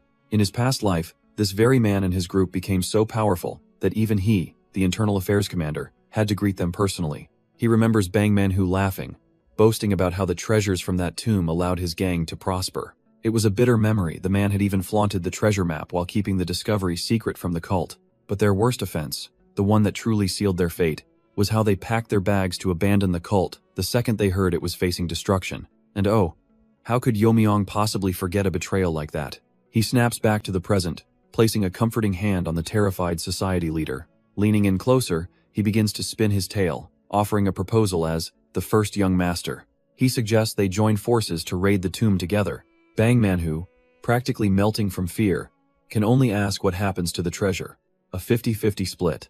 The offer is so generous that the fool's greed instantly overtakes his fear. With the deal sealed, Yomiong leans in, adding that he has one small personal favor to ask. He butters the man up, praising the Juyue gang's famous techniques. Completely won over, the portly leader practically begs to know who he should be keeping an eye on. The scene shifts to a desolate fort, where a different scheme is unfolding. A hooded figure, the Third Order, insists their recent failure was a necessary sacrifice for the cause. But his companion, Ming Wu, can't hide his own sly ambition. He wonders if obtaining the Green Jade sword would be enough to seize the Second Order's position. The Third Order gives a chilling warning. Don't let personal greed jeopardize the entire operation. Ming Wu smirks, his confidence growing. He knows he can surpass the Second Order. His partner agrees as long as the mission succeeds. A little backstabbing will surely be overlooked. Elsewhere, another one of Jin Yomiong's pawns nervously considers the risks of this mission. Underneath a hood, a red-haired woman spots her target, making sure her own plans for revenge don't go astray. Instructor Joke, a man with a distinct eye patch, turns around, annoyed at how long it's taking to just buy a horse. The woman quickly approaches, leading the new steed and offering a hurried apology. She pulls back her hood, revealing a charming smile, as she blames the delay on a crowd of pilgrims. The flustered instructor can only grumble, cursing that damn Jin Yomiong for giving him this task. We flash back to our protagonist's smug expression as he roped the man into his scheme by asking for a simple favor. But the real leverage is revealed as Jock clutches a pouch of coins, having been told he could keep the leftover money. With her target successfully bribed and charmed, the woman offers to treat him to a drink, and he happily agrees. And as his pieces move into place, Jin Yomiong receives the report he's been waiting for on the Juyue gang's business. Bang Manhwa reluctantly hands over the ledger, wondering why the noble young master needs it. He scoffs internally, thinking a sheltered boy like him wouldn't understand a thing. But Jin Yomiong's sharp eyes immediately spot the crude forgeries hiding huge expenditures for the tomb raid. He scrawls on the page, thinking a 50-50 split is far too generous. 99-1 sounds much more fitting. A wicked grin spreads across his face after all. He's a demonic cultivator, and promises are mere suggestions. He declares the profit margins abysmal, leaving the gang leader utterly baffled by his sudden interest in accounting. Deciding it's better to see the operation firsthand, Jin Yomiong abruptly gets up and heads out. He and the bewildered Bang Manhwa walk through the streets toward the Juyue gang's business front. Arriving at a market stall, something immediately seems out of place to our protagonist. He turns to the gang leader, asking why they're selling silk when the Silk Road is over 160 kilometers away. Bang Manhwa tries to justify it, but Jin Yomiong immediately calls him out on the flawed business model. He even points out the silk patterns are outdated and the colors are dull, a surprisingly keen eye for fashion. The gang leader admits defeat, lamenting that the demonic heaven's control prevents him from selling elsewhere.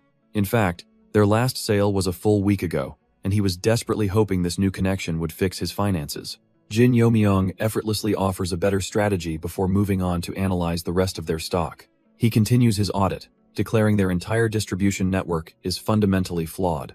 Bang Manhwa can only stare, thinking this kid must have been a master merchant in a past life. The very next day, the gang leader hurries to find him, a new plan clearly on his mind. He eagerly asks about the new distribution network Jin Yomiong mentioned yesterday.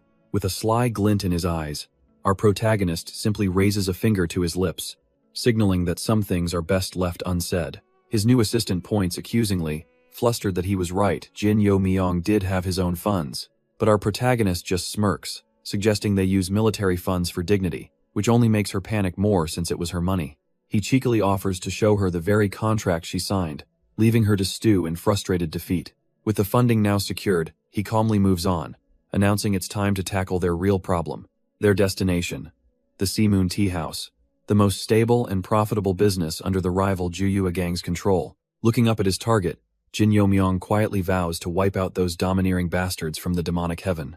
His companion can only cry out his name as he suddenly dashes forward, ready to kick things off, because he knows from bitter experience that these people are never, ever to be underestimated.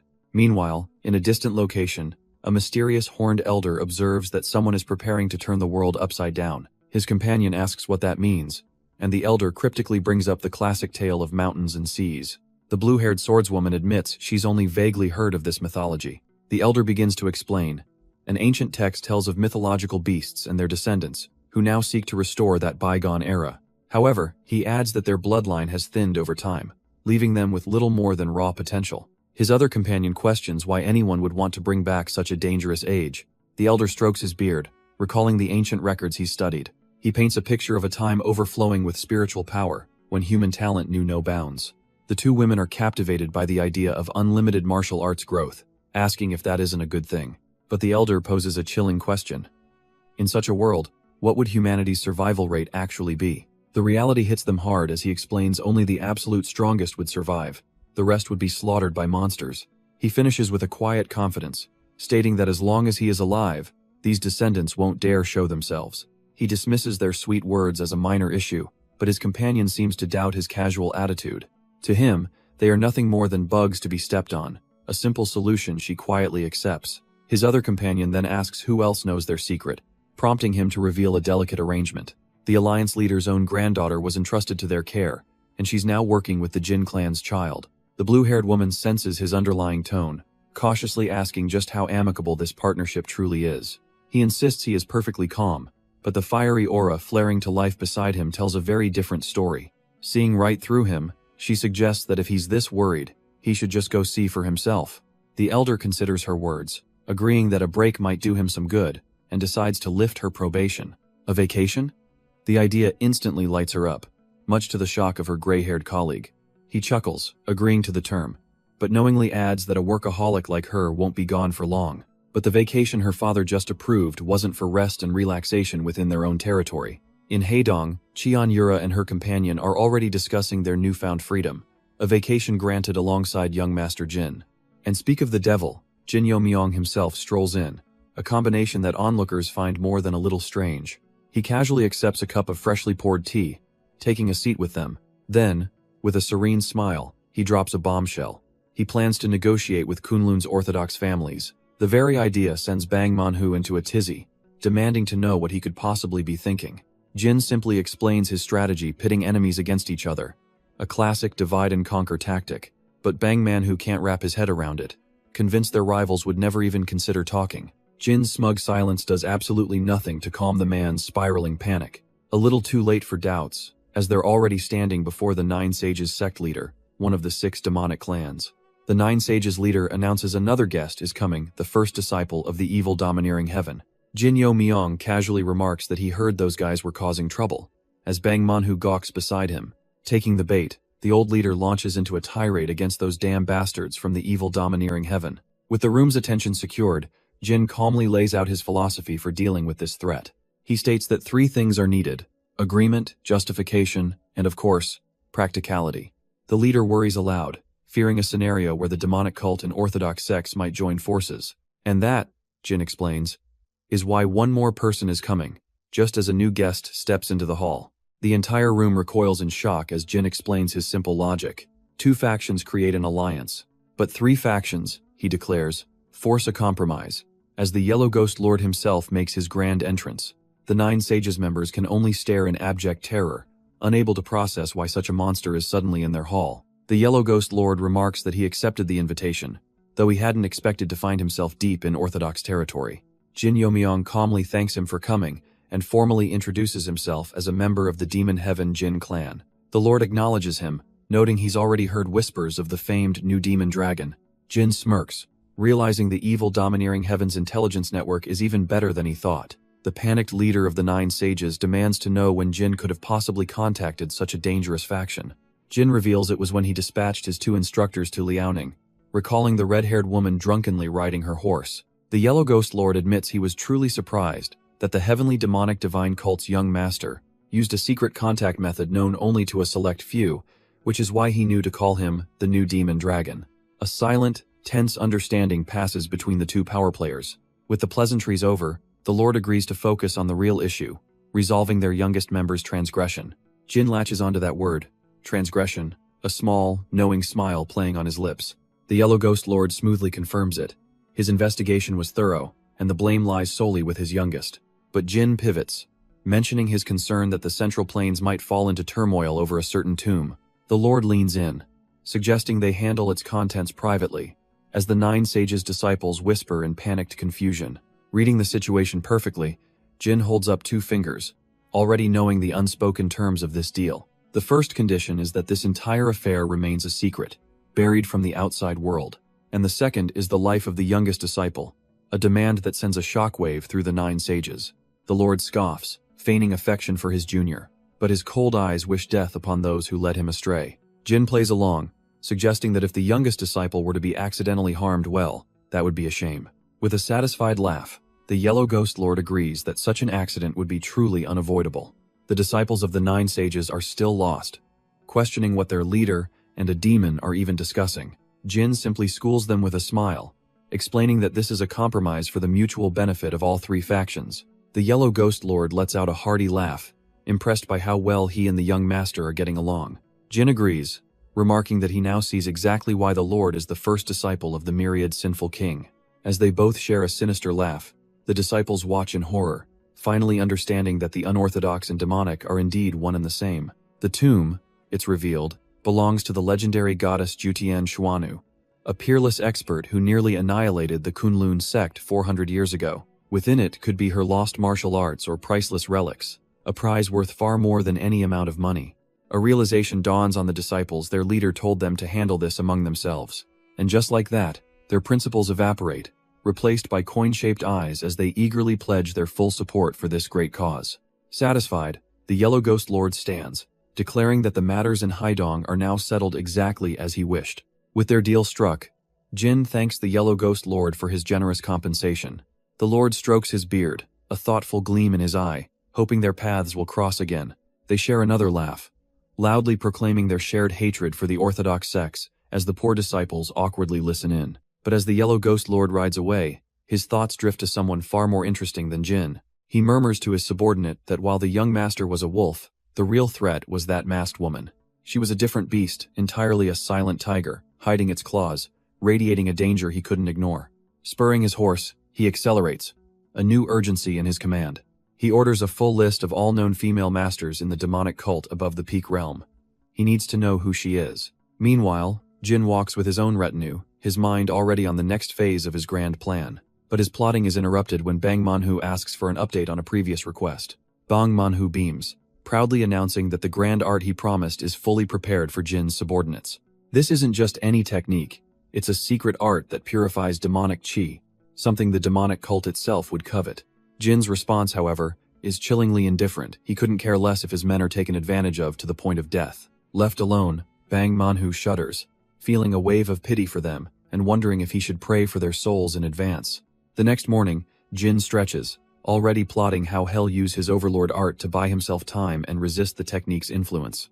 But his plans are cut short by an arriving entourage, led by a woman who immediately accuses him of causing trouble for Jin Yomyong. He's momentarily confused, demanding to know who she is and what relationship she has with his vice group leader. Her 2 masked guards try to intervene, urging their lady not to cause a scene, but she completely ignores their pleas. When pressed on her identity, the woman coolly reveals she's from the hidden Money Saw clan, and just like that, it all clicks for Jin.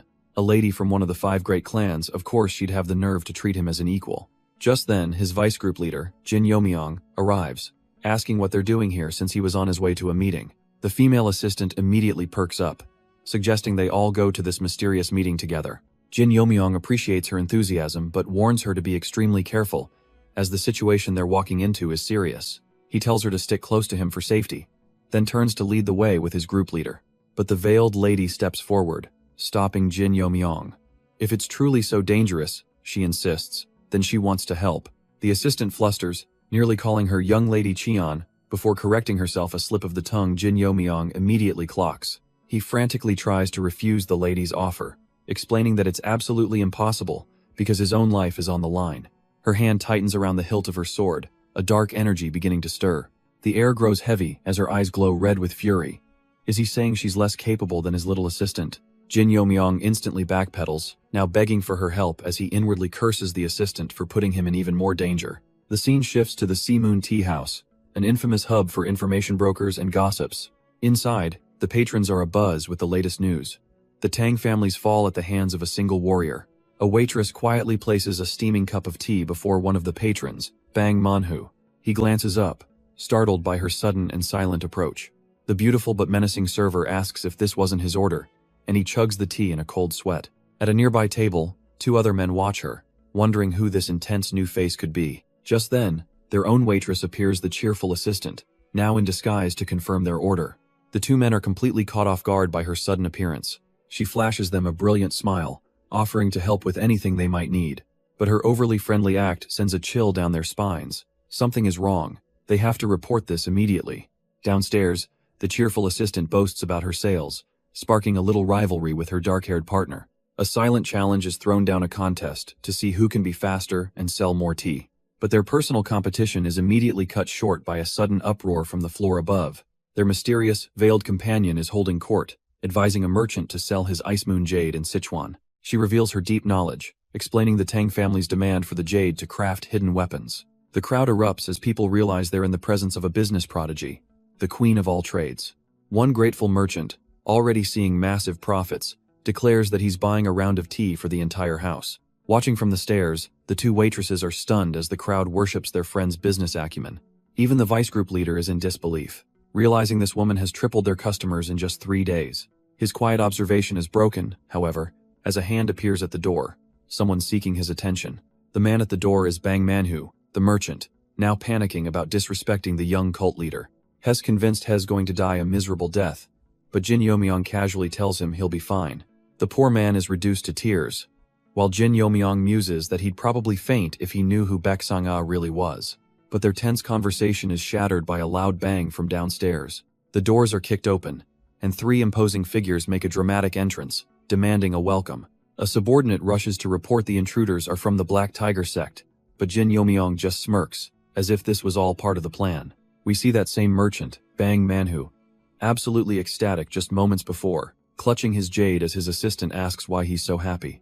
The reason for the intrusion becomes clear, as we see the sect leader outside, scoffing at the tea house's popularity but intrigued by rumors of beautiful women. This man, Wang Jack of the Black Tiger sect, notes that this place is under the Transcendent 7 Society's protection, but the rumor of not 1, but 3 beauties is more than enough to get his lecherous attention. Outside, Wang Jack puffs out his chest, bragging that with the unorthodox tyrant heavens backing them, they're just proper customers. He smirks, thinking that if his Black Tiger sect can take over this tea house, it'll be killing 2 birds with 1 stone. With a mighty kick, he and his goons burst through the doors, bellowing for the staff to receive their new guests. The patrons freeze in terror, whispering amongst themselves that the worst kind of scum has just arrived. Wang Jack strides in, completely ignoring the tension and demanding to see the beautiful women he's heard so much about. But as he looks around, all he sees are frightened customers trying to become invisible. Losing his patience, he violently grabs the sleeve of a nearby patron, getting right in his face. The thug roars at the man for being deaf, while the poor patron can only beg to be spared. Just then, the sound of footsteps on the stairs draws their attention as someone calmly asks about the commotion. Wang Jack looks up from his victim, annoyed, as a figure from above responds to his earlier demand for service. And descending the staircase is a figure of peerless beauty, immediately capturing the brute's full attention. Wang Jack is instantly smitten, a lecherous blush spreading across his face. A sharp gaze is exactly his type. But the source of this fixation, Jin Yomyong, simply wonders what this oaf is even going on about. He addresses the thug directly, noting that by the look of him, he's certainly not here as a paying customer. The direct confrontation stuns Wang Jack, who completely forgets about the poor man he was just terrorizing. He quickly recovers, however, putting on a sickeningly sweet smile as he eagerly asks for her name. But Jin Yomyong doesn't even grant him a second glance, coldly stating that he is not worthy of knowing it. The thug's face freezes, his brain struggling to process the absolute, instantaneous rejection. The shock quickly curdles into pure indignation. Him, Wang Jack, being outright rejected? In an instant, all lust vanishes, replaced by the boiling rage of a deeply wounded ego.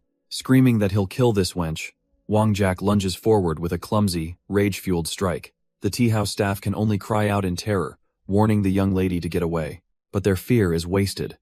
Jin Yo Myong sidesteps the brutish charge with absolute ease. As the thug stumbles past, he gently places a single, almost delicate hand on the man's back. An instant later, a wave of pure force erupts, blasting Wang Jack clear across the room.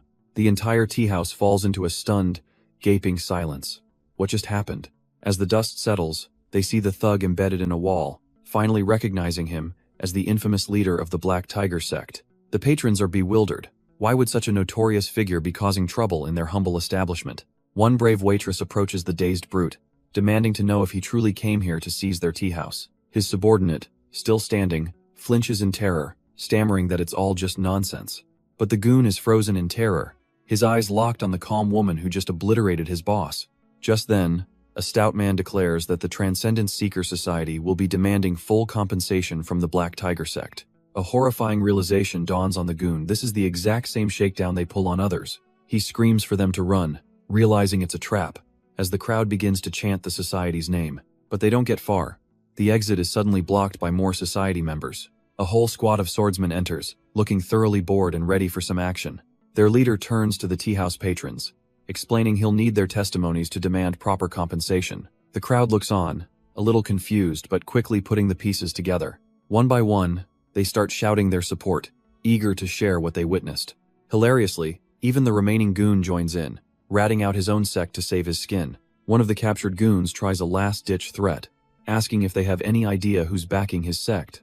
But it's pure desperation, as his allies are already told to scatter because the Black Tiger sect is finished. Jin Yo Myong watches them run, asking the society leader if it's fine to just let them go. With the small fries dealt with, he turns his attention back to his real goal, reminding the leader of a previous request. The leader acknowledges it, pulling out a yellow talisman, the very item Jin Yo Myong needs for his plan. A small O escapes Jin Yo Myong's lips. Things are finally moving forward. The leader informs him their target is currently occupied with an instructor, so they can't eavesdrop just yet. That's fine by Jin Yo Myong, whose suspicions about a certain Han Muyan are solidifying by the second. Elsewhere, that very instructor is seething with rage, gritting his teeth, and demanding to hear the news again. His subordinate can only confirm the disaster. The Black Tiger sect has collapsed, and a hunt for all unorthodox sects has begun. The instructor slams his fist into a wooden pillar, his frustration boiling over. How could they just sit by while their own territory is being seized by the enemy? His subordinate can only kneel and apologize, powerless in the face of his superior's rage. The man fumes, learning that the first disciple is the one who opposed sending out their forces. So that's how it is. A bitter realization dawns on him as his hand grips the splintered wood. He turns to his subordinate with a new, much deadlier plan in mind. He gives a chilling order. Tell the second commander to kill the Alliance leader's granddaughter immediately. But just as his reckless command is given, a calm voice tells the third phantom to cool his head. A cloaked figure known as the Nether Crow appears, stating they have something to convey. The news is a bombshell that freezes him in place. The Eight Heavens General is on their way. Meanwhile, at the heart of the unorthodox faction, a meeting is about to take place at the highest peak. The first elder arrives, announcing his presence before the leader of the unorthodox tyrant heavens. He enters and immediately kneels, a sign of utmost respect or perhaps deep apology. The leader cuts straight to the point, asking if this is about his interference with the youngest at Haidong. The first elder flinches, of course. The master already knew everything, even about his secret alliance. But he claims that's not why he's here, prompting his master to ask for the real reason. He confesses his true disloyalty, attempting to use the incident as a pretext to expel the youngest. The leader silently listens, then changes the subject, asking if he remembers a man named Chong Wu, a founding member, he recalls, one who helped establish their faction with funds from the legendary Beck clan. Then comes the truth bomb. On his deathbed, Chong Wu entrusted his bloodline to the leader, and that child is the youngest. The leader looks down, admitting that in hindsight, the whole situation is deeply ironic. The first elder is reeling, his mind racing to connect the dots between the youngest and the legendary Beck clan. The leader reflects that he's grown old now, his fire dimming. His drive and ambition have withered away. From now on, he declares, this is the first elder's responsibility. He gives a final, solemn command. Act decisively, and he will grant him the Yacha Heavenly Core to see it done. The first elder's eyes widen in utter shock. The Yacha Heavenly Core? The faction's legendary elite unit?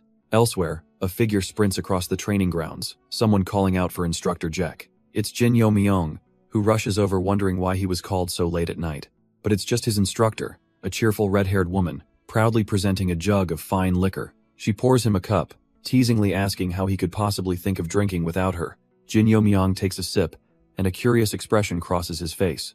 Instructor Joke watches him, confidently asking if he enjoys the rare vintage. He smiles, finding the drink surprisingly mellow and sweet. A familiar floral fragrance hits him, stirring a distant memory. She casually mentions it's the famous Manhwa wine, something he should recognize. And in that instant, his eyes flash wide with dawning horror. Baeksanga. He throws himself backward, his mind screaming that this is a trap. He feels his internal energy scattering, the telltale sign of a powerful poison. Masked figures emerge as his instructor coolly demands the Jade Celestial Divine Sword. He stumbles, realizing she's immune and this woman is no ordinary instructor. She reveals her true affiliation with a smirk, the continent's greatest killers, the Storm Assassins. The instructor mocks him from afar, musing how simple things would be if he'd just died at the academy. With a flick of her wrist, she gives the order to her men, erase him without a trace. But even as the poison ravages his body, Jin Yo-myung grits his teeth, drawing his sword in defiance. He refuses to fall here, channeling every ounce of his remaining will to fight back. Suddenly, a flash of steel cuts through the darkness, intercepting the assassin's charge. Jin Yo-myung looks up in disbelief, his resilience even shocking his would-be killer. A bald man lands between them, calmly telling the assassins to step back. With a confident grin, he announces his arrival, an escort sent personally by the Jin clan's young master. The instructor's smug expression evaporates, her perfect plan suddenly in ruins. Instructor Joke's eyes widen in disbelief as she recognizes the man's infamous title, the Nine-Cloud Phantom. The escort then turns to another figure, remarking that he was supposed to have died during the slaughter of the city. The young man, Baeksanga, looks absolutely terrified to be called out like this, but his fear suddenly twists into a desperate charge as he draws his blade and lunges forward. He screams for the phantom to die, only for his attack to be casually intercepted with a single, dismissive block. A thin red line marks the escort's face, but his focus is elsewhere. He just realized this boy is on his young master's surveillance list. He leaps back into the fray, warning the others not to let their guard down against this unexpected new threat. Instructor Joke explains to a stunned Baeksanga that their opponent is a legend who survived the Great Purge. The phantom lands, his gaze piercing through the boy as he asks the damning question, "Did you betray the divine cult?" With a cold grip on his sword, Baeksanga's defiant silence is all the answer needed. But the standoff shatters as Instructor Jack launches herself forward with a wicked smile. The courtyard explodes into a flurry of steel as she and the bald escort face the assassins. He deflects a storm of daggers with a single, contemptuous sweep of his blade. The sheer force of their defense sends the attackers reeling back in shock. Together, they are an impenetrable wall, a whirlwind of death the assassins cannot approach. The escort grits his teeth, clearly annoyed by this prolonged, pointless skirmish. Instructor Jake smirks, complimenting him. Looks like the old legend isn't rusty after all. She then taunts him, asking where his famous and dreaded infinite threads are, but he can't use them.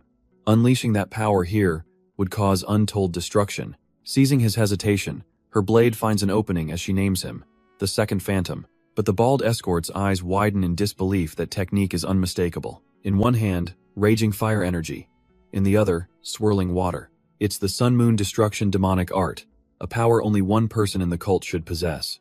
His mind races, trying to comprehend just how deep this conspiracy runs. Realizing he's utterly outmatched, he screams for assistance from his hidden ally. A cool voice answers from the shadows, agreeing that this is indeed enough. But Instructor Joke suddenly looks up, sensing a new presence. Her confident smirk vanishes, replaced by pure shock. Before anyone can react, the dreaded infinite threads tear through the ceiling from above. A divine technique, impossible to master without supreme enlightenment, crashes down upon the estate. The young master Han Muyan gasps in terror, barely believing his eyes. The deadly threads pierce the rooftops, announcing an arrival no one was prepared for. From the sky descends the second phantom, Hyunwol, followed closely by her stone-faced subordinate. The remaining assassins can only stare as the legendary young cult leader makes her appearance. Desperate, Han Muyon throws up a hand, pleading for them to wait. He quickly spouts his own credentials, the successor of an elder, and a so-called outstanding cadet. Hyunwol simply stares back, her expression unreadable, her silence deafening. He presses on, puffing out his chest to declare his ambition to rule the entire demonic faction. But his words fall on deaf ears. She hasn't even acknowledged him, her gaze fixed on her already subdued target. The bald escort shields his charge, sensing a strange shift in the air. Instructor Jack, however, is less composed, screaming at the sheer absurdity of this interruption. Suddenly, A new voice cuts in. It's Jin Yo Myung, calmly walking forward and expressing his regret that it's come to this.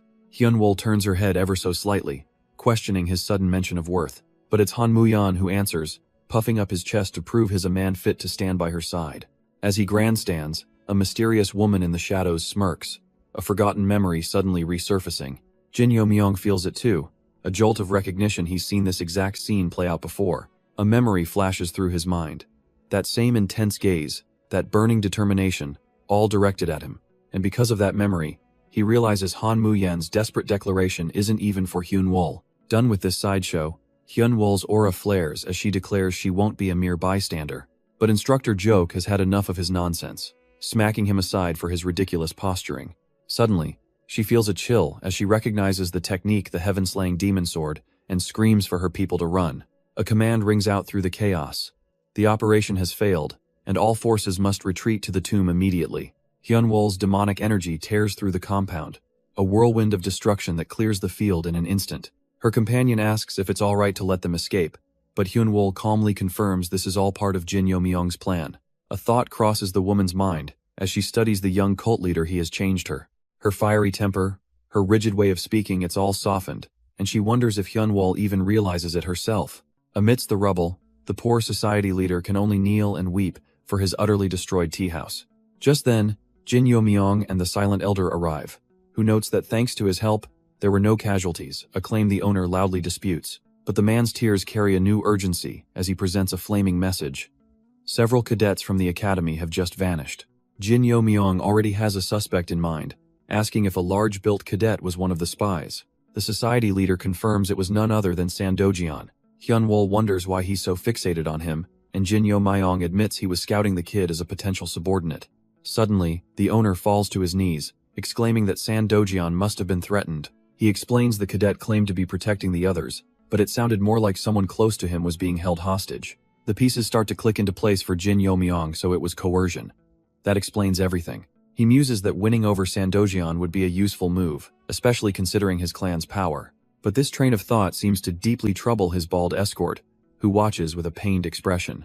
Noticing the man's hesitation, Jin Yo Myung calls him out, asking what he wants to say. The escort finally speaks, admitting there is one person among the captives that he wishes to save. He explains that this person is one of his old comrades, a survivor from the Royal Demon Phantom Assassin Corps. The scene cuts to a dark graveyard, where a furious leader berates his subordinates. He can't believe one of them failed his mission, fleeing like a coward and even exposing their secret martial arts. The second Phantom, a calmer voice in the group, tries to reason that there's still a chance to salvage the plan. But the first Phantom, Sandojian, is consumed by panic, screaming they should just kill all witnesses to regain favor. The second Phantom dismisses the outburst, revealing he was more focused on who the young cult leader was watching. After some thought, he concluded it could only be Jin Yo Myung, whose secret letters brought their leader here. With his eyes narrowed in cold determination, he declares he will personally assassinate Jin Yo Myung. Their leader, Senior Han, ignores this and turns his chilling gaze back to the disgraced Sandojian. He gives the young man a new, terrible order. Sandojian himself must kill Baek Sanga. Senior Han lays out the plan. The rest of them will fake their deaths inside the tomb. The blonde Phantom clarifies the cruel offer with a smirk. Only Sandojian can return to the cult. But first, he must kill Baek Sanga. The impossible choice weighs on him, the friend he grew close to, or the clan that has been his entire life. But before he can give an answer, their leader's head whips around, spotting figures in the darkness. They've been found. The orthodox factions are here, and the Phantoms are completely exposed. The sudden ambush sends Sandojian's mind reeling back to his childhood, to a time when he was just an orphan. He remembers being found in the woods, a feral child caught in a boar trap, growling at his rescuers. But the San clan didn't cast him aside, they took him in. For the first time in his life, he ate until he couldn't move, devouring every last scrap. Watching him eat, his new guardians joked that he looked like a mountain bandit, and decided to give him a name to match. They decided Mountain Bandit was no name for a child, instead calling him Sandojian. The clan was amazed. He had monstrous strength without a shred of inner energy. It was because of their tireless care that he finally felt like a human being. As he grew, he'd casually stroll back from what he called light hunting, and present them with a giant boar, much to his family's loving disbelief. It was a modest, happy life, until a visitor found their secluded home perfect for hiding. That happiness shattered in an instant, and Sandojian could only scream for everyone to run. A terrifying presence descended upon them, a fiend from the dreaded demon cavern. In the demon's cold eyes, these villagers were nothing more than insignificant creatures. And on that day, when their plans came to fruition, they would all be annihilated. And so, the demon casually flicks aside a small rock. For beings as worthless as these villagers, he decides, a light punch is more than enough. He unleashes a strike that connects squarely with the father's face. The man is sent flying, smashing through a solid stone wall like it was paper. But the demon pauses, a flicker of confusion in his eyes. What's this? Against all odds, the father is still alive, gasping for his family to run. His wife and a young Sandojian rush to his side, screaming his name. The demon is genuinely intrigued. The man has no inner chi, yet his raw physical power is immense. A shame. If Head found him years ago, Head be the perfect successor, but perhaps the boy will do. And so, Sandojian recalls how he was forced to accept the demon's deal. With his hands bruised and bloodied, he knelt in submission. He bowed his head to the monster, all to protect the family kneeling behind him. From that day forward, he was led away, never to see them again. His life became a grueling hell, forced to master martial arts through brutal training. He was forged into a weapon inside the desolate 1001 Hall. Then, the demon gave him his one condition for his family's safety. Kill Baek Sang. The impossible choice left him agonizing, desperately wondering what he should do. As his painful memory fades, we return to the grim reality of the present. A lone swordsman surveys a field of bodies, noting the unorthodox sects have been clashing with their rivals. His allies scoff at the orthodox sects for their greed, noting they ignored all advice and paid the price. But their smug assessment is cut short by a messenger, sprinting toward them with an urgent report. He gasps out the news. The dreaded Yaksha Heavenly Blade Squad is heading straight for them, and leading the charge is the infamous Yellow Ghost Lord himself, Joksan, riding like the wind. The messenger quickly presents a scroll, explaining it's a personal letter sent by the Ghost Lord. A letter? The group breathes a small sigh of relief, at least it's not an immediate, all-out assault. From the edge of the battlefield, an observer notes that whatever his reasons, Joksan has finally made his move. Han Muyan reads the letter aloud, revealing the Ghost Lord is here, because a traitor was exposed in another faction. But just as they digest this, another man cries out in alarm from amidst the bodies. Hess found a demonic follower, and it's one of their own, the Yin-Yang Fist Demon, an elder of the cult. The group is stunned. First the young cult leader, and now an elder as a spy? Han Muyan's mind races treasure or not. They have no choice but to push forward. Elsewhere, the unorthodox faction plots to use this chaos to hunt down the true masterminds. The man with the eye patch suggests they recruit Sandojian, but the monk whines about the pressure. Han Muyan just grins, telling him to take his complaints to the young cult leader if he's brave enough. Suddenly, the woman with yellow eyes steps up, brandishing a heavenly demon order to detain the traitors. He watches her, impressed by her cold determination. She won't let anyone stand in her way. But the subdued woman with gray hair declares she's not standing down either. She'll fight to the end. Han Muyan tries to warn her of the danger, but she refuses, hating the idea of being protected. He looks at her, seeing the unwavering resolve of a true warrior who's ready to die with honor. To prove her unwavering commitment, Baek Sang-ah presents her sword to him. She knows the green jade heavenly web divine sword, an orthodox relic, can never fall into a demonic cultist's hands, but this is different. Han Muyan takes the blade, a silent acknowledgement of her absolute trust in this desperate mission. With his forces assembled and ready, he gives the command. It's time to go hunt the big fish. Meanwhile, in a dark cave, a furious leader known as the Eight Heaven Lord tells his subordinate he has failed spectacularly. The man, the Third Order, can only bow his head in shame, apologizing for his massive screw-up. But his failure came with a silver lining. The discovery of Jiutian Swanu's tomb is a find of immense importance. A young acolyte nearby is ecstatic, learning he's being promoted and switched over to the heavenly demonic divine cult. He is given a new name, Han Muzeong, and a new purpose, which he accepts with a sinister grin. The true mission is finally revealed. They must find the tomb of a legendary traitor and recover the key she stole. The Eight Heaven Lord is grimly determined. The key must be retrieved, no matter the cost. But a voice cuts through the tension, a newcomer with a fan questioning if their forces are even adequate. She turns to the Ten Heaven Lord, reminding him that the grunts from the evil domineering heaven are already on their way. And as if that weren't enough, they still have to deal with the likes of Joksan. She's not impressed. The Lord simply stares her down, a cold glint in his eye. That, he says, is exactly why he summoned her. He knows her vitality-absorbing ghost blood technique is the key to turning the tables, a fact she smugly accepts. To seal the deal, he offers her a prime position in the cult, a proposal she finds quite tempting. His subordinates can only whisper in awe, realizing they're in the presence of the infamous flower-lustful lord. She is the 10th lord of the 10 heaven lords, a top 10 enemy of Miram, the world's #1 lustful demon. Miles away, Han Muyon's team finally enters their destination, a colossal underground cavern littered with bodies, utterly amazed at the sight.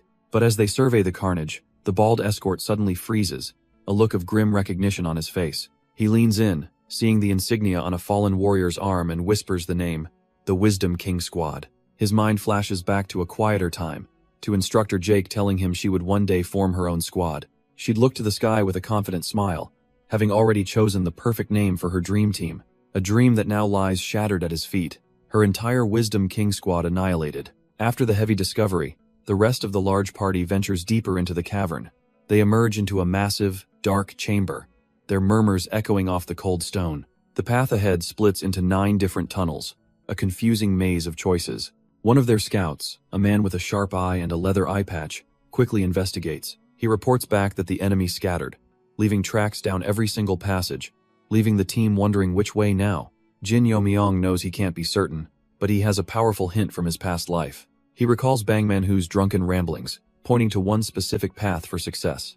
Just as he's about to declare they'll take the second tunnel, he notices a commotion. The woman with striking yellow eyes points to the cave wall, her voice sharp with surprise. At first glance, it just looks like a messy, abandoned attempt to dig a 10th tunnel. But as they draw closer, one of them notices the marks aren't random at all. It's a sword path. A flash of recognition hits Jin Yo-myung. It's strangely familiar, like what he saw in the 1001 Hall. One of his squad mates gets too close, and a stout man yelps for her to stay back. He insists he'll check it out himself, pulling a small, yellow paper from his robes. The talisman begins to glow with a faint light as he cautiously approaches the strange markings. With a grunt and a strange chant, he unleashes the talisman's power. It flares with golden light, sending a pulse of energy rippling through the entire cave. The whole squad looks up as the strange power washes over them, revealing the cavern's true nature. Jin Yo-myung realizes what this is: ancient magic, a throwback to when sorcery was the orthodox way of using demonic chi. The stout man confirms it, feeling multiple strands of sorcery woven into the very rock. He points up, warning them that the ceiling is magically linked to the walls. If they try to force their way through, the entire tunnel will collapse, burying them alive. But the blue-haired woman simply scoffs. There's no way she wouldn't recognize that sword path. It's a part of the killing demonic sword, a form she has practiced not hundreds, not thousands, but tens of thousands of times. Jin Yo-myung gives the now flustered man a knowing look, who mutters that he should have been told sooner. With her mastery on display, the ancient sorcery gives way, and the stone path groans open. The way forward is clear, and Hyun-wol glances back, checking to see if Jin Yo-myung is alright. But he's lost in thought, realizing this entire tomb was a test for cultivators of the heaven-killing demonic sword. Following them means his past knowledge is useless, yet with a confident smirk, he decides to press forward. Elsewhere, deep inside the tomb, another squad isn't having such an easy time. Their grim leader asks for a damage report. 3 dead, 5 seriously injured.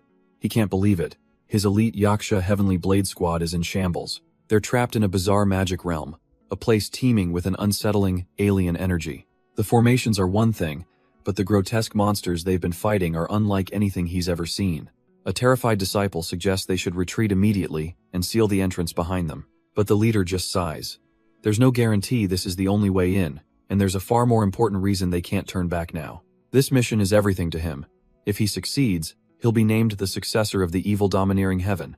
But his grand ambitions are cut short by a mocking cackle echoing from the absolute darkness ahead. A chilling voice introduces itself as their grim reaper, accompanied by the elegant snap of a fan. The leader's bravado shatters instantly, replaced by a raw, guttural scream of terror. Soft, deliberate footsteps begin to emerge from the black void. His remaining squad members can only stare, frozen in a state of utter disbelief and fear. Out from that suffocating darkness, a familiar silhouette steps into the dim light, pointing directly at them. Suddenly, a cold hand grabs the leader from behind, a weak voice begging him for salvation. He whips around, his eyes widening in shock at the horrifying sight that greets him. His man withers before his very eyes, a silent scream lost in a swirl of violet energy. The leader can only stare in horror, recognizing the dreaded vitality-absorbing grand art. But a condescending smirk appears from the darkness, mocking his limited knowledge. She steps into the light, correcting him with her own peerless art. The vitality-absorbing ghost blood technique. A wave of pure terror hits the group as the name clicks the infamous flower-lustful lord. She just smiles, wondering why they're asking questions when they're all about to die anyway. Finding a sliver of courage, the leader rallies his men, shouting that she can't face them all alone. But her smile only widens as she brings a finger to her lips, asking who said anything about being alone. A sudden chill runs down the leader's spine as a new demonic chi washes over the area. This aura is on a completely different level, belonging to a true master of the demonic cult arts. And from the shadows, Juguxian and her companion emerge, declaring that the hunt has officially begun. Meanwhile, their oblivious prey wanders through a dark cavern, admiring a beautiful mural. Jin Yo Myong smirks, asking Cheon Yura if she has an interest in art. She coolly explains that knowing the details helps her sell forgeries for a fortune, but her attention is genuinely captured as she turns to the contents of the mural. It depicts a gruesome, ancient history of monsters devouring helpless humans. The carvings tell the story of the four evils, legendary beasts that once plagued the land until a golden sage appeared to stop them. Jin Yo Myong tries to hurry everyone along, thinking there's no time to waste on old stories. But Cheon Yura refuses to move, feeling a strange need to understand what she's seeing. The mural's tale concludes, showing the sun and moon descending from the heavens to seal the monsters underground. A sharp-eyed cultist has a sudden realization about the mural's figures. The sun and moon, they're Rahu and Gyedo, the very founders of the sun-moon divine cult. As the group follows what seems to be a historical record, they find their path is blocked. It's another sealed door, but the markings are different from the heaven-slaying demon sword art. Jin Yo Myong tightens his grip on his hair, a confident smirk spreading across his face. He steps forward without hesitation, announcing that it's his turn to take the stage. Cheon Yura can only watch, a little stunned by his sudden initiative. He thinks to himself, this is his chance to pull off a spectacular move and finally impress her. But the yellow-eyed woman watches him, a flicker of confusion in her gaze. She recalls his technique at the academy being pure black. So why are there traces of green mixed in now? But the yellow-eyed cultist cries out in alarm, recognizing the aura of what he's holding. Jin Yo Myong glances back, completely unbothered by her sudden panic. She screams that he's wielding the divine artifact itself, the Jade Celestial Divine Sword. An explosive wave of green energy erupts from him, sending the entire party flying backwards. One of the elders scolds his poor control, as Jin Yo Myong curses the unstable power. Cheon Yura watches the clumsy display, sarcastically wondering if that was swordsmanship from the gods. He just smirks, amused that she doesn't grasp the true nature of his ten-fanged divine sword art. But before he can explain, one of the senior members raises a hand to stop him.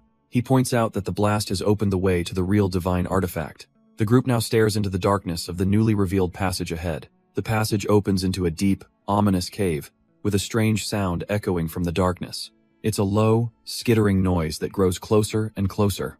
One of the subordinates gasps, his face pale with terror at what he sees. Jin Yo Myong instinctively puts a hand on Cheon Yura's shoulder, but she doesn't flinch. A monstrous armored centipede emerges from the shadows, its shell rumored to be as hard as steel. She glances back, remembering the man who tore through a steel door, and a woman stronger than him. Seeing the look in her eyes, Jin Yo Myong simply steps back, a knowing look on his face.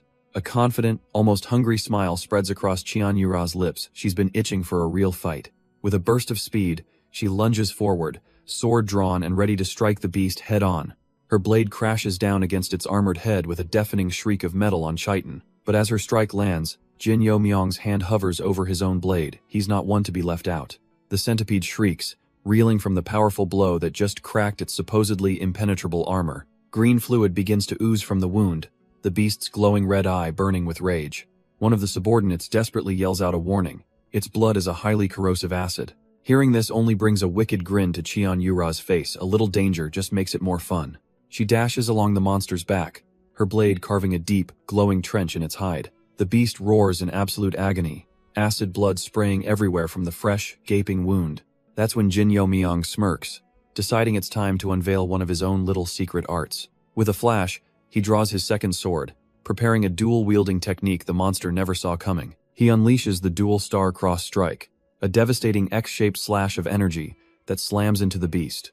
The beast's acidic blood splashes everywhere, but Jin Yo Myong lands coolly, finding the threat laughable. From the sidelines, one of the instructors nods in approval. The beast was neutralized without any collateral damage. Cheon Yura watches him, a smirk playing on her lips.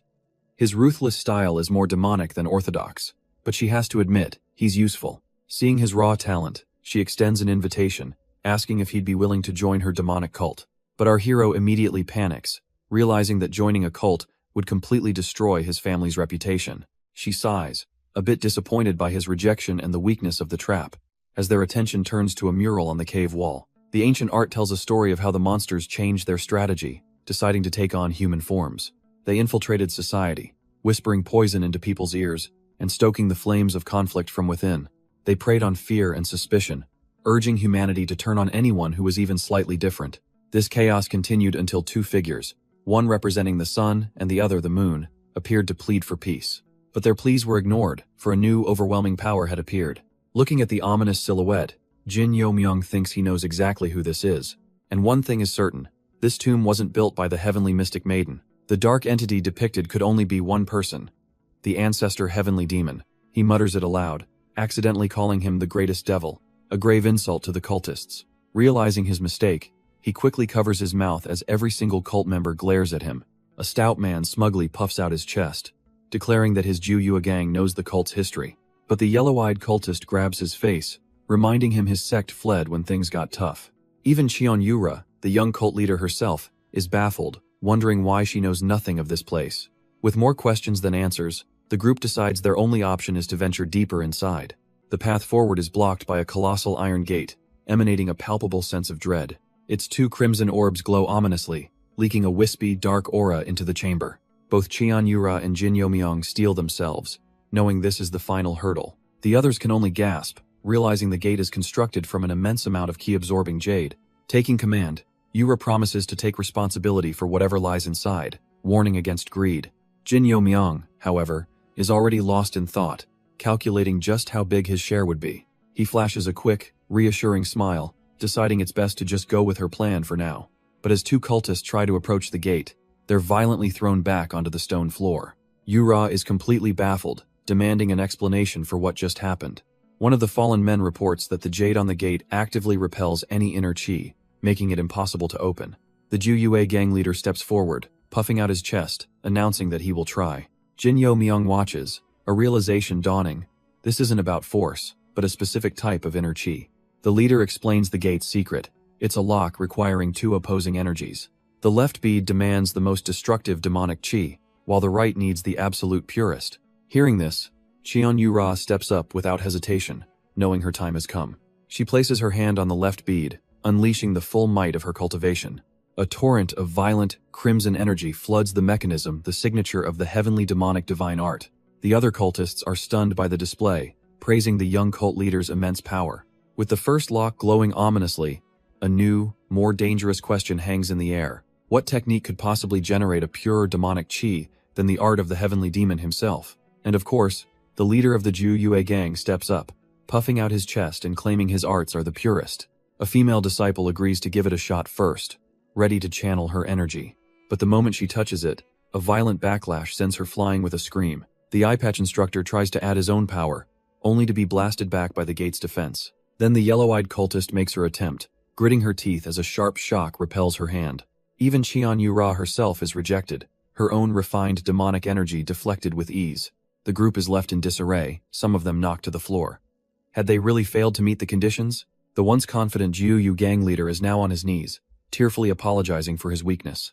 Everyone else just stares, dumbfounded and completely out of options. But just as despair settles in, a single, pale hand reaches for the glowing purple orb.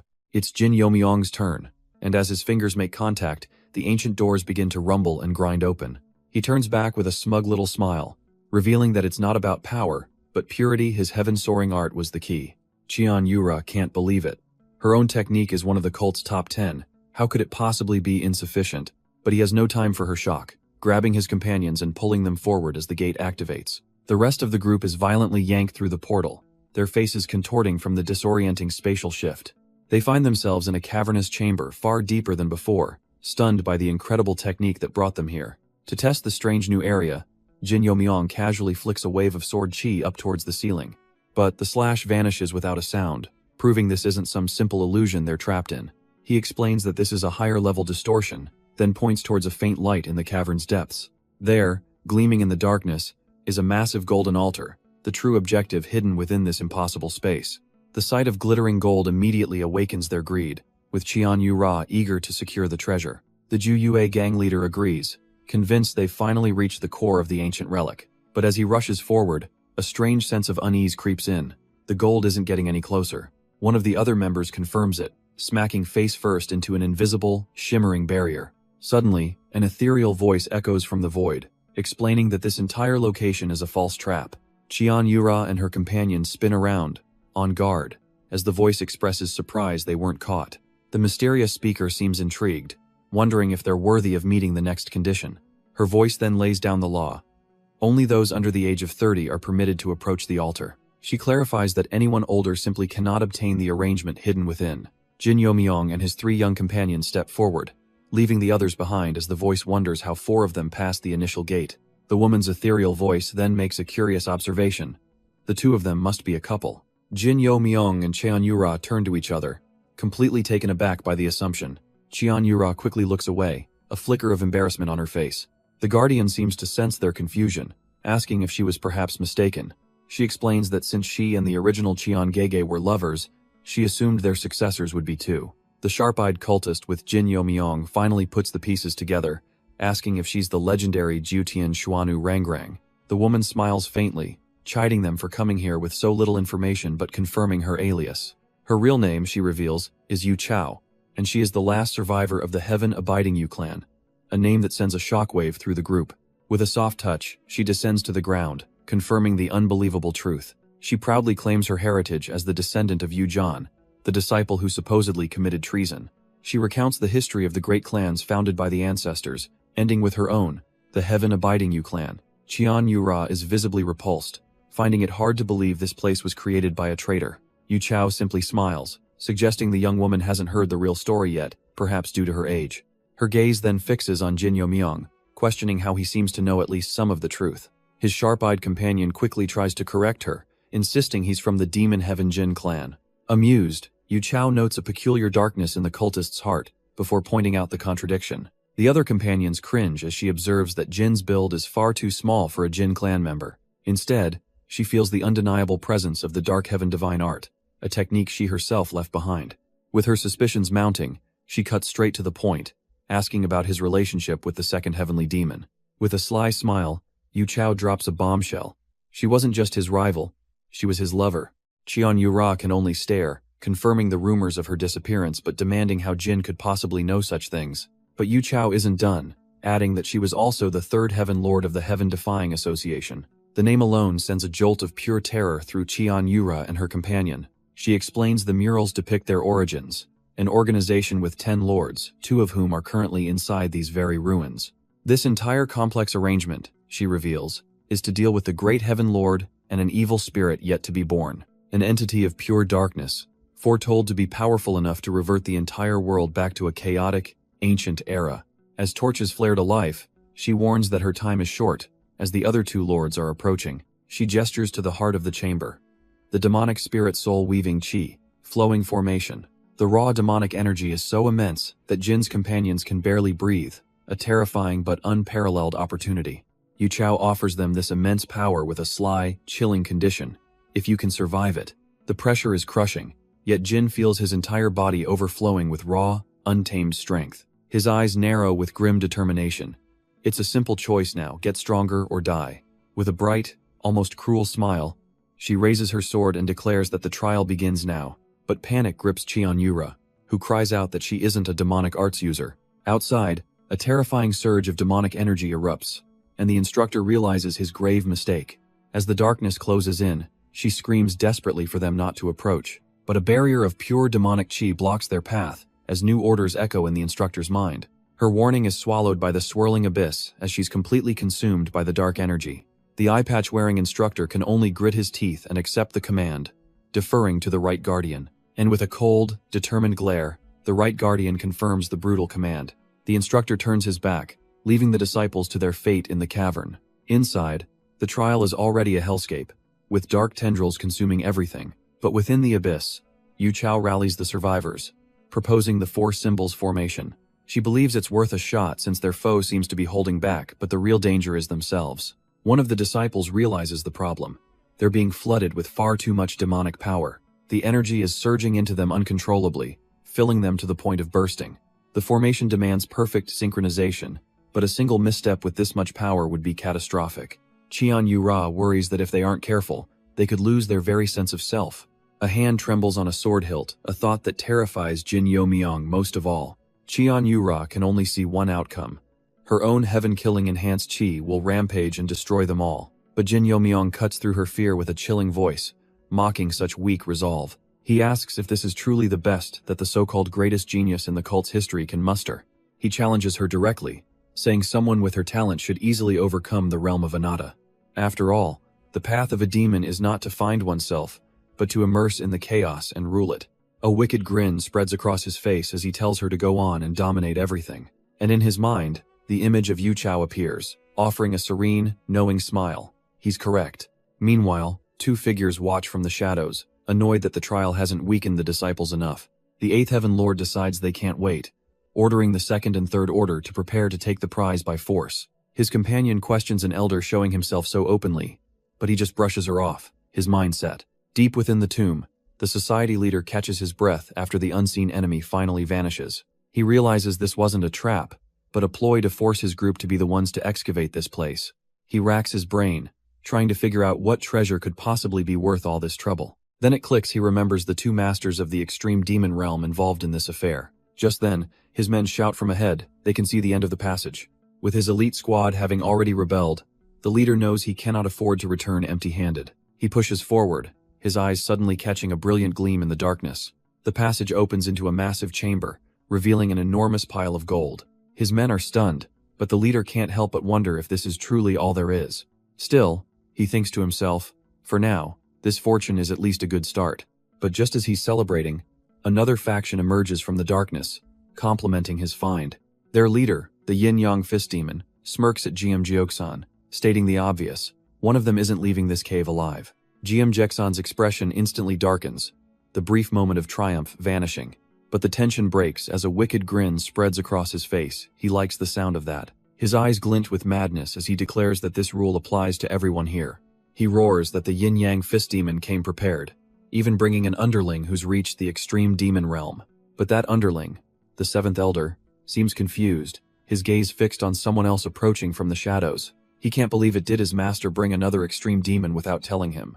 A sudden wave of shock and realization washes over the Seventh Elder. The newcomer is the Right Guardian, and his face is a mask of pure fury as he calls the Elder a traitor. Without a moment's hesitation, the Right Guardian dismisses the Elder as useless and strikes him down. A brutal impact sends the traitor flying, his life extinguished in an instant. But this scene of swift punishment triggers a memory, a past battle where someone else had asked when he arrived. The Right Guardian, known then as the fearsome Golden Ghost Lord, had coldly replied he was there from the start. In that memory, Guillaume Joksan looked on with relief, foolishly believing this monster was an ally. His hope turned to ash as the Golden Ghost Lord ordered his Yacha Heavenly Corps to annihilate everyone. That violent memory fades, and we're pulled back to Jin, whose body is overflowing with immense power. He's struggling to contain it, forced to release the energy before it rips him apart from the inside. He gasps for air, his mind reeling as he realizes he's been in this state for a staggering 98 days. A serene voice cuts through the pain as Yu Chao appears, reassuring him that time flows differently here. Jin can't believe it, an enchantment that bends time itself, but Yu Chao simply reminds him that this is a heavenly encounter. But even with such an opportunity, one of his companions whispers to the other, worried if their friend will be alright. The girl they're worried about, a descendant of the Beck clan, is struggling as her inner energy starts to reverse. She glares heatedly at Jin, demanding to know why he's looking at her that way. He and Xion Yura just stand there, an unspoken tension filling the space between them. The girl decides to just ignore it for now, while Yu Chao muses to herself about their odd not-a-couple dynamic. But the girl can't focus. Her condition is worsening, and she knows she needs to get back to her training quickly. A sharp clatter echoes as her sword slips from her grasp, hitting the ground with a thud. Her eyes betray the immense strain she's under, her body on the verge of collapsing. Jin's head whips around, his expression hardening with shock as he realizes what's happening. It's the first signs of energy deviation. A slow, knowing smile spreads across Yu Chao's face. The true trial of the enchantment was only just beginning. But as an illusion of Qian Yura collapses in his arms, Jin realizes the horrifying truth. This entire place was designed to induce energy deviation on purpose. It was a trial to force a breakthrough by pushing young, unstable warriors to the brink of self-destruction. Yu Chao watches, stunned. How could he have figured that out so quickly? Jin simply holds the illusion, calmly stating that his situation is unique. She'll need a different approach with him. She hesitates, finding his confidence hard to believe. But the facts are undeniable. Then, a shocking thought clicks into place. This isn't his first time living this life, is it? Since he's so special, she decides to give him a little gift to match. Her blade materializes in her hand as she challenges him directly. Draw your sword. Yu Chao offers him a vision, hoping his generation can escape the tragic ending she knows all too well. The scene shifts to a memory of a furious young woman, screaming a vow of revenge.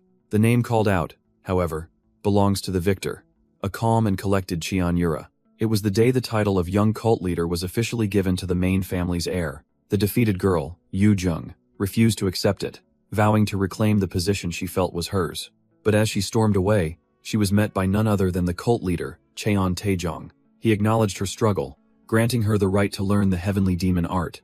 Cheon Yura could only watch, the weight of her victory, and her future pressing down on her. She remembered his words from long ago. She was destined to succeed him, for his sake and her mother's. Gripping her sword, she sealed her fate, promising to live up to every single expectation. Meanwhile, in the Sa clan, a young girl named Sa Bion receives her life's mission from the matriarch. She is to become the young cult leader's right hand, and eventually, through a strategic marriage, the head of her own clan. Kneeling, she clenches her fists, a dark thought crossing her mind. She knows she's more talented than her brothers, so what if she simply killed them all to secure her place? But she dismisses the bloody thought, for now, and obediently accepts her matriarch's command. Later, she presents herself to Cheon Yura, pledging to become her loyal hands and feet, a stepping stone for her ambition. Cheon Yura notes the Sa clan's reputation for producing powerful female leaders, and asks if she also holds such aspirations. Thinking it's a test of her spirit, Sabian looks her straight in the eye and confirms her ambition to become matriarch. Cheon Yura smiles, agreeing that such ambition is absolutely necessary for her maid. The words hang in the air, and for the first time, the ever-composed Sabian is utterly stunned. Cheon Yura once promised her a grand future where they would rule together as matriarch and cult leader. To Sabian, it felt like sunlight, and she happily pledged to become the shadow to that light. But everything changed when Yura locked herself away, dedicating herself solely to the demonic arts. The warmth was gone, replaced by a cold formality that Sabian couldn't help but notice. She even recalls Yura's ideal partner being not a lover, but a warrior strong enough to endure her techniques. And it was around that time that such a man finally appeared in her life. The scene cuts away to a lone survivor, a red-haired woman, collapsing in a desolate landscape. Her bloody hand scrapes the dirt as the devastating news echoes in her mind. The Nether King squad was annihilated. Despair washes over her as she questions if they were ever anything more than disposable pieces. Just as she gives up, a shadow falls over her, a voice questioning her actions. She can barely keep her eyes open, the last dregs of her strength fading away. Looking up, she recognizes an old acquaintance, Senior Biok, but he calmly informs her he now goes by Gu Chill. Even on the brink of death, she can't help but find the name ridiculous, a thought he seems to catch immediately. He cuts straight to the point, confirming he witnessed the entire massacre of her subordinates. Defeated, but not broken, she challenges him to finish the job if that's what he came for. But his intentions are the complete opposite of what she expects. He offers her a path to survival. Surrender and speak to his young master, and her life will be spared. But she rises, hand-gripping her blade, declaring that vengeance is the only thing keeping her alive. Gu Chill scoffs at the futility of her struggle, but she counters that the hopeless situation itself is what's strange. He holds up a lit signal, posing a chilling question.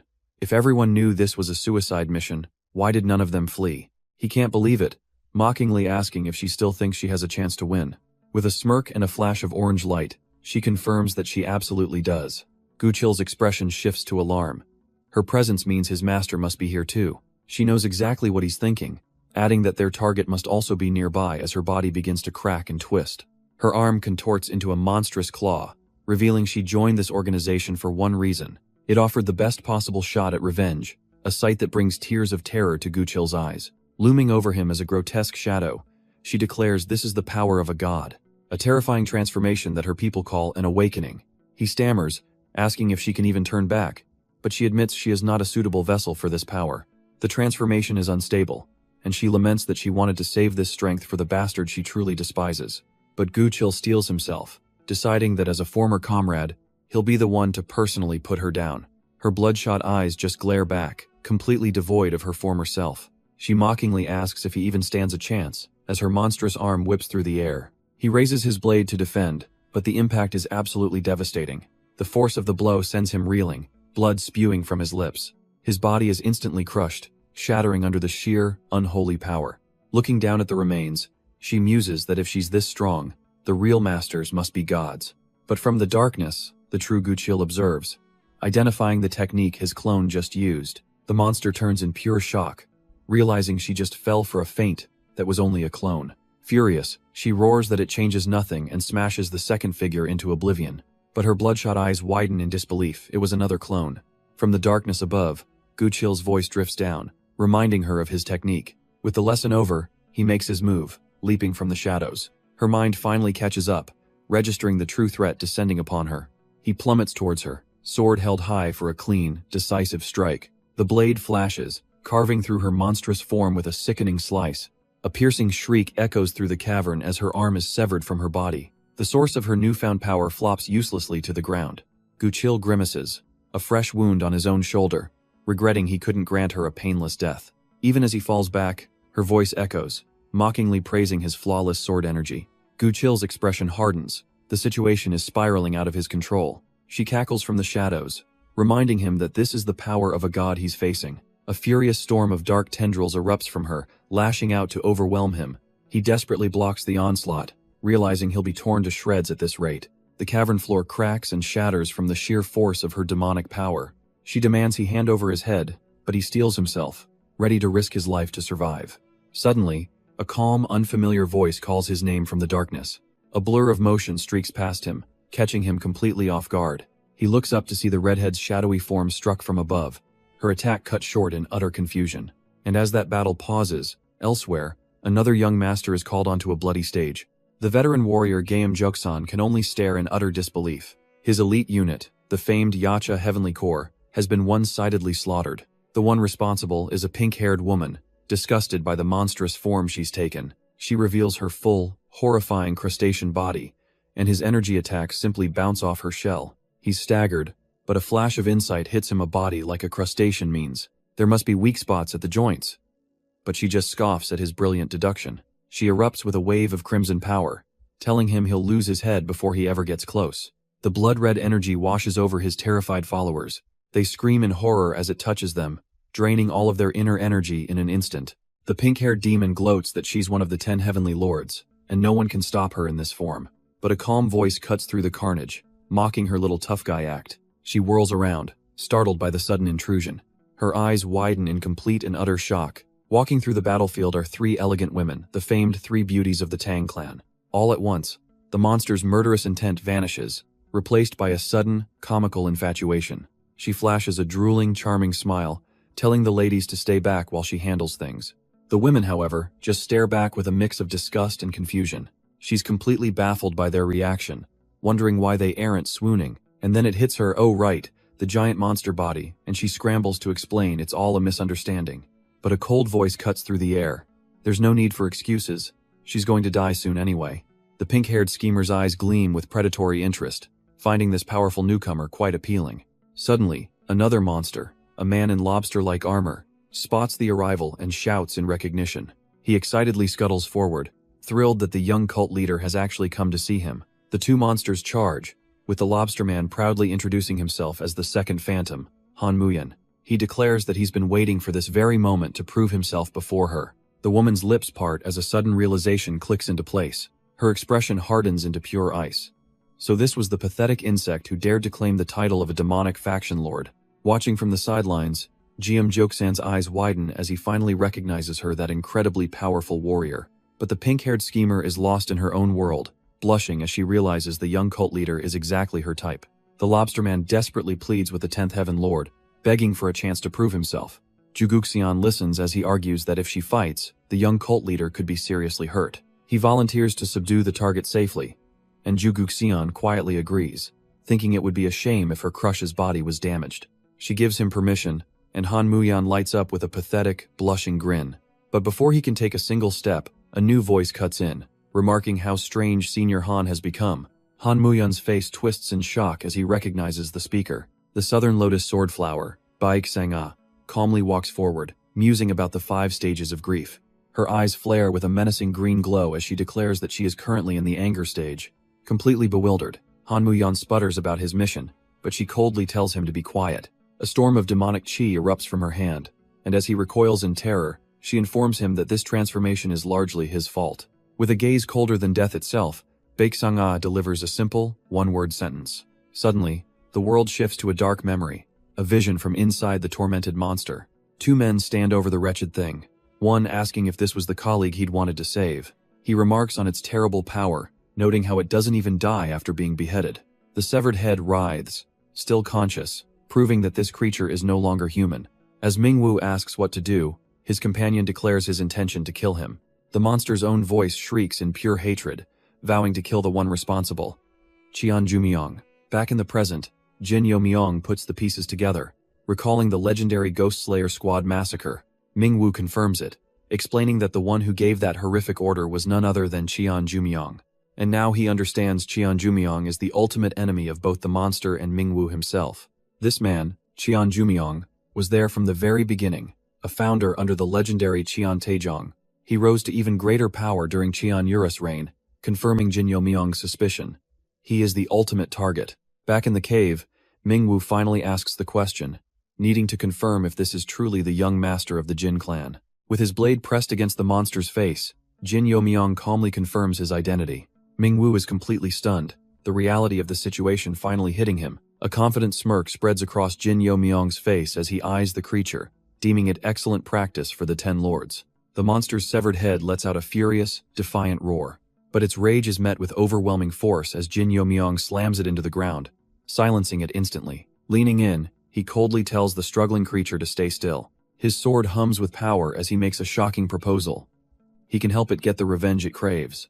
The creature's bloodshot eyes widen in utter disbelief at the offer. Could it be true? Could this boy really grant it the vengeance it so desperately desires? Suddenly, the monstrous head erupts in a crimson blaze, and Mingwu stumbles back in shock. As the demonic energy fades, he realizes with a gasp that she's alive and human again. Overcome with relief, Mingwu cradles his master's restored body, thanking Jin Yo-myong through his tears. But Jin Yo-myong is unmoved, coldly telling him not to celebrate just yet. He clarifies that if she's not useful, he'll have no choice but to torture the information out of her. He orders the stunned attendant to take her away, declaring that a smart person knows which side to choose. Mingwu tries to protest, but Jin Yo-myong cuts him off, questioning his ability to even fight in his current state. Defeated, Mingwu clenches his fist, forced to apologize and accept the harsh reality of his own weakness. Jin Yo-myong waves a hand dismissively, a smug grin on his face. He tells Mingwu that if he's so bored, he can try persuading the girl before the real interrogation begins. This triggers a memory for the kneeling attendant, a vision of a chaotic battle from long ago. An arrogant master, cackling as he wielded two opposing elements, boasted of his absolute power. But his opponent, a grim-faced strategist, saw right through the display, knowing there was still a way to win. He calmly pointed out that this sudden surge of strength had also created a fatal weakness. The man's instincts, his very sense of sharpness as a warrior, had dulled considerably. He let the enemy posture, noting that his amplified power was already beginning to fade. The transformation clearly had its limits, a critical flaw in his borrowed strength. After all, the dual-element master's eyes blaze with fury, refusing to hear another word about his flaws. He explodes with power, unleashing a chaotic blast while screaming for the strategist to shut up. But his opponent is already gone. Using a transposition technique to instantly reposition, the master roars in frustration, demanding to know what weaknesses he could possibly have. The strategist effortlessly sidesteps, letting the raw power slam into the empty ground behind him. He moves like a blur, knowing that in a battle of pure speed, he holds the absolute advantage. The master grits his teeth, realizing he can't block. His only choice is to dodge and drag this out. But the strategist's attack is already upon him, a swirling vortex of energy closing the gap. A flicker of pure shock crosses the master's face. He can't react in time. And a clean, hard strike smashes into his jaw, the strategist's precision shattering his arrogant defense. The force of the blow sends the right guardian flying, smashing him deep into the cavern wall. He grits his teeth, tasting blood, the shock of his defeat still rattling through him. But before he can recover, a new voice emerges from the darkness, admiring the reputation of the red-faced battle demon. The man offers a simple choice to the battered Wang Qianjiao. Join him. He even sweetens the deal, promising not just survival, but a taste of the absolute power he wields. Yet, Wang Qianjiel's gaze shifts past the recruiter, his eyes wide with a different kind of shock. Stepping from the shadows with an infuriatingly casual smile is Jin Yo Myong, who claims he's the one who caused this whole situation. He casually explains that he's the person who single-handedly dismantled Qian Muxiang's entire backdoor scheme. He continues his lecture, listing his accomplishments like exposing the Baek clan's merchant guild as well. A sly smirk plays on his lips as he asks if he's being too annoying with all the details. Jin Yo Myong coolly anticipates the obvious next move, a desperate, final attack from the cornered guardian. But instead of blind rage, Wang Qianjiel asks a surprisingly sharp question about the heavenly mystic maiden. Hess pieced it together, the maiden must have left her will behind, and that's the source of this kid's unbelievable confidence. With what little strength he has left, he demands to know what inheritance Jin Yo Myong managed to steal. Our hero feigns flattery, playfully touching his cheek and listing off benefits like flawless skin and peerless martial arts. The mockery pushes the guardian over the edge, his dual energies flaring as he silently fumes. With a final roar, he unleashes a devastating blast, pouring all his remaining power into one last attack. But Jin Yo Myong dodges it without even breaking a sweat, casually telling him to calm down. He then dangles a small, glowing orb, warning that another reckless move might just shatter it. The guardian freezes, his eyes wide with horrified recognition. He knows exactly what that precious artifact is. With a flick of his finger, Jin Yo Myong effortlessly deflects the man's final, desperate blast. He flashes a smug grin, dangling the small pearl ornament right in front of his face. The guardian can only gasp for air, his mind reeling as he finally recognizes the sacred item. Jin Yo Myong reveals its name, the key of the sacred spirit, a treasure the heaven, defying society has been desperately seeking. The guardian's tone shifts from rage to desperation, begging Jin Yo Myong to name his price. Our hero's eyes glint with amusement, asking if the man is truly willing to give his life for it. To his surprise, the guardian's expression turns deadly serious. His life is a small price to pay. He makes a solemn vow. He will kill himself on the spot if Jin Yo Myong swears to turn the key over to his society. Jin Yo Myong listens, realizing the guardian isn't even hiding his allegiance anymore. Just how valuable is this thing? He thinks to himself that without witnesses, he could just lie and walk away. But now he has to play this game for real. The battered strategist glares, his mind made up if he kills the traitor here and now, this will all be over. He turns to Jin Yo Myong, needing to confirm one thing. Did he truly break into the Supreme Peak realm? With a simple yes, the strategist's resolve hardens. He will create an opening with his own life. His voice is a low command, telling Jin Yo Myong to be ready to kill the guardian in that single instant. Our hero watches, realizing the strategist isn't just risking his life right now. The old man is gathering his remaining key, fully prepared to throw his life away for this one chance. But Jin Yo Myong steps forward, calmly telling the right guardian there's no need for such a dramatic sacrifice. The strategist is aghast. Does this kid even know who he's up against? But Jin Yo Myong just waves him off with a smile. He gives the old man a look of absolute confidence, telling him to just watch and think about retirement. The strategist simply watches, his face a mask of grim determination. The right guardian scoffs, seeing not a threat, but a delivery service for the Jade Celestial Divine Sword. A twisted grin spreads across his face. He can't believe his luck. With a roar, he lunges forward, a blur of motion aimed straight for Jin Yo Myong's life. But just as the killing blow is about to connect, a hand shoots out to intercept. The old strategist has thrown himself in front of the attack, taking the full impact. Unfazed, the guardian's eyes glow with manic glee as he lets out a triumphant laugh. He unleashes a torrential blast of power, an attack he boasts even he would struggle to block head-on. In his mind, it's over. Jin Yo Myong must have been completely shredded by the force of that blow. But the guardian's triumphant grin vanishes, his eyes bulging in absolute disbelief. Through the settling dust, Jin Yo Myong stands perfectly fine, without a single scratch on him. He calmly raises the Jade Celestial Divine Sword, its ominous energy coiling around the blade. A smirk plays on his lips. He knew the guardian had to hold back to avoid damaging the precious key. Desperately trying to regain the upper hand, the guardian starts rambling about a time limit on his power. He claims that once this awakening ends, all of Jin Yo Myong's energy will be sealed. But our boy has heard enough, unleashing a wave of demonic power as he tells him to shut up. He roars again, his patience completely spent, drowning out the pathetic psychological attack. Then he unleashes the Sun-Moon Destruction demonic art, shattering the very ground with twin-star chaos energy. He calmly explains that their powers are just fundamentally incompatible. With a confident smirk, he unleashes the Ten-Fanged Divine Sword Art's ninth fang. The guardian's eye widens in absolute disbelief. This wasn't supposed to happen. A heavenly revolving strike manifests, coiling like a brilliant white dragon. The energy blast screams through the air, aimed directly at its target. It slams into the Guardian's technique, shattering his dual elemental power with ease. He can't process it. There's no way that's the heavenly demon divine art he knows. A monstrous maw of pure destructive force looms over him, ready to consume him whole. But then the scene cuts away, flashing back to earlier that day where a mysterious woman congratulates the survivors of a brutal test. She explains that they have now absorbed the special power her husband prepared for them. But the process is agonizing, as Baek-sang-ah writhes on the floor, her inner energy corrupted by demonic power.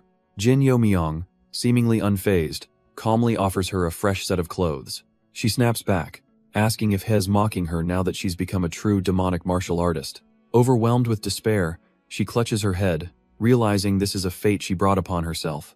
He quietly reflects on his own predicament, while she laments the irony of the Orthodox Alliance leader's granddaughter falling to the demonic path. The mysterious woman then arranges for the distraught girl to stay with the Sa clan, before turning her attention to Jin Yo-myung. She summons him for a private conversation, her expression turning serious. She needs to discuss his current condition, leaving him utterly confused as he holds his new robes. After sending the others ahead, the mysterious woman says she'll follow shortly, turning to face him. The two of them are left completely alone in the vast, empty chamber. She cuts straight to the point, asking if he's aware of the special power lurking inside his body. He admits he's felt a faint trace of foreign energy, but simply ignored it, thinking it harmless. That's no simple energy, she explains, but a refined essence from the heavenly demon divine art itself. Jin Yo-myung's eyes widen in utter disbelief. He can't process it. The power of the legendary heavenly demon is inside him. She clarifies that it's a unique authority of the art, the power of destroying the unknown.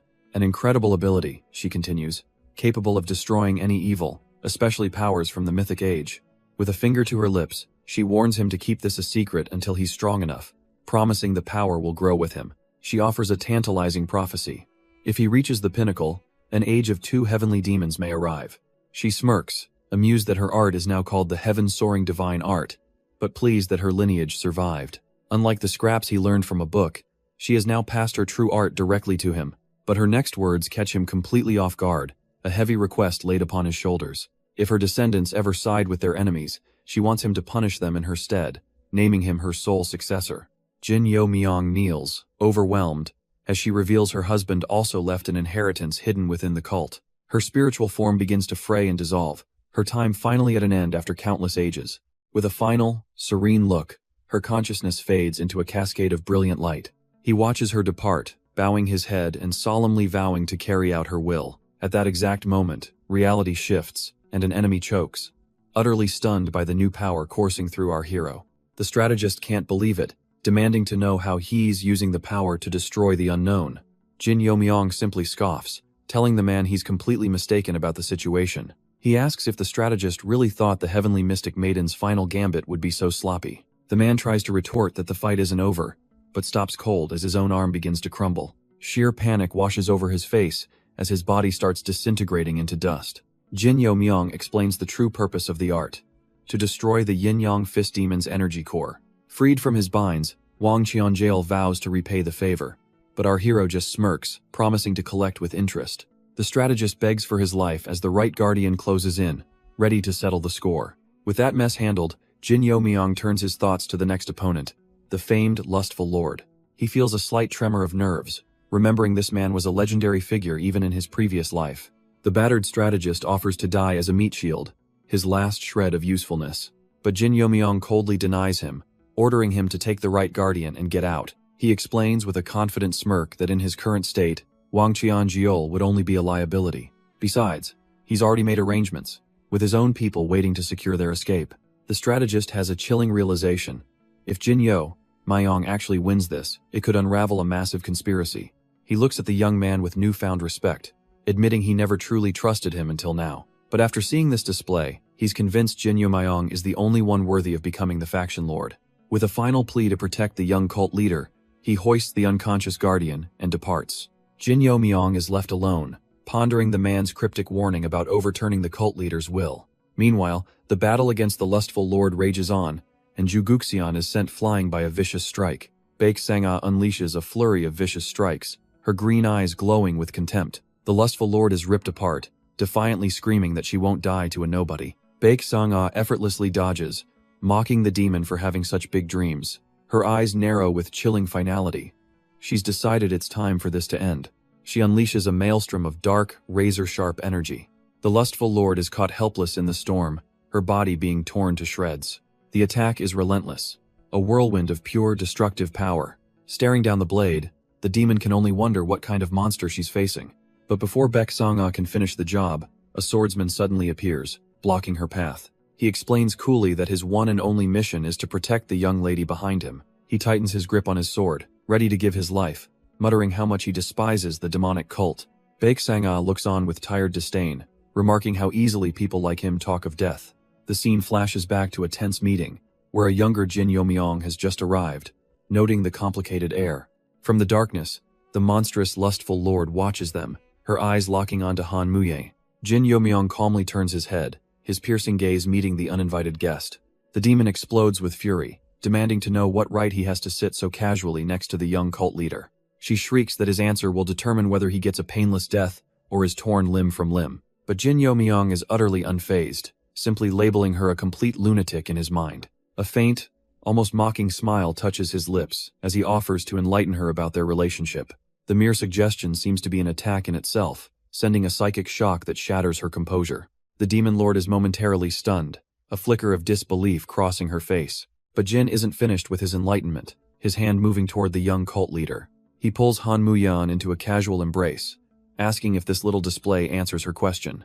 She whispers, asking what he thinks he's doing, and he calmly explains he's just acting rudely to provoke their audience. Her red eyes narrow in thought, weighing his audacious gambit. A silent decision is made. If they're going to start something, they might as well do it properly. With her unspoken consent, Jin pulls her even closer. A silent pact formed between them. She leans into him, fully committing to the provocative act. They present a united, intimate front, a perfect picture of defiance for their unhinged spectator. And it works perfectly, sending the lustful lord into a furious breakdown, screaming of betrayal and her plans to make Han Muyen hers alone. The lustful lord is completely bewildered, as her own loyal guard suddenly attacks her.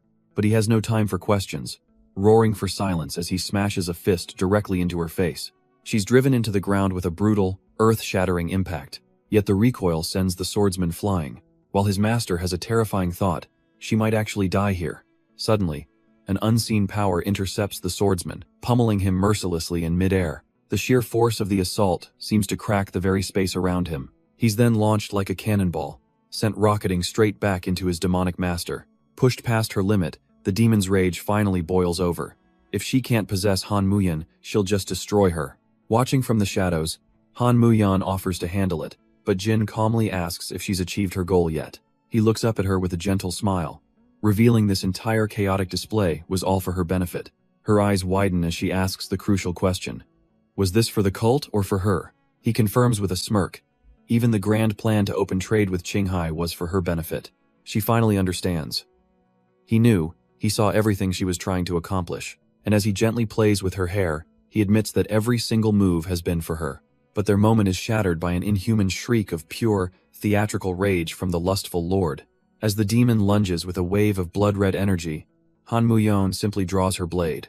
The demon screeches, utterly convinced that mere sword winds can't possibly stop her power. Han Muyon, however, remains perfectly calm, thinking if that won't work, she'll just use something better. She unleashes the realm of intent-controlled manifestation, a will so strong it simply erases the attack.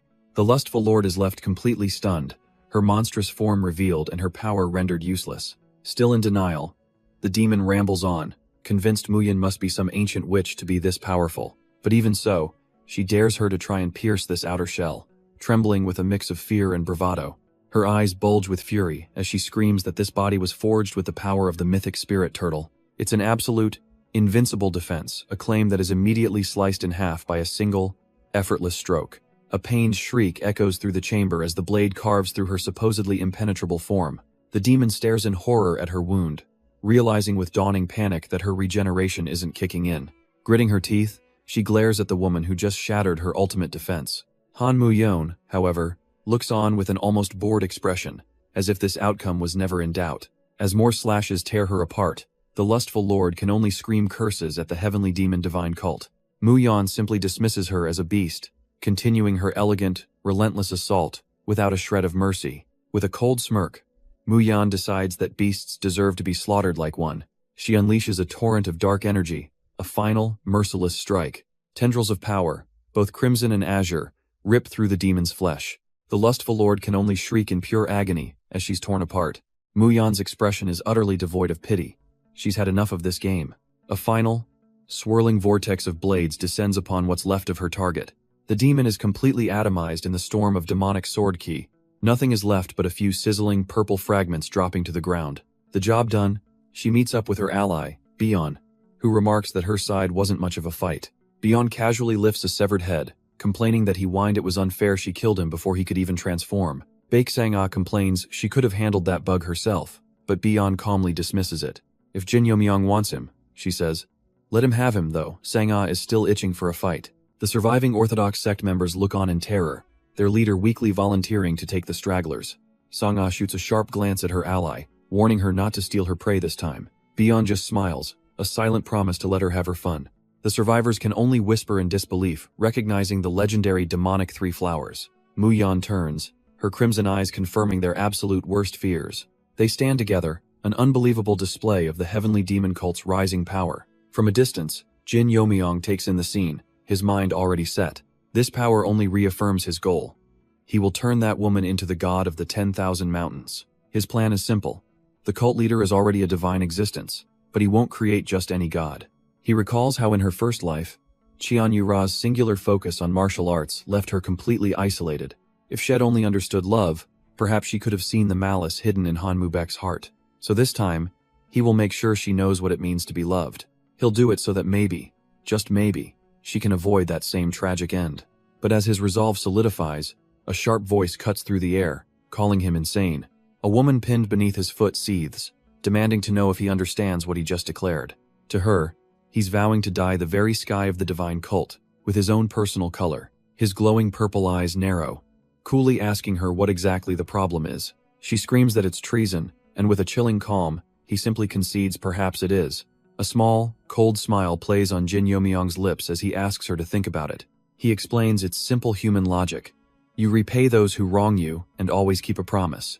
So, he wonders aloud, what should be done with someone who failed to keep their end of the deal? Her pleas for mercy are completely ignored as his foot presses down, ending her life with a wet crunch. Elsewhere, whispers speak of a second exchange meeting, coming far too soon for anyone to prepare. Even Qian Yura is in the dark, admitting to Bion that the cult leader's plans are a mystery. She turns to her friend, believing Bion must now have the strength to finally achieve her dream. But Bion shakes her head, knowing it's not time. Revealing her hand now would be suicide. She plans to bide her time, waiting for the perfect moment to use her power and land the final blow. In fact, she confesses, all her hopes are now riding on this very exchange meeting. Bion reveals her plan. The Sa clan is sending Sa Chung-moon, a close confidant of their heir. It's the perfect opportunity. If Jin Yo-myung humiliates him, it'll be a direct blow to the Sa clan's successor. Qian Yura notes that Bion will owe Jin a debt, but she's just eager to see what he can do. 1 month flashes by, and the day of the exchange meeting arrives. An elder explains to his master that their official protest about the meeting was sent, but unfortunately, he reports, they were completely and utterly ignored. The master, Jin Yo-myung, simply smirks from his palanquin, unbothered, claiming the result will be the same. His butler wonders if this is about building his reputation, but Jin scoffs at the very idea. He coolly states that swatting a few houseflies hardly counts, telling the butler to just trust him. Elsewhere, in a dark, stone-walled room, a captive girl looks up in utter confusion. But as Jin walks through the compound, a sharp voice suddenly calls out to him. A pink-haired girl sprints over, quickly closing the distance between them. She gets right in his face, indignantly asking if he knows who she is, only to get a blunt no in return. She can't believe it, but Jin is already sizing her up, his gaze landing on the massive blade she carries. His eyes flare with purple light as he puts it together. She must be from the Extreme Blades Pei clan. With a smug grin, she introduces herself as Pei Young-young, confirming she knows all about his recent fame. Jin is floored. This is the designated successor? He wonders why Shed even come, since she can't become a great duke. As she walks away, she catches him staring and turns back, asking why he's looking at her so intently. She admits the rumors about him were intriguing. He seems like a pushover, but there's something more. Her playful demeanor fades, and she poses a serious question. Is he, by any chance, insanely strong? With a sly smile, Jin deflects her question. wondering if his strength really matters. He flips it back on her, asking if her clan is forfeiting since she's here. She scoffs, claiming she only came because she's interested in him. Her eyes light up as she admits she's heard the rumors about the young cult leader's power. She then gets to the real point, asking his opinion on the legendary Blade King, one of the 5 kings and 4 supremes. Jin sees right through her. Getting on the Pei clan's good side is surprisingly simple. He calmly mentions the Blade Supreme, Heon Yanghu, and she practically explodes with excitement that he knows the name. As they walk, he continues to play her, admitting that no one's sword arts can compare to the Pei clan's extreme demon blade art. She's completely charmed, remarking that it's the first time she's gotten along with anyone from the Jin clan and looks forward to a match. Jin is taken aback by the sudden invitation to spar. Her friendly demeanor vanishes, and she leans in, asking if he even knows how to use a blade after all that flattery. Jin internally curses his situation. Her challenge has him wondering if he needs to learn a blade art on the spot. Pei Yongyong's sharp green eyes simply stare, waiting for his answer, putting all the pressure on him. Their tense exchange is interrupted as another disciple recognizes the young cult leader with a start. Meanwhile, high above the courtyard, Cheon Yura and her attendant observe the gathering clans. Without another word, Pei Yongyong dashes off, and Jin can't help but be intrigued by her impressive presence. Inside, Cheon Yura addresses the assembled clan members, coldly welcoming the Pei brats to their trial. She declares that to earn her acknowledgement, their level of martial arts must, of course, be tested. However, she then reveals a twist. Due to the cult leader's request, things will proceed peacefully. The theme for this meeting, she announces with a sly grin, is a talent show. Leaving everyone stunned, her attendant clarifies the bizarre rule. They can do anything, as long as it proves how outstanding they are. The attendant confirms Jin's suspicion. There will be no sparring with the young cult leader at this meeting. Pei Yongyong slumps in her seat, utterly deflated, feeling like she came all this way for nothing. But a moment later, a sharp glint in her eyes reveals she's already formulating a new plan. She turns to the attendant and asks for a match instead, catching the woman completely off guard. Cheon Yura interjects, dismissing her attendant's humble refusal and insisting she is more than strong enough. But Pei Yongyong ignores them, turning her attention to Jin, sensing the immense power he's trying to conceal. She asks him why he's so fixated on the cult leader, and he just smiles, admitting he can feel her incredible strength. With a dangerous look, Cheon Yura offers a different idea. Why not fight them instead? She gestures to the entire room, proposing that all the gathered clan representatives would make for excellent opponents. Seeing his chance, one of the disciples immediately volunteers, eager for the glory of challenging the Pei clan. A vicious smile spreads across the disciple's face, thinking this is his moment to shine. But before he can even take a step, a commanding voice cuts through the tension, ordering him to stop. The young man's ambition deflates in an instant as he obediently lowers his hand. Pei Yongyong scoffs, making it clear she has no interest in fighting such small fry. Her gaze remains locked on Jin, telling him she only wants to cross blades with him later, and he calmly agrees. But he has one condition for the young lord of the Pei clan. As long as the other representatives aren't eliminated from the meeting, she is not to touch them because they are his. Cheon Yura's eyes narrow, backing him up with a possessive warning that she hates having her people taken from her. Elsewhere, the humbled disciple apologizes to his superior for his hasty actions, but his leader isn't concerned, telling him to forget it and focus on their true goal, winning the exchange match. Suddenly, a new voice cuts through the air, remarking on their interesting conversation. A man with flowing silver hair and a smug grin strolls up, admitting he unintentionally overheard everything. The red-robed leader eyes him suspiciously, asking if he's a guest of the patriarch. He flashes a confident smile, introducing himself as Cheon Jumyong, the master of the Heavenly Intelligence Pavilion. His arrival comes on the heels of a massive internal purge that has rocked the entire demonic cult. Elsewhere, a high-ranking elder smashes his desk in fury, enraged by the sheer scale of the betrayal. He turns to a young man kneeling before him, acknowledging the part he played in helping the right guardian. The young man humbly credits his survival to luck and the guardian's willingness to cover up the details. The elder commands him to lay low at the academy for now. A reward is coming, but he must avoid the current political storm. His next destination is the Primordial Demon Pavilion, summoned by the cult leader himself, a place he's never been before, at least not in this life. As he makes his way up the grand staircase, his thoughts are interrupted. The elder calls out to him one last time, a hint of concern in his voice. He warns that he won't ask what our regressor gained during the recent chaos, so long as it never brings harm back to their own clan. The young man agrees, his mind already on the more pressing matter, his audience with the cult leader. He finally arrives before the Primordial Demon Pavilion, and the guards announce his summons. The massive doors slowly creak open, revealing the dark hall within. A single, powerful voice from the depths of the room commands him to enter. For just a second, a horrific memory flashes in his mind, the sound of a woman screaming. But he steels himself, a cold resolve settling on his face as he steps forward to meet his destiny. His mind is assaulted by visions of a past tragedy, of a city engulfed in flames. He takes a single, heavy step into the throne room, the weight of his memories pressing down. Another flash, a lone figure standing defiantly amidst total ruin. But he shoves it all down, his gaze hardening with cold determination. In the cavernous hall, a voice welcomes him, mockingly calling him the weakest of their high-ranking members. The sound and sight of the leader stop him dead in his tracks. A jolt of pure shock runs through him. The heavenly demon calmly asks if he's all right, his voice echoing in the silence. Caught completely off guard, our regressor can only stare, flustered before the cult's supreme leader. He quickly regains his senses, dropping to a knee to pay his respects to the heavenly demon. But the leader cuts right through the formalities, asking if he is truly the one who defeated the seventh elder. Jin plays it humble, claiming the right guardian did most of the work and he just landed the final blow. But the heavenly demon isn't having it. A soul-crushing pressure slams down, demanding the real story. Forced to the floor, Jin trembles, realizing why the heaven-defying society stays hidden. Their power is monstrous. He can't even think of resisting the overwhelming presence. So this is the true might of the heavenly demon. The leader watches him struggle for a moment, then calmly notes that he has certainly grown stronger. As the pressure finally lifts, Jin gasps for air, and the heavenly demon suggests they resume their talk. After Jin recounts the entire ordeal with the enchantment, the leader turns away, simply stating that he now understands what happened. Jin is baffled. He expected suspicion, not acceptance. The heavenly demon then asks what he knows about the enchantment he received. He reveals its true purpose, a trial that grants the wielder the literal power to subjugate demons. The heavenly demon explains the true gravity of what just happened.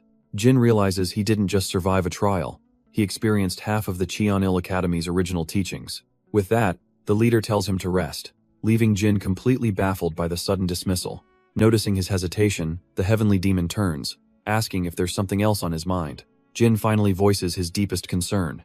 He was afraid the leader would be furious about him learning a rival clan's arts, but the leader waves it off, claiming he has little interest in the heaven-defying clan's inheritance. He even adds that since Yura benefited from it in the past, there's absolutely no reason for him to be offended. As the conversation seems to conclude, Jin musters the courage to ask one final, critical question. The leader sighs, remarking that he's certainly full of questions tonight. But Jin's eyes are deadly serious, his focus locked entirely on the cult leader before him. He asks a question that cuts to the very core of the heavenly demon's existence. Must an absolute supreme be absolutely alone? The response is not words, but a wave of crushing pressure that slams Jin to the floor, the leader's silhouette radiating pure menace. The heavenly demon remarks that Jin's instincts are sharp, so sharp, in fact, that it's irritating. All of Jin's fears flash through his mind: the desolate pavilion, Yura's tragic smile, and the guardian's final words. Despite the insolence, the leader seems to sense the weight behind the question and decides he will answer. His confirmation is simple and devastating. Yes, that's correct, shattering Jin's world. The weight of that truth leaves him utterly broken, a small figure sprawled in the vast, empty hall. Suddenly, a new voice cuts through the silence, lightly mocking him for not valuing his own life. An elegant figure approaches, asking if he realizes he just stepped over the line between life and death. Jin looks up, acknowledging that he knows he just survived by a hair's breadth. Gathering himself, Jin offers a deep, respectful bow to the woman before him. She is Cheon Yongha, the Grand Elder, and she wants to know what could possibly be worth risking his life for.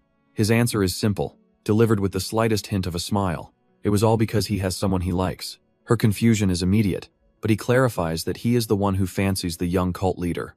Jin insists he's being completely serious, much to the elder's bewilderment. He admits Yura isn't most men's type, she's scary and only cares about martial arts. But even so, he asks with a fond smile, "Isn't that what makes her cute?" He continues, describing her emotional depth and clumsy charm, until the flustered elder tells him that's quite enough.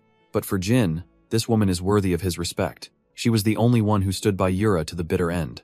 And besides, he muses, where else in the world could he confess his feelings for Cheon Yura so freely? A flashback reveals the core doctrine. The absolute supreme must be utterly solitary. Her father, the cult leader, believed any human emotion was a weakness, an opening to be avoided. Yura's eyes reflect the cold weight of this expectation. For this reason, her father had absolutely no intention of ever pairing her with anyone. The memory slams into Jin, the cruel, isolating reality of the cult's philosophy hitting him all over again. Back in the present, Elder Cheonyunga scoffs at the very idea of love in the heavenly demon divine cult. She notes the terrible timing, someone claiming to care for Yura right when the cult leader's will is firm. Jin lowers his head, explaining that this is exactly why he's come to her, pleading for her help. She questions his motives, asking if becoming the demonic faction lord is his true goal, but he flatly denies it. Jin declares with a smile that his feelings would be the same even if Yura weren't the young cult leader. In fact, he cheekily adds, it might be even better they could meet freely. The elder warns that such words would earn him a death sentence, but Jin knows the cult leader isn't here, casually revealing he's aware of the man's usual whereabouts. This stops Cheonyunga cold. How could he possibly know that? A chilling blue aura erupts from her body. In an instant, spectral snakes of ice coil around Jin, a test from one of the cult's most powerful masters. A bitter frost creeps up his fingers, but he stands firm, enduring an attack that would have frozen a normal martial artist's heart. Impressed, she withdraws her power, stating she can't defy the cult leader, but she can answer a question. She asks him to consider a simple contradiction. Why would a man who refuses to pair Yura ever hold an exchange ceremony? The question hangs in the air, forcing Jin to think. It's a blatant inconsistency he hadn't seen. The elder explains the backdrop. The 6 clan's successors are all vying for power, especially the Ma clan, where 2 brothers are locked in a dirty feud. She continues, explaining that the Sa, Huan, and So clans are also consumed by their own succession battles. With a sharp glint in her eye, she asks him to consider what happens when a new variable is added to this political tinderbox. It all clicks into place for Jin. The chaos, the bloodstorm, it was all part of the cult leader's grand, manipulative design. A scheme to buy Yura time to grow stronger, while letting the other clans weaken themselves. But Jin knows how this story ends, his hand clenching in fury. A catastrophic, garbage plan that was doomed from the start. The elder then drops another bomb. The Heavenly Intelligence Pavilion has made its move, ensuring the chaos won't end soon. That name stops him cold, an unexpected development he hadn't foreseen. Without another word, she tosses him a small wooden object. It's a tag, a token for the Contemplation Heavenly Pavilion, granting him access to one of the 9 demon pavilions. But just as she offers this aid, her eyes narrow, suddenly questioning him about the incident he caused in Qinghai. She calls him out on the rumor that he turned the Orthodox Alliance leader's granddaughter into a demonic practitioner. She notes he can't fully dodge responsibility, but reveals Yura defended him to the cult leader, keeping the story contained for now. But the warning is clear. He needs to find a way to handle this situation, leaving him flustered and at a loss. The scene shifts to a man named San Dojian, who has finally collapsed, weeping over the remains of his fallen kin. He throws himself at Jin's feet, breaking down completely as he begs for a chance at vengeance. His voice cracks with desperation, wanting only to flay the bastards responsible and offer their hides to the dead. Jin listens to this plea, his expression unreadable as he takes in the broken man's request. We get a glimpse into Dojian's life, where even among allies, he's looked down upon by others jockeying for position. One of them smugly claims seniority, declaring their lord chose him first, while Dojian can only sit dejectedly in the background. The bully smirks, asserting his own twisted logic that he is the lord's true left arm, and therefore Dojian's senior. One of the other subordinates snaps back, yelling that talk is cheap.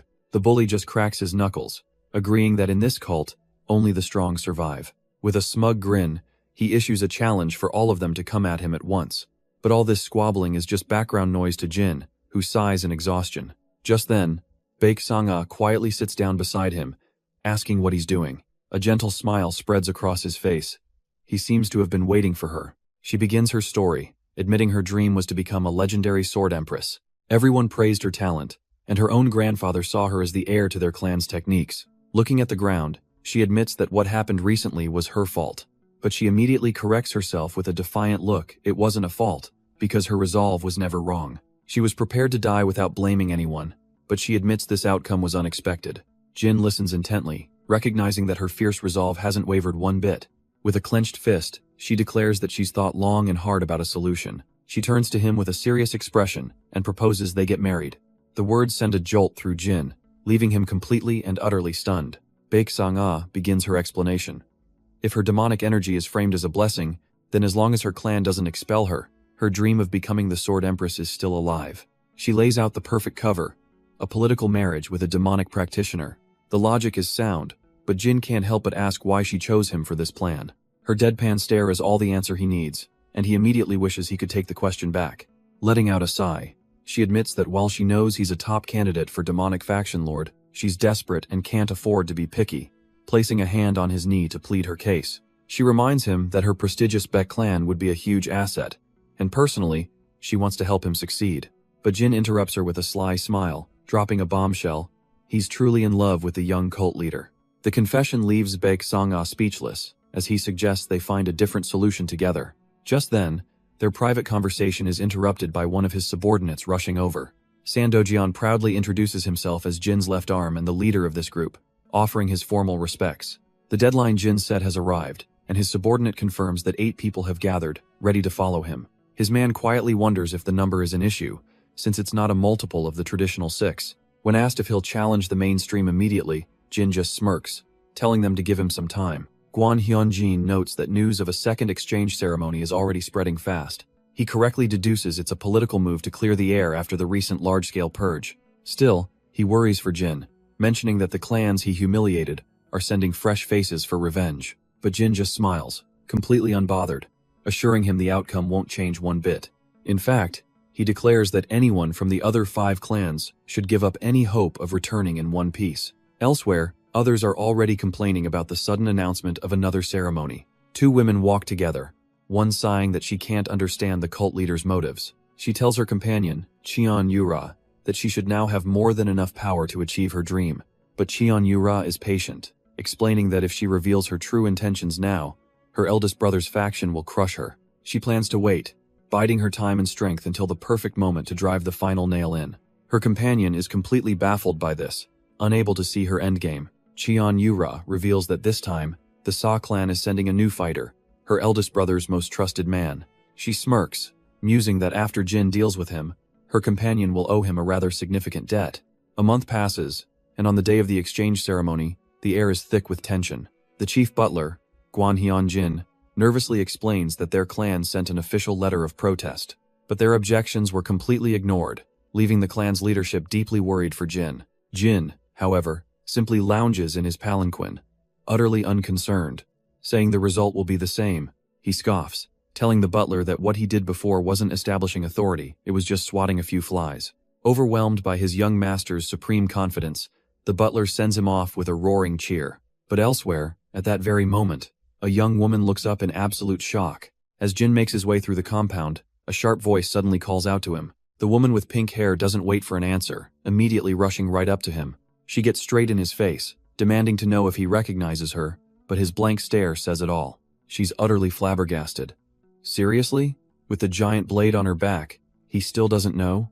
The weapon finally jogs his memory that fighting style she must be from the Extreme Blades Pei clan. She smirks, introducing herself as Pei Yongyang, one of the ceremony's participants, and notes that his reputation precedes him. But this only confuses Jin. He knows she's the Pei clan's chosen successor, so why is she here? Noticing his intense stare, she asks him what's got him so lost in thought. She admits the rumors of his sudden change intrigued her, and that he has a strange, almost shabby aura, yet something more. Cutting to the chase, she asks him point blank, is he actually insanely strong?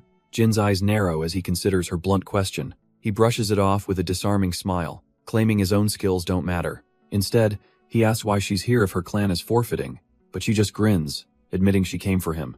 She's heard tales of the Ma clan's young leader, a prodigy with unrivaled skill, but then she gets to the real point, asking his opinion on the legendary Blade King. A flicker of a smirk crosses Jin's face. He knows this game all too well. He mentions the Blade King by name, and Pei Yongyang's eyes light up, thrilled that he's in the know. He continues, praising her clan's extreme blade art as having more raw power than any other style. Completely charmed, she declares she's looking forward to the day they can finally have a real blade fight. Jin is left speechless, not expecting his smooth talk to lead to a genuine duel. Her smile widens, playfully pressing him. Surely he wasn't all talk about blade techniques, right? Jin's smooth facade crumbles internally.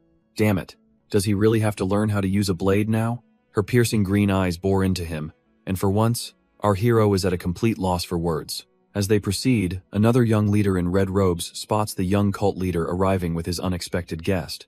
They're led to an imposing, multi-tiered structure, the grand hall for this supposed clan exchange. The man in red watches Pei Yongyang rush ahead, intrigued by her incredibly potent aura. Inside, the heads of the various clans are already assembled as Cheon Yura welcomes the Pei clan. With a stern expression, She announces that their job today is to earn her recognition by proving their strength. However, she clarifies that the cult leader himself requested that things remain peaceful this time. Therefore, the theme for this year's verification ceremony is a talent show. Leaving the entire room completely baffled, the head attendant explains that each clan must simply demonstrate their most exceptional talent. But Pei Yongyong only cares about one thing. Does this mean no sparring with the young cult leader? The answer is no. She slumps in her seat, utterly devastated. She came all this way for nothing. But then, a glimmer of inspiration flashes in her green eyes as a new plan forms. If the master is off limits, perhaps his servant isn't? She turns to the attendant and asks if a match with her is possible. The attendant humbly insists her skills are lacking. But Pei Yongyong isn't listening. She suddenly grabs the woman's shoulder, claiming she can feel an immense power being suppressed within her. Jin Yo-myong just smirks, silently confirming her guess this attendant is far stronger than she lets on. Before things escalate, Cheon Yura's sharp voice cuts in with a different proposal. She gestures to the room full of clan leaders, suggesting they make for much better sparring partners, much to Jin's silent dismay. Seeing an opportunity, the young leader in red volunteers to be the first to spar with the Pei clan head. But before he can even finish his sentence, a cold voice commands him to stop. The leader freezes, clenching his fist in silent frustration at being so bluntly shut down. Pei Yongyong couldn't care less, huffing that she has zero interest in anyone else anyway. She turns her gaze solely to Jin Yo-myong, demanding a blade fight later, and he's surprised she still remembers their old promise. Cheon Yura interrupts, turning to the pink-haired girl with a condition she must keep in mind. But Jin speaks first, his expression hardening as he warns them that his people are his own unless eliminated. Cheon Yura's eyes narrow, retorting that she despises having her people taken from her a clear threat. Meanwhile, outside the main hall, other clan members are idly gossiping about their own affairs.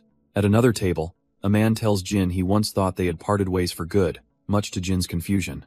The man introduces himself as So Jungwon, reminding Jin of their time at the demonic heaven tower. He flashes back to that day, admitting with a chuckle that he seriously thought Jin was going to die. Jin gives an awkward laugh, clearly not remembering the man all that well. But before he has to fake it any longer, another voice cuts through the hall, addressing the young cult leader.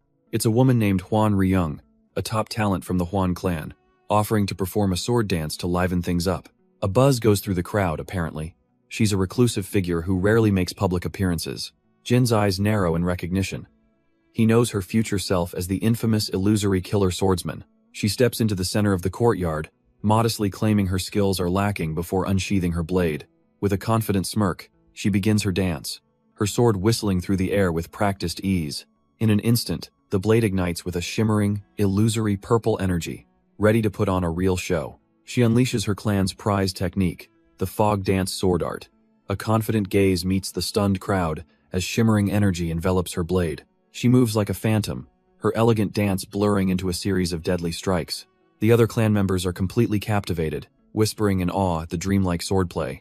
Even So Jungwon, his face beaming, can't help but be impressed by the spectacle. But at the head table, Cheon Yura simply sips her drink, thinking it's nothing special. The performance concludes, and a heavy, expectant silence falls over the main table. Hwan Ryung stands poised, a flicker of annoyance on her face as she waits for the praise she deserves. But then, one of the leaders turns directly to Jin, putting him on the spot. Hwan Ryung whips around. Insulted, is this mere junior really going to evaluate her art? From the main table, Cheon Yura calmly explains why Jin was chosen over everyone else. The reason is simple, and utterly crushing. He's just stronger. With that, Jin rises and walks forward. He introduces himself formally, stating hell appraise her sword art by the young cult leader's command. Jin begins his critique by correctly identifying the 9th move of her 18-part form, stunning Hwan Ryung. He casually suggests he'll just reproduce it, unsheathing a blade with a confident air. As he demonstrates, he points out her first flaw, a lack of fluidity, and the crowd begins to whisper about his legendary deeds. He continues the lesson, noting her incorrect energy control, stopping her with the point of his blade. Flustered, she tries to stop him, claiming she understands, but he just looks at her, confused by her words. A wicked grin spreads across his face.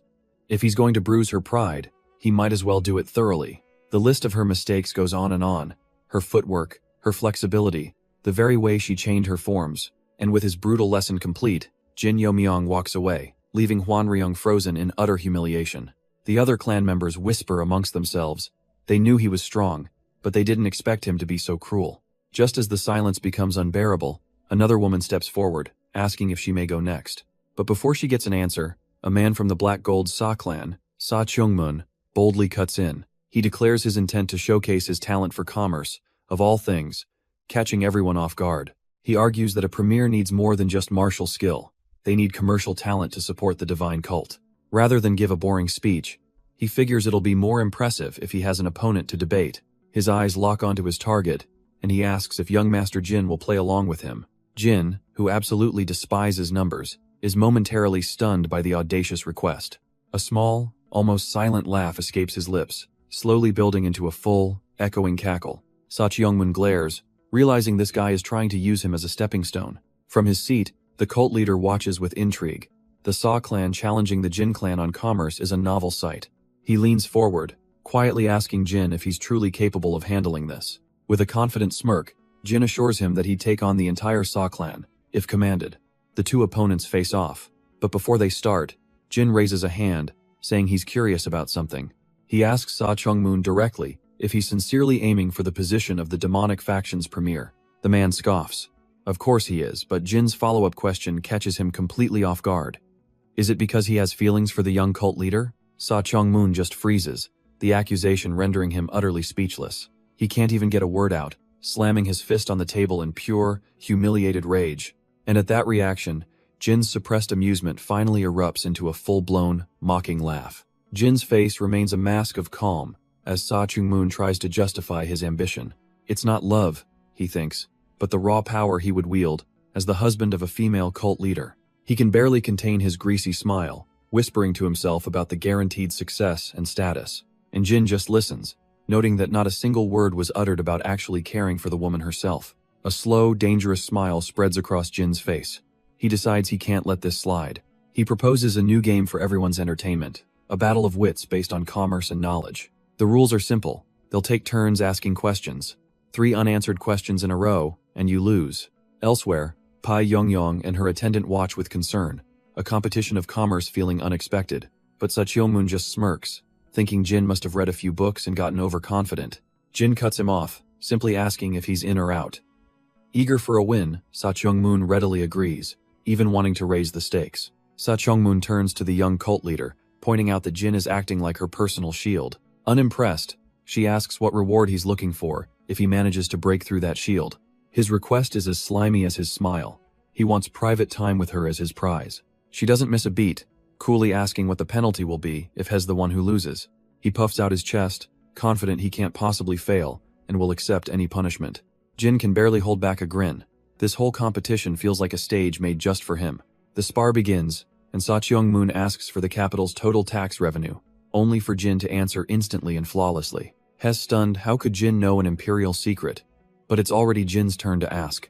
Jin asks why the divine cult's attempt to open a trade route failed 30 years ago. Sa Kyungmun's face goes pale. That was before he was even born. Jin just smiles, wondering if the question is too hard. The spectators murmur amongst themselves, realizing just how much a faction lord needs to know. Sa Kyungmun grits his teeth. Half-baked questions clearly won't work on this guy. Even those who don't understand the question can see the sheer desperation on his face. He tries again, asking about the specific financial losses the divine cult suffered just last year. Nearby, Cheon Yura's companion observes that young Master Jin is truly a different breed. Once again, Jin answers perfectly, and when asked how he knew, he simply questions if he has to say. Sa Kyungmun freezes. That's classified information known only to a handful within his own clan. But Jin just offers a smug little smile, as if toying with him. His companion is left speechless by Jin's incredible display of knowledge and audacity. Completely losing it, Sa Kyungmun spins around, accusing someone of selling out the Sa clan's secrets. But his little tantrum earns him a cold, unimpressed stare from Yura's companion.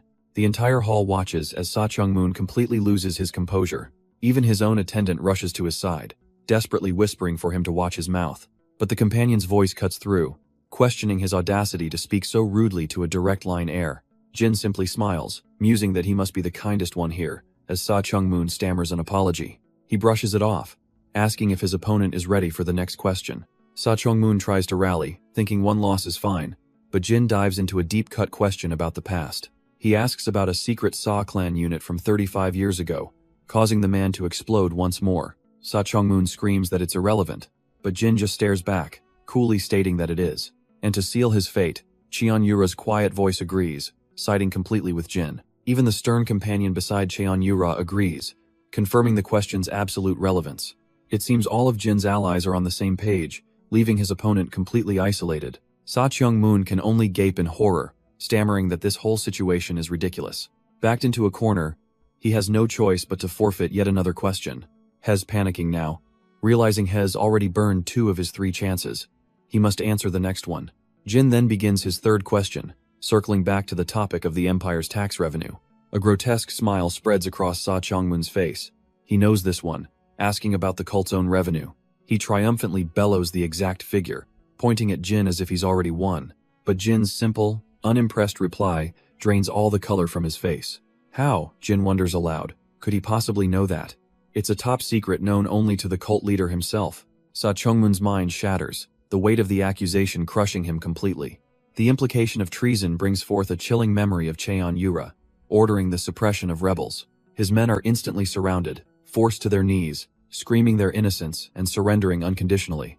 And as one scheme collapses, we flash back to the beginning of another, where a young disciple apologizes for his failure. But his master, Cheon Jameong, simply waves his fan, telling him it's fine given the situation.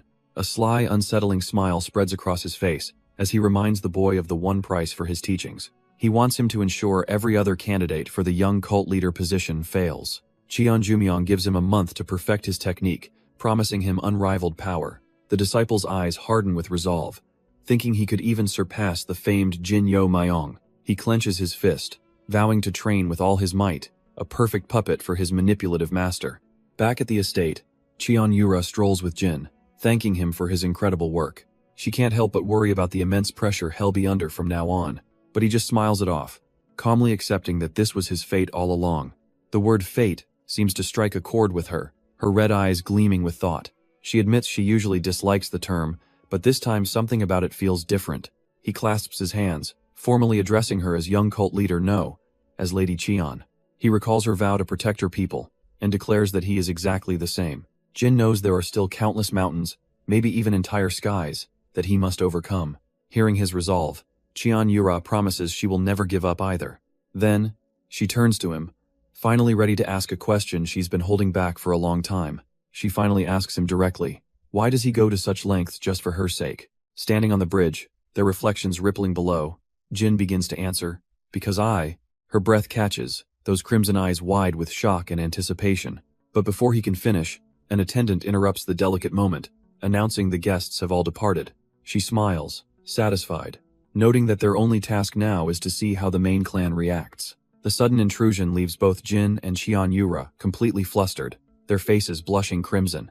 Another attendant, Byeon, rushes over looking for her young cult leader, but Jin calmly cuts her off. Hez already moved on, explaining his next move. This incident alone won't be enough to dethrone his brother. His mind flashes back to his previous life, remembering how his older brother took over and how he never saw Byeon again. The grim realization settles in. To think she simply survived after being cast out is far too optimistic. And suddenly, it clicks. A shocking realization hits Jin Yo Myong. That gesture, it was something only one person ever did. Only Cheon Yura. He understands now that Byeon's actions were a quiet way of honoring a childhood friend.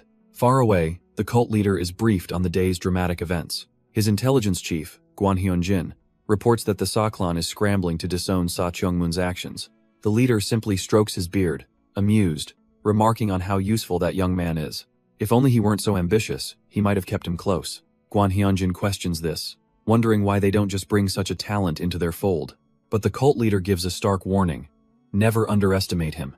Even the master of intelligence, he says, can be vulnerable to a blade hidden right under the lamp. The cult leader scoffs at his subordinate's unspoken doubt. How could he possibly underestimate that boy? Shifting gears, he asks for an update on their investigation into the Orthodox sects.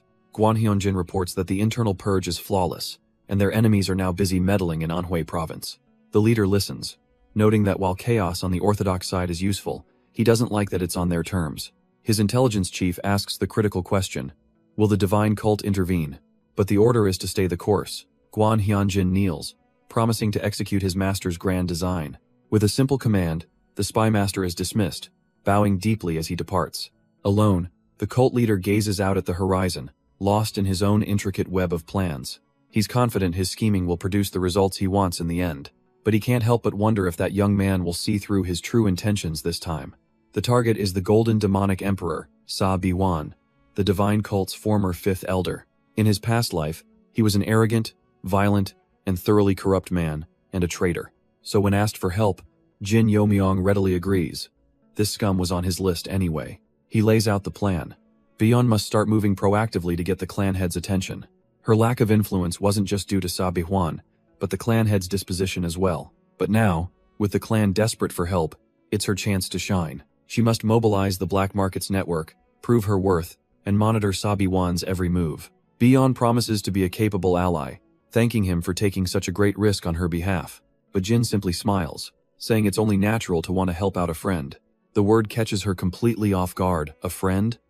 To him, that's exactly what they are. Jin looks at her with a rare, genuine smile, admitting he just wants his friend to survive. For a brief moment, he's reminded of another precious friend, Cheon Yura, and her bright, carefree laugh.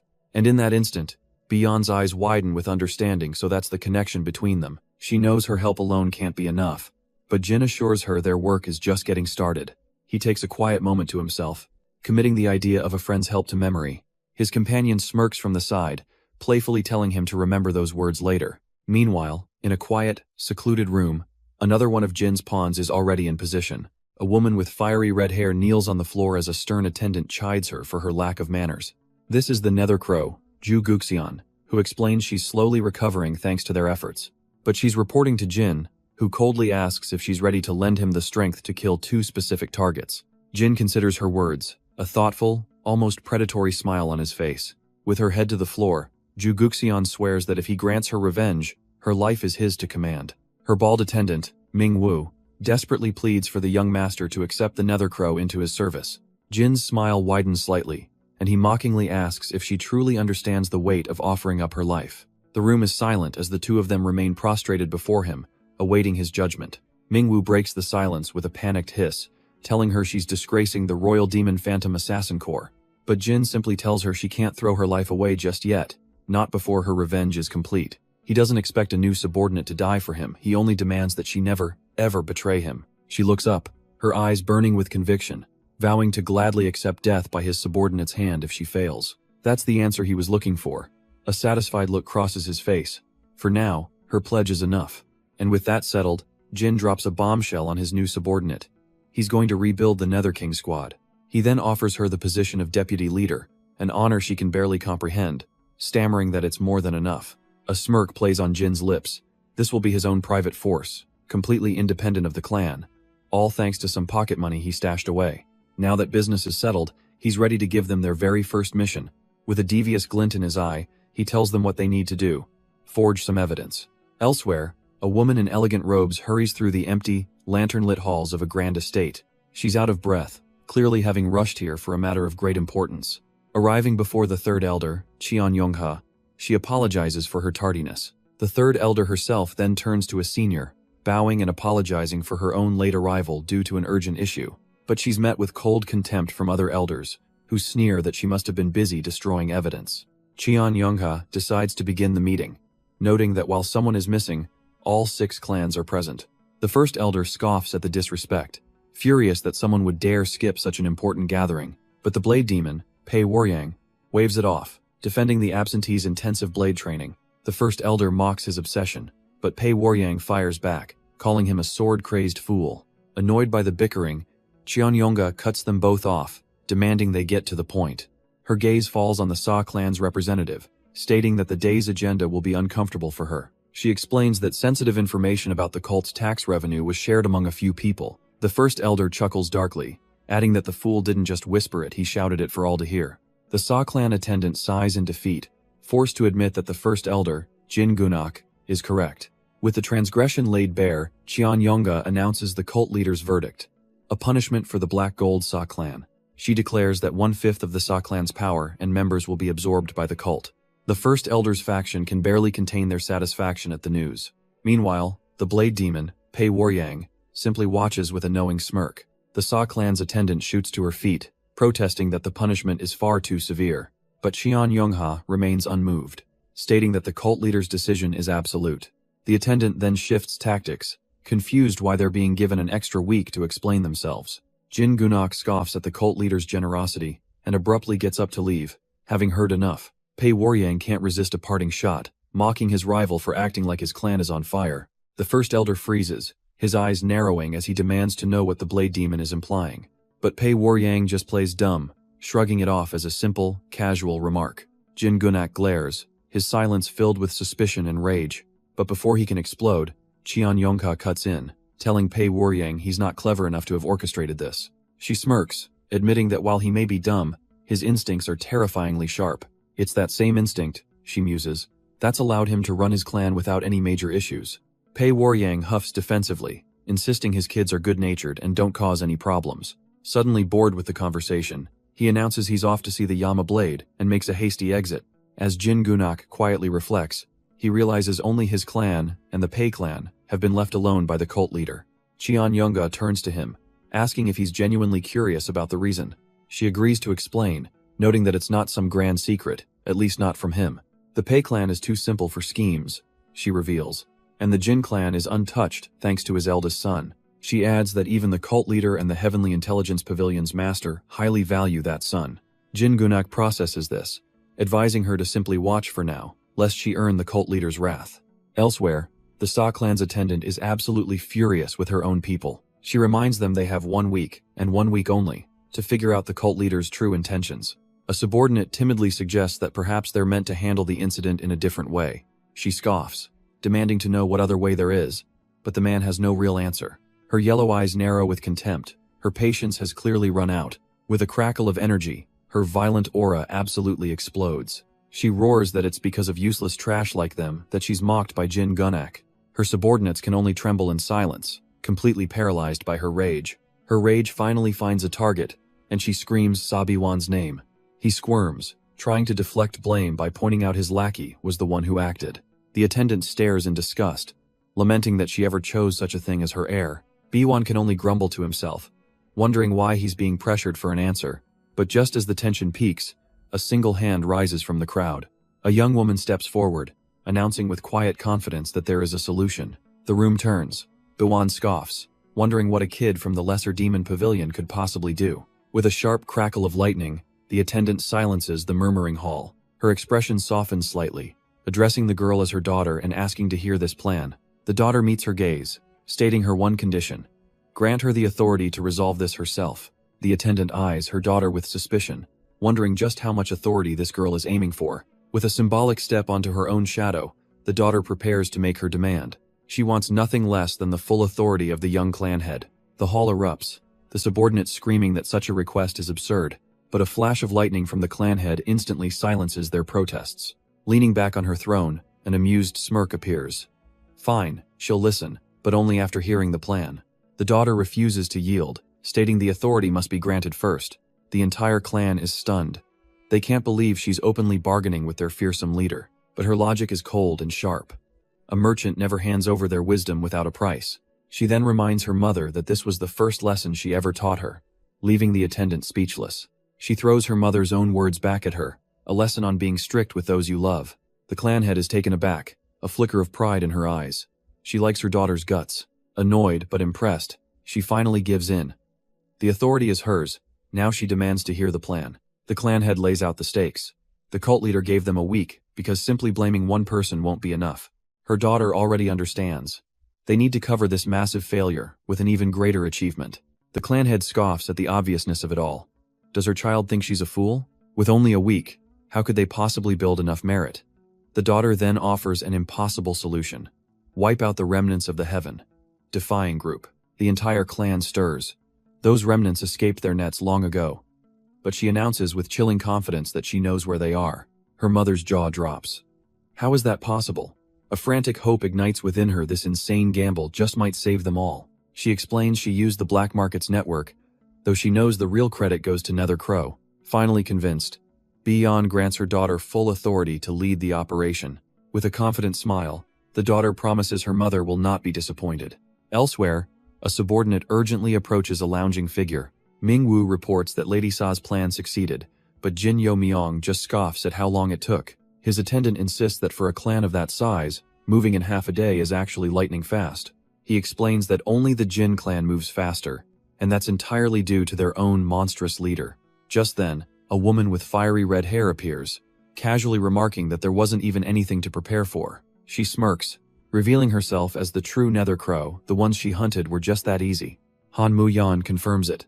Sa Biwan really was colluding with their enemies. No tricks needed on her part. She hands over the letter, adding that she even found henchmen of the Yin-Yang Fist Demon hiding among them. Jin Yomyong reads the proof. It's solid, but he wants to make it airtight, impossible to deny. He orders them to forge a copy, seal it to prevent its destruction, and plant it back where the original was found. But as they're plotting, a voice suddenly drifts over, observing their interesting deed, and both subordinates instantly freeze. Ming Wu's face contorts in dawning horror. He recognizes that voice. A figure casually approaches, remarking how nice it is to see some familiar faces. A flicker of demonic energy escapes Han Muyan as she whispers the title Demonic Gentleman. Her eyes flare with pure terror and hatred. This is the one who slaughtered them before. The infamous Demonic Gentleman, Qian Jumyong, stands before them, coolly mocking their complete lack of emotional control. Overwhelmed by her past trauma, Han Muyan snaps, screaming a curse as she charges forward to attack.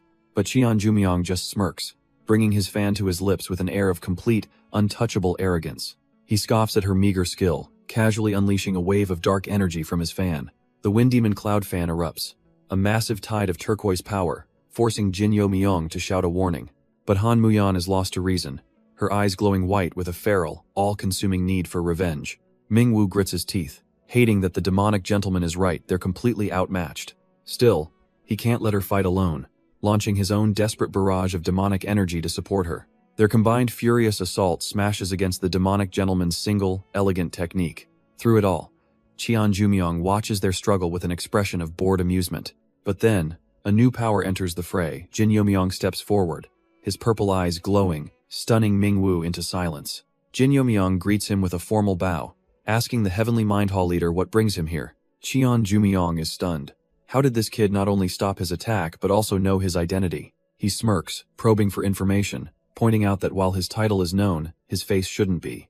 With a bright smile, Jin Yomyong claims it's impossible not to know, though his inner thoughts are a stream of curses. He explains that his subordinate helpfully yelled his full name earlier, much to Han Muyan's mortified rage. A flicker of understanding crosses Qian Jumyong's face before he pivots, rephrasing his question. Now, he wants to know what Jin Yomyong himself is doing in this place, putting the boy on the spot. The question hangs in the air. Why would someone of his obvious power be meddling in these affairs? Jin Yomyong's answer is calm and confident. He's here for the very same reason as the Demonic Gentleman. He then bluntly reveals their scheme to replace the Sa clan's successor, leaving his companions absolutely flabbergasted. Qian Jumyong mutters to himself, impressed that Jin Yomyong managed to find the Yin-Yang Fist Demon's home, a place his own lord had taken an interest in. His eyes light up with a sudden, brilliant idea. He asks if Jin Yomyong would consider joining the Heavenly Mind Hall. He even offers to pardon the so-called traitors, Han Muyan and Ming Wu, who can only glare in fury. The deal gets even sweeter. He'll make Jin Myong his direct subordinate. Jin considers it a perfect chance to infiltrate, but then, to Qian Jumyong's disbelief, he flatly refuses. He explains that if he were to enter the hall, he would never be able to achieve his true goal. Qian Jumyong's smile vanishes, replaced by a cold glare, questioning if he's really going to defy his lordship's will. But before he can press further, an unseen figure calls out, impatient with the delay. Jin Yomyong's head snaps around, his senses screaming a true master has just arrived on the scene. The newcomer notes that an interesting variable has appeared, while Qian Jumyong reminds him of their lord's orders. With a flick of his finger, the man makes his presence known. He introduces himself, Qian Jumun, the Ghost Slayer squad leader, remarking that he knew the traitors were still alive.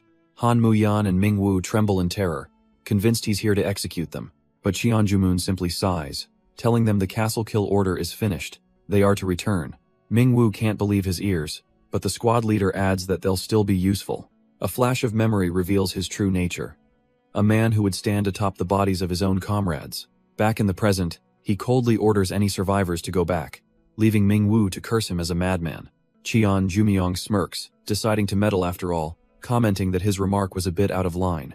The two Qians lock eyes, an unspoken challenge hanging in the air. Qian Jumyong tries to casually palm off his task onto Jin Yomyong, who can only fume at this shameless move. But the imposing Qian Jumun steps in, immediately stating that his colleague's actions are not right. He argues that to pass on a direct order from their lord is nothing less than a betrayal of his trust. Jumyong just flashes a slimy smile, twisting the situation to say they should at least lend a hand to preserve their honor. Just then, their destination comes into view, a remote hideout already crawling with the Sa clan's elite. Jin Yomyong internally panics, realizing he hasn't even planted the letter yet, as Jumyong mockingly calls him lucky. With the upper hand, Jumyong now offers to plant the item himself, demanding Jin hand it over. Knowing he can't refuse, Jin relinquishes the letter, and Jumyong prods him, asking if he isn't the least bit suspicious. Jin gives the perfect political answer, claiming his trust is in the hall leader's position and the clan's dignity. This safe response, however, seems to disappoint Jumyong, who smirks behind his fan, expecting more of a fight. Jumyong taunts that since his offer was refused, they'll have to settle the matter of those two their own way. With a final, smug grin, he tells his subordinate Jumun to prepare as they make their grand exit. Jin's own man quickly ushers him away, warning they need to leave before the Sa clan arrives. As the two walk off, Jumyong quietly confirms if their little side deal was satisfactory for his enforcer. But Jin is burning with a cold fury, vowing that a grudge like this transcends lifetimes, and he will have his revenge. The scene shifts, as a report confirms the plan worked. They found not just the letter, but evidence implicating the entire upper echelon. A subordinate, now disguised, reports that even the clan head himself was in a fantastic mood after the discovery. He's speaking to an unexpected ally, a young woman from the Sa clan, who identifies herself as number 7 in the line of succession. The subordinate warns her that the internal Sa clan power struggle is about to explode, as his own lord will be occupied. He's here to deliver a request directly from that lord, setting the stage for their next move together. His lord's subordinate proposes a new task for the Sa clan's daughter while his master is away. He wants her to befriend a certain young cult leader, explaining that she's isolated and without friends her own age. The daughter considers others in the collateral Cheon line, but the subordinate scoffs they're nothing but jealous rivals. She hesitates, citing her duties at the Cheonil Academy as a major time constraint. Seeing her reluctance, the subordinate practically begs, admitting he worked up all his courage just to ask this of her. He even brings up a past failure, recalling a time he accidentally got in her way and wants to make amends. Flustered, she clarifies she isn't refusing, but can only manage a visit once or twice a month, which is more than enough for him. With their deal struck, the scene shifts to the heart of the cult, where the Sa clan's lenient punishment is old news. A new, far more urgent matter is brought forth by the elder Cheon Yunga. The Soul Exchange demonic sword art was stolen. The entire assembly is thrown into chaos, demanding to know how a divine artifact could possibly be taken and who the culprit is. Cheon Yongha doesn't hesitate, naming the culprit, Huan Ryung, the illusory flying swordswoman of the Huan clan. All eyes turn to the clan's leader, Huan Pyong, who's told to get his house in order. Over in the corner, Sa Chungmoon can't help but laugh, clearly enjoying the heat being off his own clan for once. Huan Pyong reports that Ryung has already evaded their elites and is fleeing north, a feat that shouldn't even be possible for her. The implication hangs heavy in the air she couldn't have done this alone. The clan head can only agree. The possibility that she had help is extremely high. Stepping in, Yongha declares this needs to be resolved now, and she'll be assigning an elder to the pursuit team. She asks for a volunteer, and is met with a room full of people suddenly finding the ceiling fascinating, one even snoozing. But then, from the back, a hand raises. A man volunteers, adding that he's got a little side work to handle as well. The spectators begin to buzz with excitement, seeing this as a play for power, but Elder Jang just tells them to shut it. Elder Jang, now identified as the 100 Faces demonic practitioner, clarifies if he's expected to go alone. Oh, but of course not. Yongha smirks, informing him the Cheon clan's true blood squad will be his backup. The other elders seem positively delighted by this development, but Jang is having none of it. He flatly refuses to babysit a bunch of over-eager brats. The others quickly swarm him, insisting it's for their combat experience and that they probably won't hold him back. Suddenly, First Elder Jin Gunak, the Asura king, announces he's leaving and storms out of the hall. The remaining elders are baffled. He's the one who always sticks around to stir up trouble. But then, the pieces click into place. The moment he heard Huan Ryung fled north to the mountains, that's the same direction as the Cheonil Academy. He realized she must have had help, and the Asura king is already on the move to investigate. Sa Chongmoon's companion whispers her suspicion could the whole incident have been staged. He quickly silences her, warning her not to get involved in the power struggle between the 6 clans. Miles away, at the Cheonil Academy, Jin's brutal training is taking its toll on the disciples. Jin himself, however, is perfectly relaxed, cooling his head in the stream. He casually asks his suffering students if they're managing to learn the Tyrant King. Seeing two of them carrying an injured third, he smirks. Looks like it's going just fine. Suddenly, Ma Jinseong approaches, commenting on how much Jin has invested in these students. Jin's playful demeanor vanishes, his purple eyes glowing with a sudden intensity. He turns to the young man, saying there's something he needs to ask about his brother, Ma Jinyun. He wants to know if Ma Jinseong noticed anything strange during the exchange ceremony. Ma Jinseong answers carefully, saying he didn't really notice anything out of the ordinary. He insists his brother was quiet the entire time, never even stepping forward. Jin interrupts him, his tone turning serious. He has a favor to ask. He wants Ma Jinseong to make sure his own brother, Ma Jinyun, is eliminated at the next exchange ceremony. The command leaves the young man speechless. Why would Jin, a supposed supporter of Chulsu, ask him to get rid of someone close to him? He has to ask, is Jin secretly on the eldest young master's side? Ma Jinseong panics, frantically telling him to keep his voice down as other disciples look over. He swears he's absolutely rooting for Chulsu. Jin's gaze remains fixed on him, demanding to know why. Then, he would make such a request. Ma Jinseong hesitates, the memory clearly weighing on him. He finally reveals the dark truth. Jinyun, they say, killed someone. It was supposed to be a spar, but he went too far, unable to control his demonic energy. The revelation leaves Jin completely shocked. Jin ponders the situation. With the elders constantly watching, a disciple shouldn't just fall into energy deviation. But Ma Jinseong insists his brother would never kill someone. Even by accident, something else must be at play. Seeing his absolute conviction, Jin knows there's more to this story. He presses him, asking what he's hiding. With a trembling fist, Ma Jinseong finally reveals what Chulsu told him. It seems someone from the main Cheon clan was secretly teaching his brother their martial arts. After that, Jinyun's entire personality changed, locking himself away in darkness. A horrifying thought begins to dawn on Jin as he connects the dots. Could the secret teacher have been Cheon Jumyong? If that's true, then this is all part of the cult leader's plan. A plan to sow chaos among the 6 clans, all to buy time for Cheon Yura to grow stronger. And so, the cult's plan moves forward, with a subordinate confirming their true target. Ma Jinyun. An urgent letter was all it took to set the stage for chaos. Miles away, Jin sits in quiet meditation. But an uneasy feeling tells him that things are beginning to twist in a very dangerous direction. Elsewhere, we meet Zhang Gil-san, one of the 10 elders, a man full of ambition who's trying to get on the good side of the younger generation. But the elite True Blood squad he's supposed to be leading looks at him with nothing but contempt, barely acknowledging his authority. They casually dismiss him, wondering where their real squad leader has wandered off to this time. Zhang Gil-san's face twitches with rage as they openly mock him for being an outsider, completely ignoring his orders. He seethes, resisting the urge to just unleash 100 Faces' demonic palm on these arrogant little punks. But back at the Cheonil Academy, a pained gasp cuts through the air. The demonic art inside Ma Jinyun has gone wild, and he collapses in agony, his brother's name escaping his lips. And as Ma Jinyun writhes, a single name burns in his mind, the source of all his pain, Jin Yo, Mayong. Jin is utterly baffled by the accusation, wondering what in the world he could have possibly done. But there's no reasoning with him, as Jinyun lets out a furious roar, his sanity completely snapping. Jin calmly assesses the situation, realizing a strange scent is controlling Jinyun, even forcing him to detonate his own energy. Lost to the madness, Jinyun unleashes his technique, the fog dance sword art, lunging forward in a blind rage. A smirk plays on Jin's lips. This level of power is something he can easily handle without breaking a sweat, but just as he prepares to act, a sudden, chilling sensation runs down his spine. Something else is here. He instinctively dodges, a dark whip-like attack striking where he just stood.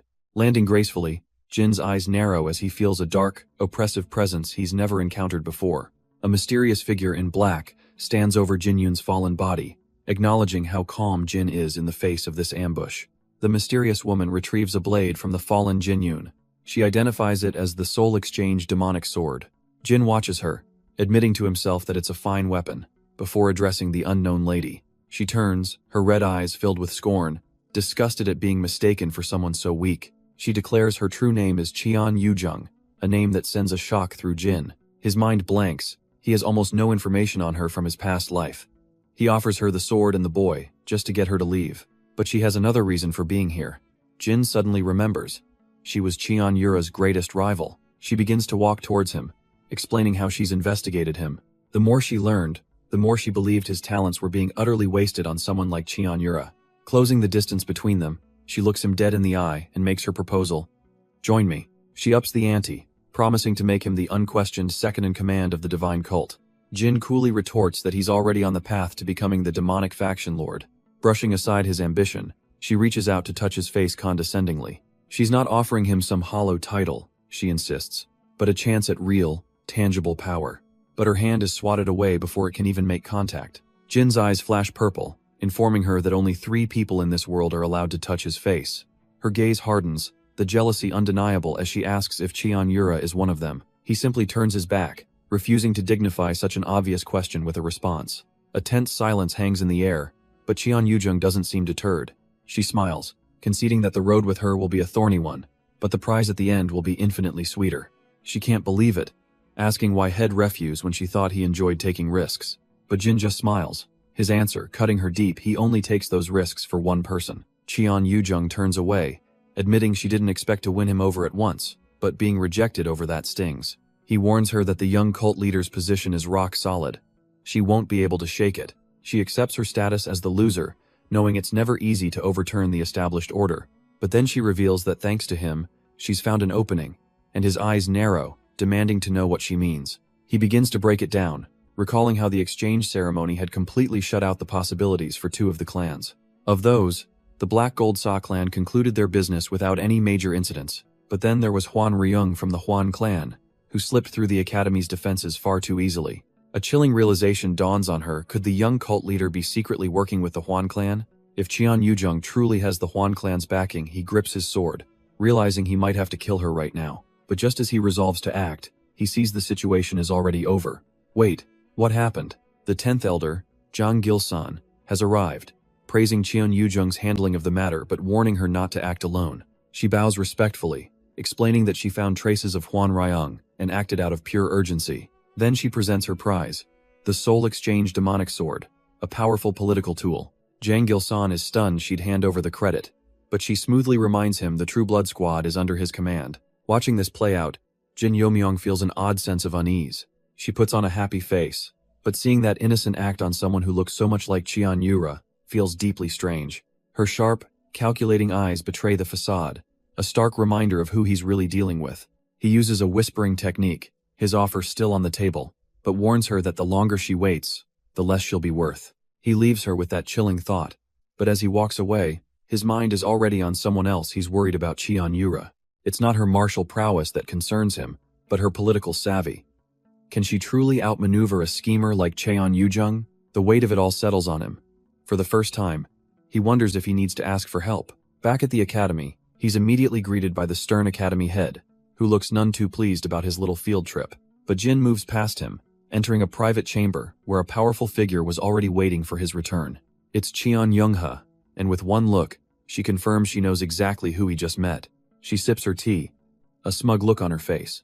She tells him that's precisely why he came rushing to see her. With no other choice, Jin bows his head and makes his plea.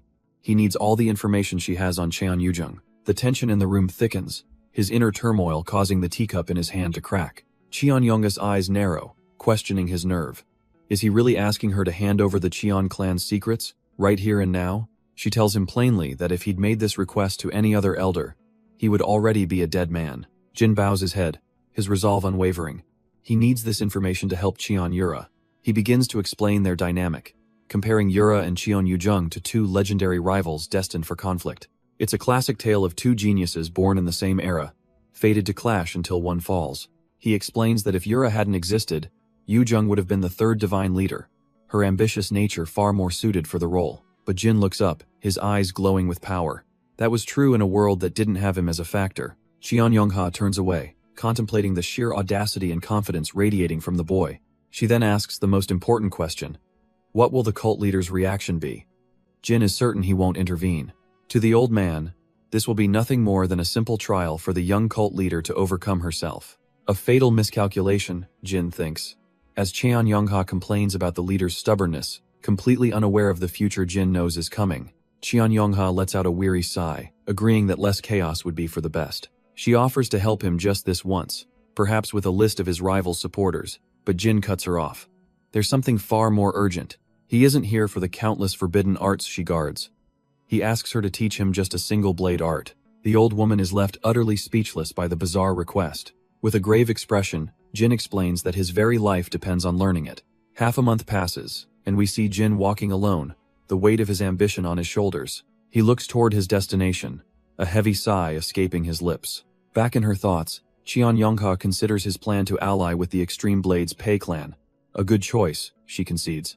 But Jin knows the bitter truth of his situation, a fact that makes him sigh once more. Cheon Yongha reminds him with a wry smile that gathering allies is pointless if he can't seize control of the Cheon clan itself. Jin approaches Cheon Yura, who acknowledges his arrival with a cool gaze. Internally, she laments how today's exchange ceremony will just be a dull meal. He steels himself, needing to discuss something urgent, yet dreading how to tell her. He knows with certainty that the news he bears is going to wound her deeply. But before he can even begin, a new, unwelcome figure steps between them. It's Ma Jinyun, a smug smirk on his face as he asks what they're talking about so intimately. He strolls past, mentioning how the ceremony is private this year, with no talent show. That explains the eerie, quiet Jin can only wonder if his own disposition has changed. Ma Jinyun feigns disappointment, saying it's a shame his own preparations were wasted. But for Jin, this sudden change is a catastrophe. He realizes his plans are utterly ruined. With his plans in shambles, Jin decides to take a drastic step, announcing he has something to say to everyone. He turns his back to the table, declaring that he, Jin Yo Myung, due to personal reasons, will be withdrawing from the exchange ceremony. A statement punctuated by the sound of a cup shattering on the floor. The announcement sends a ripple of shock through the room, hitting Cheon Yura especially hard. Jin stands silently, his mind flashing back to a critical conversation he had not long ago. The elder Cheon Yongha had told him there was only one way to approach the Cheon clan for Yura's sake. He had to enter the Heavenly Intelligence Pavilion. Its entire purpose was to support the next cult leader, making it a nest of Yura's most powerful allies. But back in the present, Jin's eyes narrow with grim understanding. He knows that path is a gilded cage. If he enters that pavilion, his true goals will be forever out of reach. Jin's eyes narrow, his decision already made and unshakable. Cheon Yura grinds the shattered porcelain under her heel, declaring the ceremony over for everyone. Her voice cuts through the silence, ordering Jin Yo Myung, and only him, to stay. Watching from a distance, Ma Jinyun smirks, realizing this unexpected turmoil might be his golden opportunity. Now alone in the quiet room, she demands to hear his excuse for this public betrayal. Jin looks down, calmly stating he will give up his claim to become a lord, and instead enter the Heavenly Intelligence Pavilion. The name of the pavilion makes her clench her fist, a wave of shock and disbelief washing over her. He apologizes, explaining he was about to tell her before Ma Jinyun interrupted, but she just wants to know why. Jin looks at her directly, telling her he needs to keep the enemy in check and make new allies. Her face darkens as she asks him if this is all because of that woman, Cheon Yujung. Jin confirms her worst fear. Yes, he knows he's playing right into Cheon Yujung's hands. Her eyes flash with rage as she asks if he's fine with another man taking his place by her side. He hesitates, the question striking him like a physical blow. But before he can answer, he suddenly drops to the floor in a full, formal bow. He declares to Lady Cheon Yura that this is not the end. Someday, he will return. She screams his name, caught completely off guard by this sudden vow.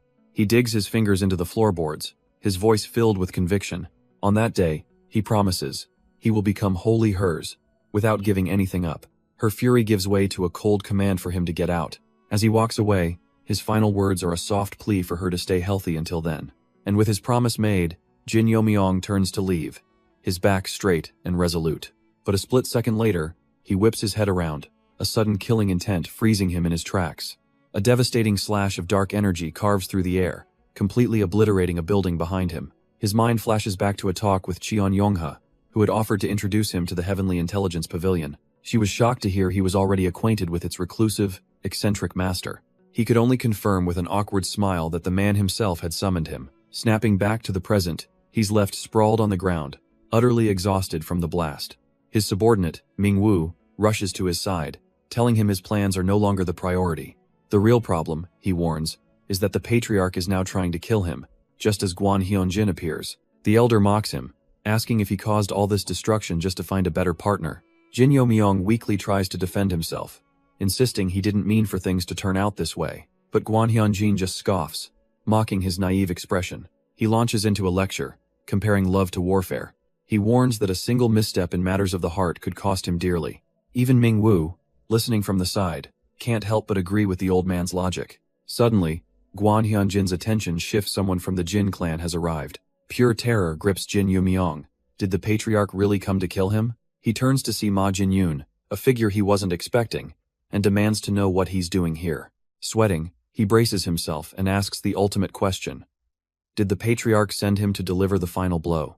But the answer is the exact opposite. He was ordered to help and to lend the full power of the Jin clan.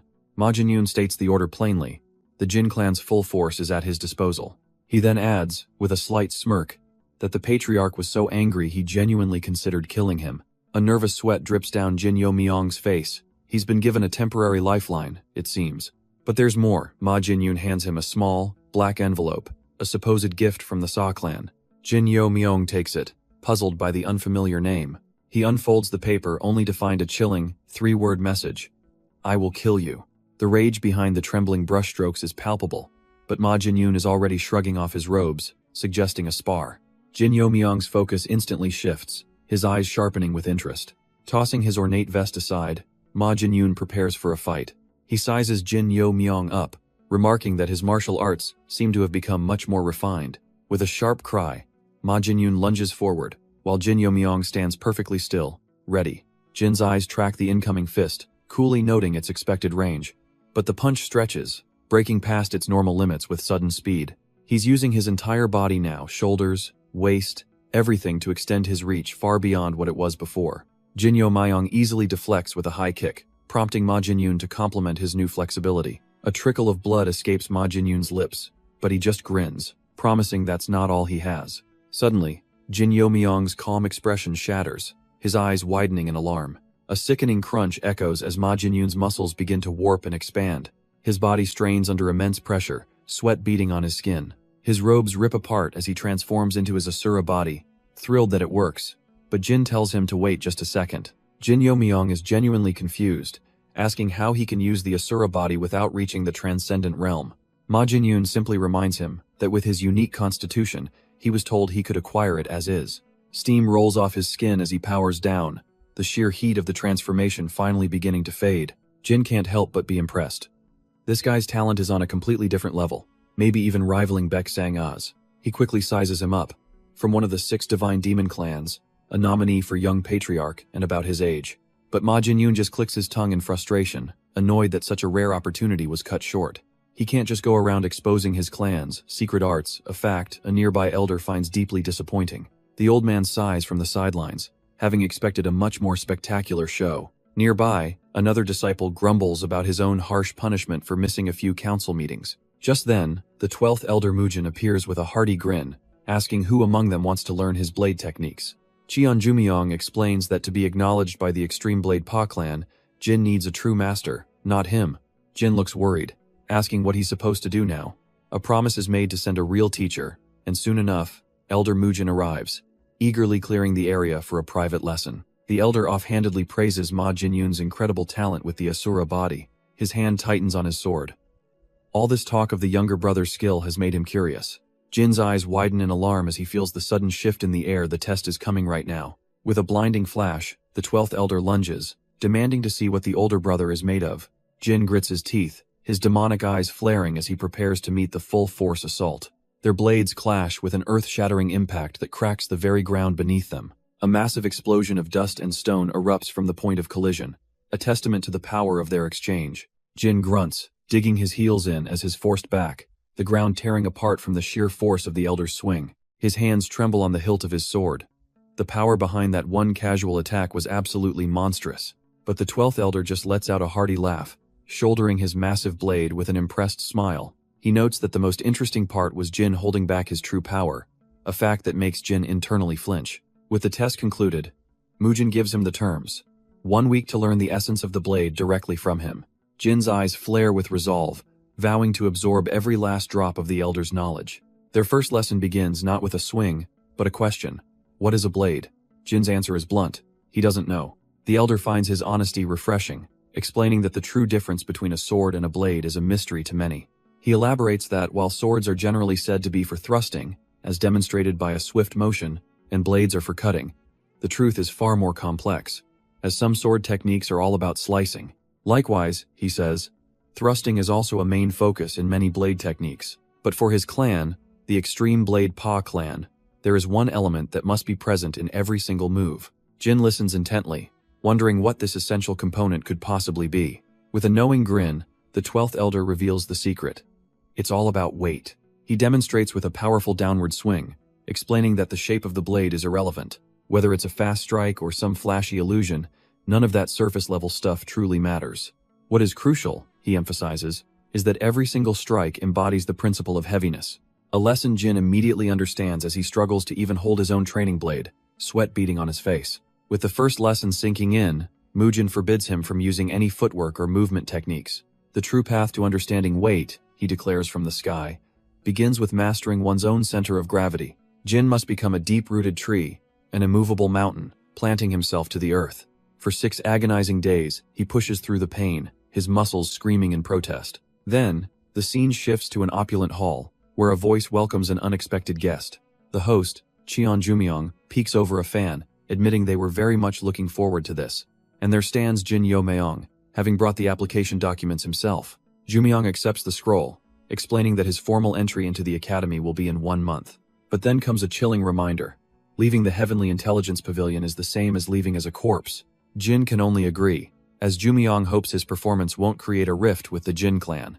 With their business concluded, Jumyong turns to leave, promising to meet again in a month. As he watches them go, Jin reflects on this dangerous new ally. A supporter of Yura, but also the prime suspect who crippled her. His mind is made up, he'll uncover the truth one piece at a time.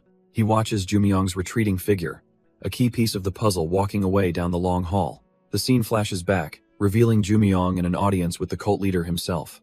Jumyong had brazenly asked if he had simply dumped Yura, earning a sharp glare for his insolence. But he merely smiled, saying this just made things more exciting for him to watch. The scene shifts again, to another ceremony steeped in shadow and tradition. An elder praises a disciple, acknowledging they have perfectly mastered their arts far beyond their years. Before the 5 elders kneels Cheon Yujung, who has finally earned their recognition. One of them grins, musing that at her current level, she'd have a good shot against the young cult leader. But he knows her ambition, questioning if she would really be satisfied with just that. Cheon Yujung declares she'll become the next Supreme One, giving the elders the grand speech they want to hear. And of course, the old fools eat it right up, nodding along as they trash the current cult leader. They begin scheming to tarnish the young cult leader's reputation, but Yujung can barely hide her boredom. Internally, she scoffs. She's only playing along because she needs them and the 6 clans for her own plans. She dismisses them as disposable worms, because her true goal, her only goal, is Cheon Yura. A burning hatred surfaces as she vows to take back everything that was stolen from her. She will drag Cheon Yura down to the same depths of despair that she herself experienced. Meanwhile, the scene shifts to the towering peaks of the 10,000 Mountains, home of the Pei clan. At the gates, Jin Yo-meong and his companions are stopped by a guard with a single question. The guard smirks, saying if they really know the young cult leader, the answer should be simple.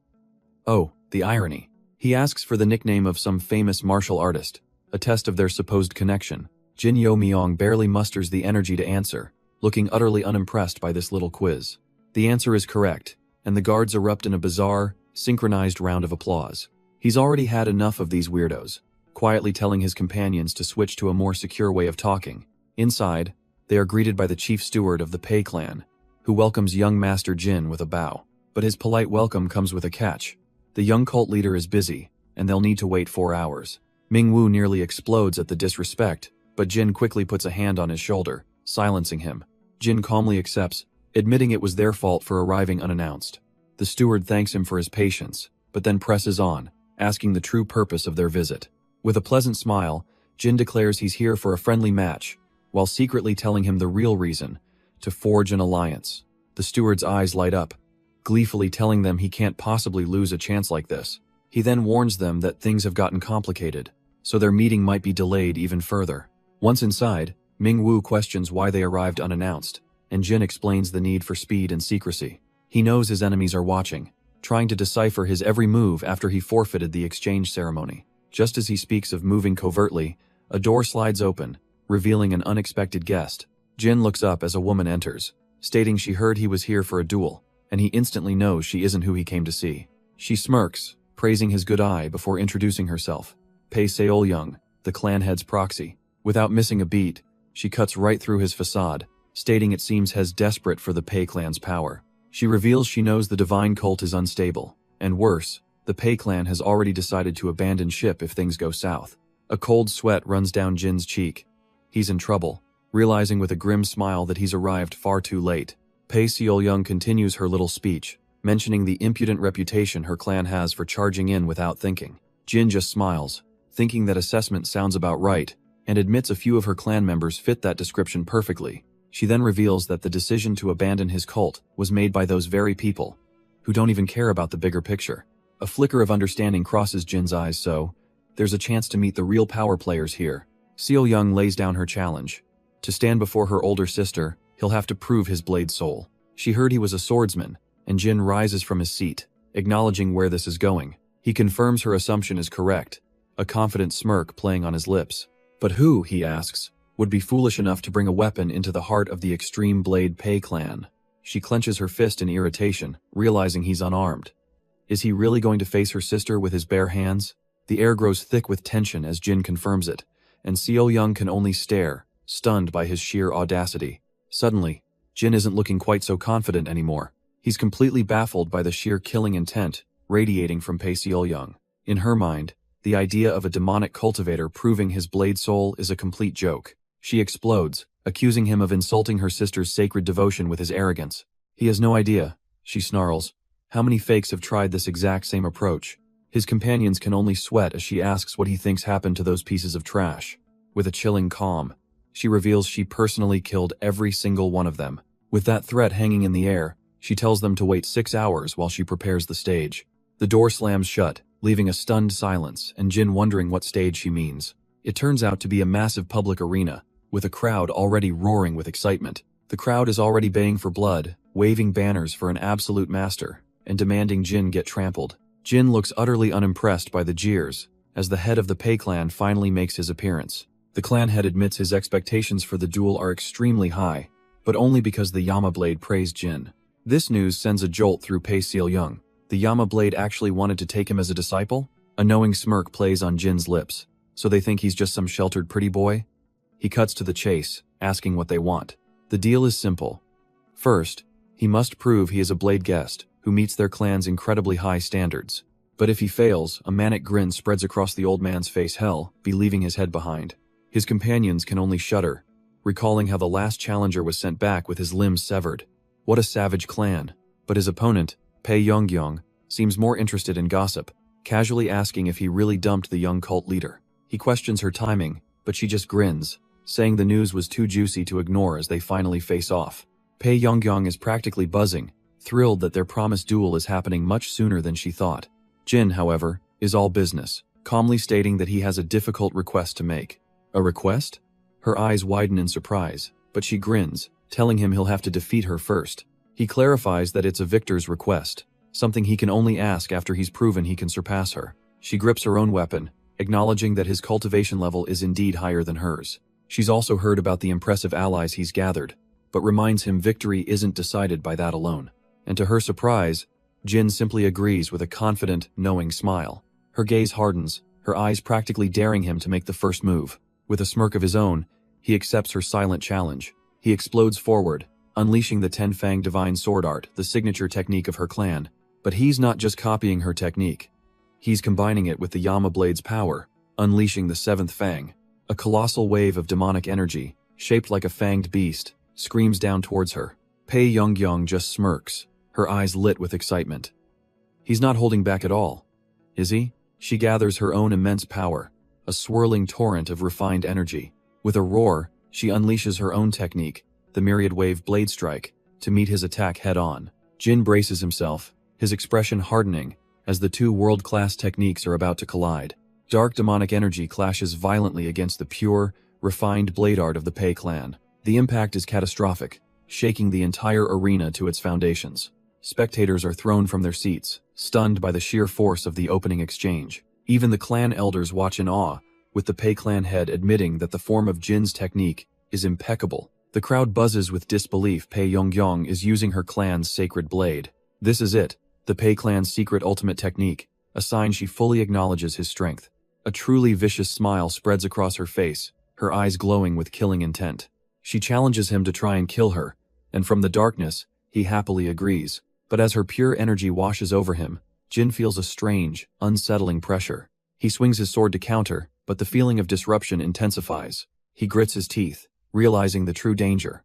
Her technique is designed to cripple an opponent's inner energy. She doesn't give him a moment to recover, unleashing a relentless storm of blade energy. The two powers collide once more, a violent explosion of light and shadow. The elders are stunned, pointing out that he took the sacred blade head-on and is somehow completely unharmed. Even the Pei clan head has to admit it.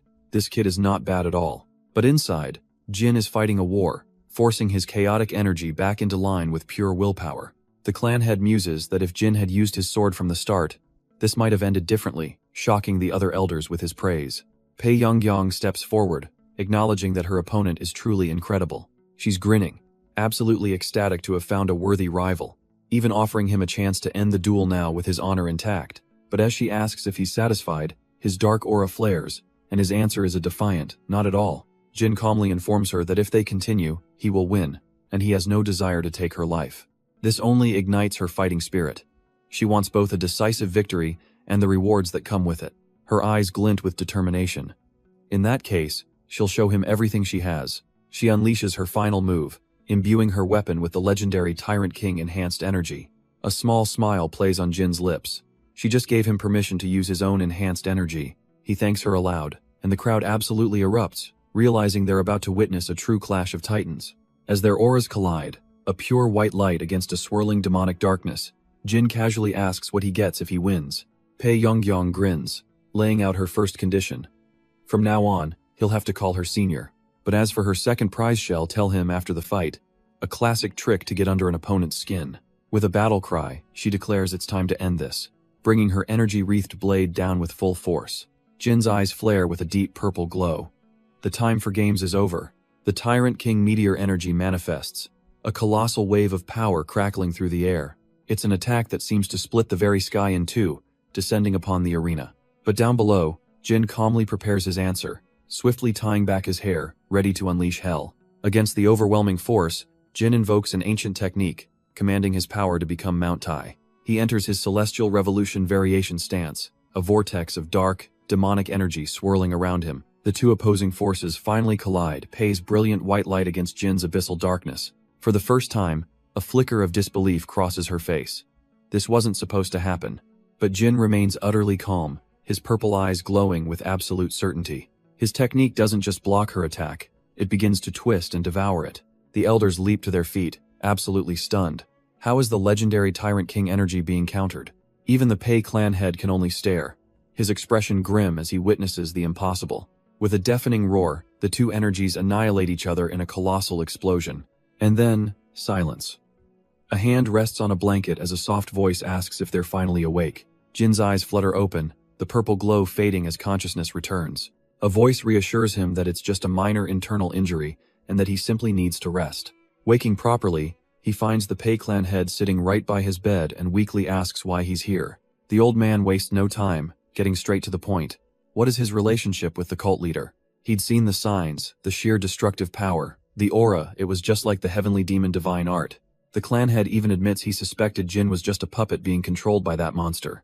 But Jin's first thought isn't for himself. He sits up and asks if Lady Pei is alright. Hes told that she's alive, though it will take her a full year to recover, and Jin can't help but apologize. The clan head simply waves it off, insisting it was a fair duel with a fair result. Jin, however, is breaking out in a cold sweat, realizing he's now tangled up with yet another monstrously powerful woman.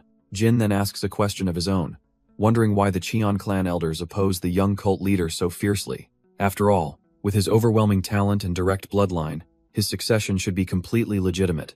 The clan head's answer is chillingly simple. That's the very reason they oppose him. Jin is completely baffled by this bizarre logic, unable to make sense of the statement. The old man immediately seems to regret speaking, realizing he said too much. He tells Jin to forget it, but his eyes suddenly glint with a completely different, much more opportunistic idea.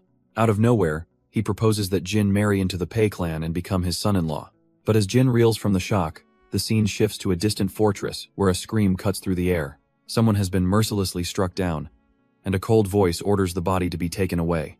As two guards drag the defeated man off, a subordinate turns to address the unseen victor, the young cult leader.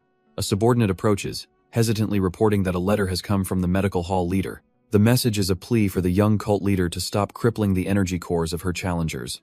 Unbothered, she asks how many are left. Just one, the subordinate stammers. She's told to send them in, keen to finish this quickly, but a taunting voice cuts through the air, announcing she's already here. Cheon Yoojung turns, her eyes narrowing as she takes in the sight of her final opponent, realizing the rumors of her audacity were true. The challenger, Han Muyan, smirks, asking if Yoojung came all this way just to die. In response, Yoojung scoffs, sword already in hand. All right then, Han Muyan replies with a chillingly calm smile. She throws her arms wide, practically inviting the blade, and dares Yoojung to strike her down. But then comes the venomous twist.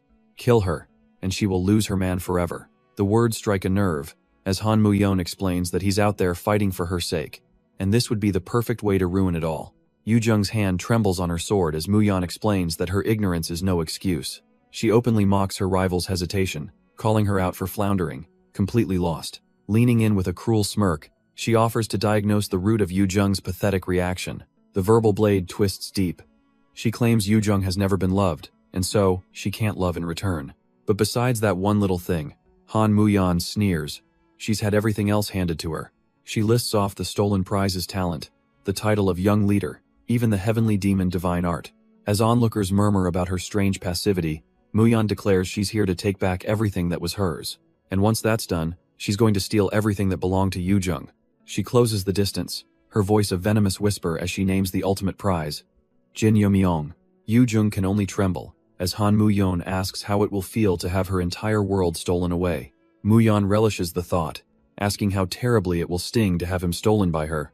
The final taunt lands, shattering Yoojung completely, a reminder that she can never be the real one. But the psychological torment is cut short by a firm voice declaring that's enough. Muyan turns, a slight smirk on her face. Speak of the devil. The newcomer, Bion, reveals she had business with Muyan anyway, her timing perfect. She drops a bombshell. Yoojung's eldest brother is desperate to have her killed. Seeing her opening, Muyan extends a hand, making a counteroffer of her own. She promises an abundance of information to destroy him, paving the way for Bion to become the next Sa clan head. Bion is stunned. Muyan has laid out the two things she desires most, an offer that feels impossible to refuse. With a dismissive glance at the pathetic Yoojung, Muyan calls Bion far more attractive, inviting her to join forces. But with surprising conviction, Bion respectfully declines, stating that glory born from betrayal is no glory at all. Muyan simply smirks, unbothered, remarking that she's not exactly hurting for new associates. In fact, she already has someone else with her, gesturing towards a quiet figure standing nearby. She introduces the girl as Baek Ryong, whose stoic expression reveals nothing. Bion instantly recognizes her as a formidable martial artist, a true master in her own right. Changing the subject as if her offer was meaningless, Muyan decides to drop another little bomb. She casually mentions that Jin Yo Myong recently got a marriage proposal from the Pei clan, and, she adds with a venomous little smile, rumor has it he didn't exactly refuse. The words land like a dagger, and Bion's hand clenches into a white-knuckled fist. Muyan twists the knife deeper, musing how even the So clan rejected her, making Bion's broken ties with Jin feel all the more final. The scene cuts back, revealing the source of this rumor, the Pei clan head himself, pressing the issue with a bedridden Jin. Jin weighs his options, realizing he's in a political bind where refusal could cost him crucial support. He tries to buy time, but the elder just scoffs at his caution, calling it an unmanly delay. Playing up his injuries, Jin weakly insists he needs to recover first, an excuse the old man begrudgingly accepts. But the elder isn't done, pushing him to at least meet Pei Yongyong and maybe even marry her as a second wife. Jin, looking utterly done with the conversation, has to respectfully shut that absurd offer down. We then see his actual meeting with Yongyong after their fight, a surprisingly civil one. She sits across from him, bandaged but cheerful, praising their duel and eagerly awaiting a rematch. But her energetic facade hides a grim reality. Her meridians are a twisted wreck, a condition no better than a terminal patient's. Suddenly feeling a wave of killing intent from a woman behind him, Jin hears Yongyong quickly clarify the clan's proposal has nothing to do with her. Her attendant, Pei Seolyung, agrees that an alliance isn't a bad idea, but insists they must work separately. Yongyong then muses about the young cult leader, whom she expected to become a tyrant but was changed by Jin. She believes if one has the power to change someone for the better, that path is always worth walking. But Seolyung scoffs, thinking it's reckless to gamble the clan's fate on such an abstract feeling. Jin cuts in with a smirk, offering a much simpler solution: she could just marry him instead. The blunt proposal shatters Yongyong's composure as she whispers that she's doomed to die alone. And that's when a memory strikes Jin. Even in his past life, Pei Yongyong never got married. Before he can dwell on it, Wangjak sprints into view, shouting that something terrible is happening. He grabs Jin's arm, the panic in his eyes undeniable as he tries to pull him along. The urgent news is delivered. A massive internal conflict has just broken out in the main clan. And there's more. Ma Chul-su is missing, sending a jolt through Jin as he realizes the Ma clan's civil war has begun. This is all happening way too fast. The timeline is accelerating far beyond what he remembers. Wangjak chokes back tears, adding that Ma Jinyun has succumbed to a violent energy deviation. He recounts the incident, which began with Ma Yungchan's sudden, brutal attack on his own brother. At the last second, Ma Jinyun jumped in, managing to save Chul-su from the killing blow. But the effort pushed him over the edge, twisting him into a demonic, uncontrollable monster. He tore through the clan's best warriors before disappearing completely, leaving a trail of bodies. Cutting through the story, Jin turns his cold gaze to Cheon Jumyong, demanding to know what he taught Jinyun. Jumyong just smiles, coyly revealing that Jinyun himself requested that power specifically to defeat Jin. Jin seethes internally, barely containing his rage as the madman asks if he'll intervene this time. Cheon Jumyong continues his taunt, explaining the political situation is far more complicated this time. He claims the Ma clan head is paralyzed, refusing to act despite knowing he could end the chaos. The old man is apparently too busy trying to decide on a successor for his ruined clan. But Jin sees an angle, cutting him off to ask what he'd get in return for solving it. As the proposition hangs in the air, Jin finds himself alone, lost in a quiet memory. His mind drifts back to Cheon Yura, her face looking up at the night sky. Her voice echoes in his head, a cold and painful truth he could never forget. She had told him that since Head never received love, he didn't know how to give it.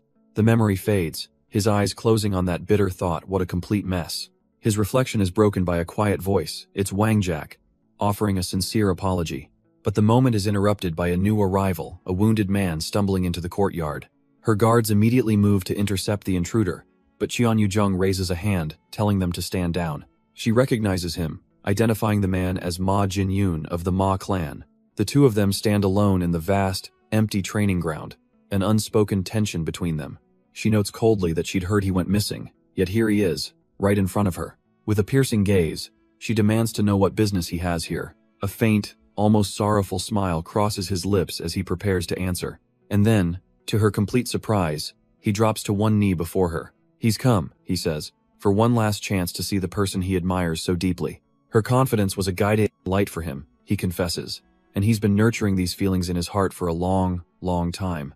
Blood drips from his fingers as he begs her to allow him this one moment. He needs to make a confession, just this once, his very first, and his very last. Looking up at the young cult leader, he lays his heart bare, asking if she will accept his feelings. His story flashes by. Ma Jinyun was born a prodigy, but his own clan suppressed his talent. In that suffocating environment, the only one who ever protected him was his brother, Ma Chul-su. To repay that kindness, his original goal was to become the demonic faction lord himself. But then he met her, and during their intense exchanges, his ambition transformed into genuine admiration. He realized there were people in the world even brighter than his brother, and her presence completely dazzled him. He admits he understands these feelings are one-sided, a truth he would have kept hidden if this wasn't the end for him. Their eyes lock, one pair filled with desperate emotion, the other sharp and unreadable. He looks up, a faint, sad smile on his lips as he apologizes, admitting this was the outcome he expected. But just seeing her one last time, he says with a final, shaky breath, was enough to leave him satisfied. Cheon Yujung sees it clearly. His core energy is shattered. He's dying. She offers to summon a physician for him, but with a trembling hand, he gestures for her to stop, insisting that it's okay. He collapses, and with his last words, wishes happiness not for her, but for someone named Cheon Yura. The name hangs in the air, leaving her speechless. She thinks of his awkward confession, yet how he still acted for her sake. But now, seeing him in this state, comforting her even as he fades away, the roles feel completely reversed. She should be the one offering comfort, but her hand freezes mid-air. She's at a total loss. What could she possibly say? A simple apology feels hollow and meaningless. To offer empty words would just be pity. How could she, so useless in this moment, be the one who supposedly dazzled him? Her voice finally breaks the silence, calling out his name, but it's far too late. He's gone, leaving her completely alone in the vast, empty courtyard. Under the cold light of the moon, the weight of her helplessness sinks in. She turns away, lost in the bitter thought that she truly has nothing to give. Elsewhere, high in the mountains, a plan is already in motion to find Ma Jinyun. Jin Yomyong admits it's unsettling, relying on help when they're in such a tight spot. Ming Wu seems unconcerned about a potential clash with the Ma clan, but Jin sees the bigger picture. With a confident smirk, he lays out the clan's internal politics. Ma Yongchun's victory doesn't require his brother's death. He just needs Ma Cholsu to fail to return, and the clan leadership will be his for the taking. Ming Wu can't help but see that the thought of that traitorous Ma clan brother. But before he can continue, a quiet voice announces its arrival to young Master Jin. The newcomer reveals their identity. Abyss Shadow, a deputy commander of the new assassin corps. Ming Wu immediately curses their master, Qian Jumyong, calling him a bat-like bastard. Jin, however, thinks back to Qian Jumyong. Recalling his reputation as a rather capable fellow, he calmly notes that with the corps commander back, it was only natural to rebuild the phantom assassins. Abyss Shadow cuts to the point, stating they heard Jin was searching for Ma Cholsu. Ming Wu scoffs at the idea. Does this person plan to search the 10,000 mountains alone? But the assassin simply asks if he'd like to go to him right now. Jin's eyes widen with understanding. He asks if they've already found him, and Abyss Shadow confirms it just 30 kilometers away. As they travel, Jin confirms the details. There was no pursuit from the Ma clan, and no interference from any other forces either. The path was completely clear. Abyss Shadow leads them through the rocky terrain, finally announcing they've arrived at the location. Standing guard are several figures in black, the new Phantom Assassin Corps members, and kneeling before them, Jin recognizes the captured men. They're Ma Chulsu's loyal subordinates, looking just as young as he remembered from the academy. Despite their predicament, one of them spits defiance, swearing no one will touch their lord. Abyss Shadow notes a makeshift enchantment at a cave entrance, remarking on their touching loyalty. So that's where he is. Ma Chulsu is hiding right behind that glowing barrier. Jin announces with a cold smile that it's time for their long-awaited reunion, much to the horror of the captured men. Deep inside the cave, the silence is absolute, broken only by the drip of water. A lone figure sits huddled in the oppressive darkness, a shadow against the stone. It's Ma Chulsu, his red robes torn, his body weary from the long chase. But his eyes still burn with a fierce, unbroken spirit. His senses scream, and his hand instinctively finds the hilt of his sword. A single, soft footstep echoes from the mouth of the cave. He's been found. Without a moment's hesitation, Ma Chulsu explodes into motion, a whirlwind of red fury. He roars his defiance, vowing that he will absolutely not go down without a fight. But the figure at the cave's mouth is completely unfazed, calmly telling him to get a hold of himself. A blade flashes out, meeting the crimson wave of demonic energy head-on. With a clean sound, the ferocious attack is split perfectly in two, dissipating into nothing. Jin Yomyong stands firm, casually asking where he left Younghee while hiding out in a place like this. The wrong name snaps Ma Chulsu out of his rage, and he spits back that his sister's name isn't Younghee. But then, as the face registers, his fury dissolves into stunned disbelief. Jin Yomyong. He can't believe it's really him, and Jin coolly asks if he's finally come to his senses now. Ma Chulsu is still reeling, his voice a whisper as he asks how on earth he was found. Jin gives him a pitying look, remarking that he's in just as pathetic shape as his subordinates were. As Jin casually washes up by a stream, he offers the cornered Ma Chulsu some food. The red-haired fugitive hesitantly accepts the steamed bun. Jin then reveals it was Ma Jinxiang, Chulsu's own brother, who sent him. But pride quickly overtakes Chulsu's surprise. He insists there was no reason for Jin to get involved. With a self-assured smile, Jin admits he just saw a good chance to put the Ma clan in his debt. That's all Chulsu needs to hear, immediately refusing any help that would cost him his clan's assets. He'd rather die, he declares with furious conviction, than owe the Jin clan a single thing. Jin looks up, his expression turning cold as he asks if he really means that. Then he stands, his voice like ice, and simply tells him to die. He came to help someone in dire straits, Jin scoffs, but found only a fool clinging to his pride. Jin turns to leave, and suddenly, all that talk about dying for his pride evaporates. A panicked Ma Chulsu scrambles to stop him, admitting he was rash and pleading to talk. Swallowing his pride, Chulsu confesses he has absolutely nothing to offer in return. Even if he makes it back, his situation is hopeless, but Jin just says he knows. He turns back with a confident smirk, explaining that he isn't after material wealth. What he wants is simple. When Chulsu becomes the young clan head, he must support him. Chulsu freezes, his mind catching on one specific part of that sentence. Jin confirms it's no mistake he's not just saving him, He's going to make him the clan head. An offer like that? Chulsu's face lights up. There's absolutely no reason to refuse. And just like that, a new alliance is sealed with a firm handshake. Chulsu can only shake his head, remarking that Jin must be truly crazy to go this far. But Jin isn't done yet. He pulls out a contract, saying mere words aren't enough for something this important. He presses his thumb to the paper, preparing to make their alliance official with a blood seal. As they sit, Jin casually asks if the Cheon clan was involved, leaving Chulsu utterly stunned. How could he possibly know? Jin smirks, explaining that Chulsu's desperation was a dead giveaway. He caved far too easily. The memories flood back. Chulsu recalls being cornered by masked assassins, their power overwhelming. He grits his teeth, remembering his frantic escape. He had to report this to his clan head at all costs. The thought suddenly hits him with the force of a thunderclap. His brother, Jin Yoon. He remembers Jin Yoon activating a forbidden demonic art, a suicidal technique, just to carve a path for his escape. As Chulsu spirals into panic, the Abyss Shadow appears, calmly mentioning they have some advice from the Heavenly Intelligence Pavilion Master. The surest way to get an audience with the clan head, they explain, is to bring him the head of his brother, Ma Jinyu. Chulsu absolutely explodes in rage. The Abyss Shadow calmly lists the charges. Jin Yoon violated 2 of the clan's sacred blood laws. Jin watches on, realizing the logic is sound, and coldly tells Chulsu to do it. But the words catch in Chulsu's throat. He can't even consider it. How could they ask him to kill his own brother with his own 2 hands? It's impossible. Jin steps in, reasoning that if Jin Yoon is alive, they'll help him recover. But if not, the law is the law. He grabs the Abyss Shadow, reminding them all that this is a war for power, and mercy has no place here. After all, Jin posits, Jin Yoon could have easily betrayed Chulsu for their other brother. Yet despite that, he chose to sacrifice his own life. A fact that now weighs heavily on Chulsu's soul. Jin's demonic energy flares as he leans in, giving a chilling ultimatum. If Chulsu won't take his dead brother's head, he says, then it would be better for him to just die right here. The Abyss Shadow is stunned by the sheer intensity of Jin's bloodlust, while Mingwu watches with a knowing smirk. Chulsu's subordinates can only look on, paralyzed with terror. The air crackles with tension, the decision hanging in the balance. Finally, Ma Chulsu straightens his back, his voice firm. He is prepared. With the matter settled, the Abyss Shadow and his assassins bow and prepare to depart. One of Jin's new companions, Gu Chil, admits he can probably handle Ma Zhongshan, but only in a one-on-one fight. The reality of their situation sinks in. With no help from the major clans, they are severely outnumbered.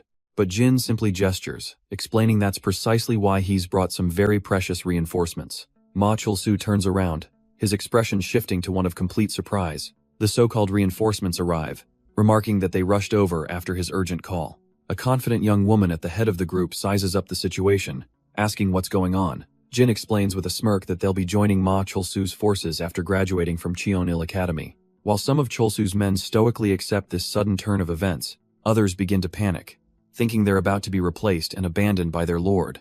But the new group's leader looks utterly unimpressed, wondering why she would follow Jin's orders. So Jin changes tactics, offering to grant her one reasonable wish if she'll just help him this time. Her interest is finally piqued when he mentions they'll be facing some truly strong opponents. A slow, eager smile spreads across her face. Now that sounds like a worthwhile deal. Ma Chulsu watches the deal being sealed, shocked to learn these are students from the famed Cheonil Academy. He scoffs internally. His own private soldiers are all at the peak realm, so how could students compare? He even asks aloud if there's a supreme peak master among them, a notion the students find ridiculous. Jin just smirks, seeing his doubt, and suggests a simple way to clear the air, a little sparring match. He even raises the stakes, promising to grant one of Chulsu's requests if his new subordinates lose. Ma Chulsu takes the bait, calling for one of his trusted men, Gabyok, to step forward. The grim-faced warrior accepts the order to teach these academy upstarts a harsh lesson. Jin watches the display, completely unimpressed. Chulsu is just bluffing, trying to look tough. He knows he could end this instantly by sending in his best fighters, but that's not the point. Instead, he calls out a different name, Baeksa, and an eager student with a top knot steps up to the plate. As Baeksa walks forward, Jin gives him one simple, chilling condition. Lose, and you die. Ma Chulsu freezes, his eyes wide with shock. This isn't a simple test of skill anymore. Jin casually declares Baeksa will win in under 10 moves, as Gabyok begs for the chance to fight instead. He then turns to Chulsu, asking if he finally understands the caliber of his new allies. Chulsu, still shaken, worries about their chances of actually reaching the clan head's hall. But Jin just smirks, revealing that their goal was never to break in. The real plan is to draw the clan head out, and deep inside the estate, Ma Yongchon looks on with deep disappointment. He laments his own foolishness, while his son, Ma Jinyun, trembles on the floor before him. The clan head reminds him that he could have been master of the clan by simply doing nothing. He furiously demands to know what Jinyun lacked that made him break their sacred blood law. Jinyun trembles as his father grills him, not for bringing in the Cheon clan, but for backing the wrong candidate. The clan head's voice booms with fury. Jinyun was already the top contender, but his greed has fractured their allies. He roars that the 10,000 mountains will laugh at them, and all his son can do is offer a weak apology. Ma Yongchun's voice drops to a cold, menacing whisper, ensuring he has his son's undivided attention. He gives him one last chance: erase every trace of this failure within 2 days. The final, chilling order is given. He is to use any means necessary to clean up his mess. Shock turns to frantic action as Jinyun scrambles away to obey his father's terrifying command. But in the present, Ma Yongchun stands with a different subordinate, his expression grim. The masked agent reports that, despite mobilizing all their forces, they still can't find the missing Jinyun. The clan head's patience is gone. He issues a new decree: find his son, and if he can't be taken alive, they have their orders. Elsewhere, an ally of the Ma clan lets out a heavy sigh, wishing a certain child had just followed Zhengqian's lead. The scene shifts to the vast, quiet halls of a grand library within the demonic cult. Qian Jumyong is approached by a concerned elder, who wants to know why they're just standing around. The elder explains he grew curious about their inaction and decided to check on the situation himself. He reminds Jumyong that they're facing the fearsome Ma clan, and that sitting idle is not an option, but Jumyong simply offers a coy smile, suggesting the elder overestimates their capabilities. The elder isn't amused, telling them to cut the false modesty and explain why they haven't made a move. Jumyong reveals they're simply waiting for the Ma clan to get caught in a net, all to fulfill the cult leader's desires. The elder counters that those old fools have gotten involved, but Jumyong sees this as a golden opportunity. With a cunning grin, they wonder if this incident alone will be enough to put a leash on those who seek to control the cult. Jumyong lays it out plainly. There are 3 reasons why they've yet to make a move. First, they're wary of the consequences of poking at the Ma clan's hidden weak spot. The elder is skeptical, but Jumyong explains it's a secret only the clan head should know. They flash a sinister grin, adding that they only learned of it by chance, and that anyone else would have been silenced. And yes, it's directly related to this mess. Ma Chu-su, the clan's second in command, is missing, and this sore spot is about to burst open. The elder realizes he's not getting any more details, and Jumyong confirms that information isn't free. The second reason, however, is far more personal. They want to see if that child really has what it takes to replace them. This isn't just their own idle curiosity. The cult leader himself is using this crisis as a test for his potential successor. The elder understands now. With the leader's time running short, any viable replacement candidate would naturally draw his attention, which leaves one critical question. What will Jumyong do if this kid actually proves to be worthy? A small knowing smile plays on Qian Jumyong's lips as they ponder the question. The elder, clearly annoyed, gets a blunt no when he asks for a guess, instead demanding the third reason. Jumyong's expression turns sinister. It's time for a seed they planted long ago to finally sprout. Their plan is simple. Escalate the chaos in the Ma clan's territory just enough to draw out the clan head. But on the ground, Ma Chul-su is surprisingly worried, telling Jin Yo-myong this could become a problem for the entire cult. Jin Yo-myong coldly shuts him down, questioning why he'd care about collateral damage in a war for their lives. This isn't the Ma Chul-su he remembers. The ruthless, calculating monster from his past life is nowhere to be seen. He admits to Chul-su that this change is too drastic, wondering if some major incident changed him, perhaps related to his brother, Jin Yoon. With that realization, a new priority clicks into place for Jin Yo-myong. First, they must find Ma Jin-yoon and confirm if he's dead or alive. Only then can they plan their next move. But as they arrive at their destination, they're greeted by a scene of utter carnage. A lone figure stands amidst the bodies, informing them that they are far too late. Jin Yo-myong and Ma Chul-su stare in disbelief at the person waiting for them. It's Han Mu-yain, casually asking if they've been well since they last met. He grimly acknowledges her, unable to say he's doing fine surrounded by corpses. Ma Chul-su kneels, his expression hardening as he recognizes the dead. These are the Blood Tears Sword Squad, an assassination unit loyal to a Ma clan elder. Jin Yo-myong's eyes narrow as he turns to her, demanding to know if this was her doing. Han Mu-yan doesn't even flinch at the direct accusation. Instead, she deflects, asking if he would even believe her words if she told him the truth. But Jin Yo-myong shocks her, saying he would believe her because those are the words of someone aiming for the top. He's testing her, applying pressure to see if she possesses the dignity of a true leader. A small, intrigued smile plays on Han Muyen's lips. He's certainly an interesting one. She denies everything, claiming the massacre was complete when she arrived, so Jin immediately demands to know why she's here. Her goal, she reveals, was to subdue Ma Jinyun and earn the Ma clan's support, sending Ma Chulsu into a state of shock. Jin clarifies she was after Jinyun, not Chulsu. She corrects him, she only meant to subdue his brother, not kill him. He can't shake the feeling that something is off. This is a succession battle, yet Ma Jinyun keeps stealing the spotlight. He asks Ma Chulsu directly if there's anything special about his brother, but the young heir is just as clueless. Han Muyon watches, knowing that while Chulsu is in the dark, others are not, and Jin begins to piece together the puzzle. He remembers Cheon Jumyong's catalyst. It didn't give Jinyun new powers, it merely amplified what he already possessed. A chilling realization dawns. His mind races. That violent temperament Jinyun displayed wasn't new, it was his true nature. Could he be a fabled killer star? Han Muyin's smirk is all the confirmation he needs. She knew it all along. Ma Chulsu pales, realizing that in the demonic cult, a killer star is marked for immediate execution. He wonders aloud if her plan was to save his brother, earning the Ma clan's gratitude by preventing his death. But Jin pieces it together faster. It's about the Blood Dragon Heavenly Sword Art, a technique only a killer star can master.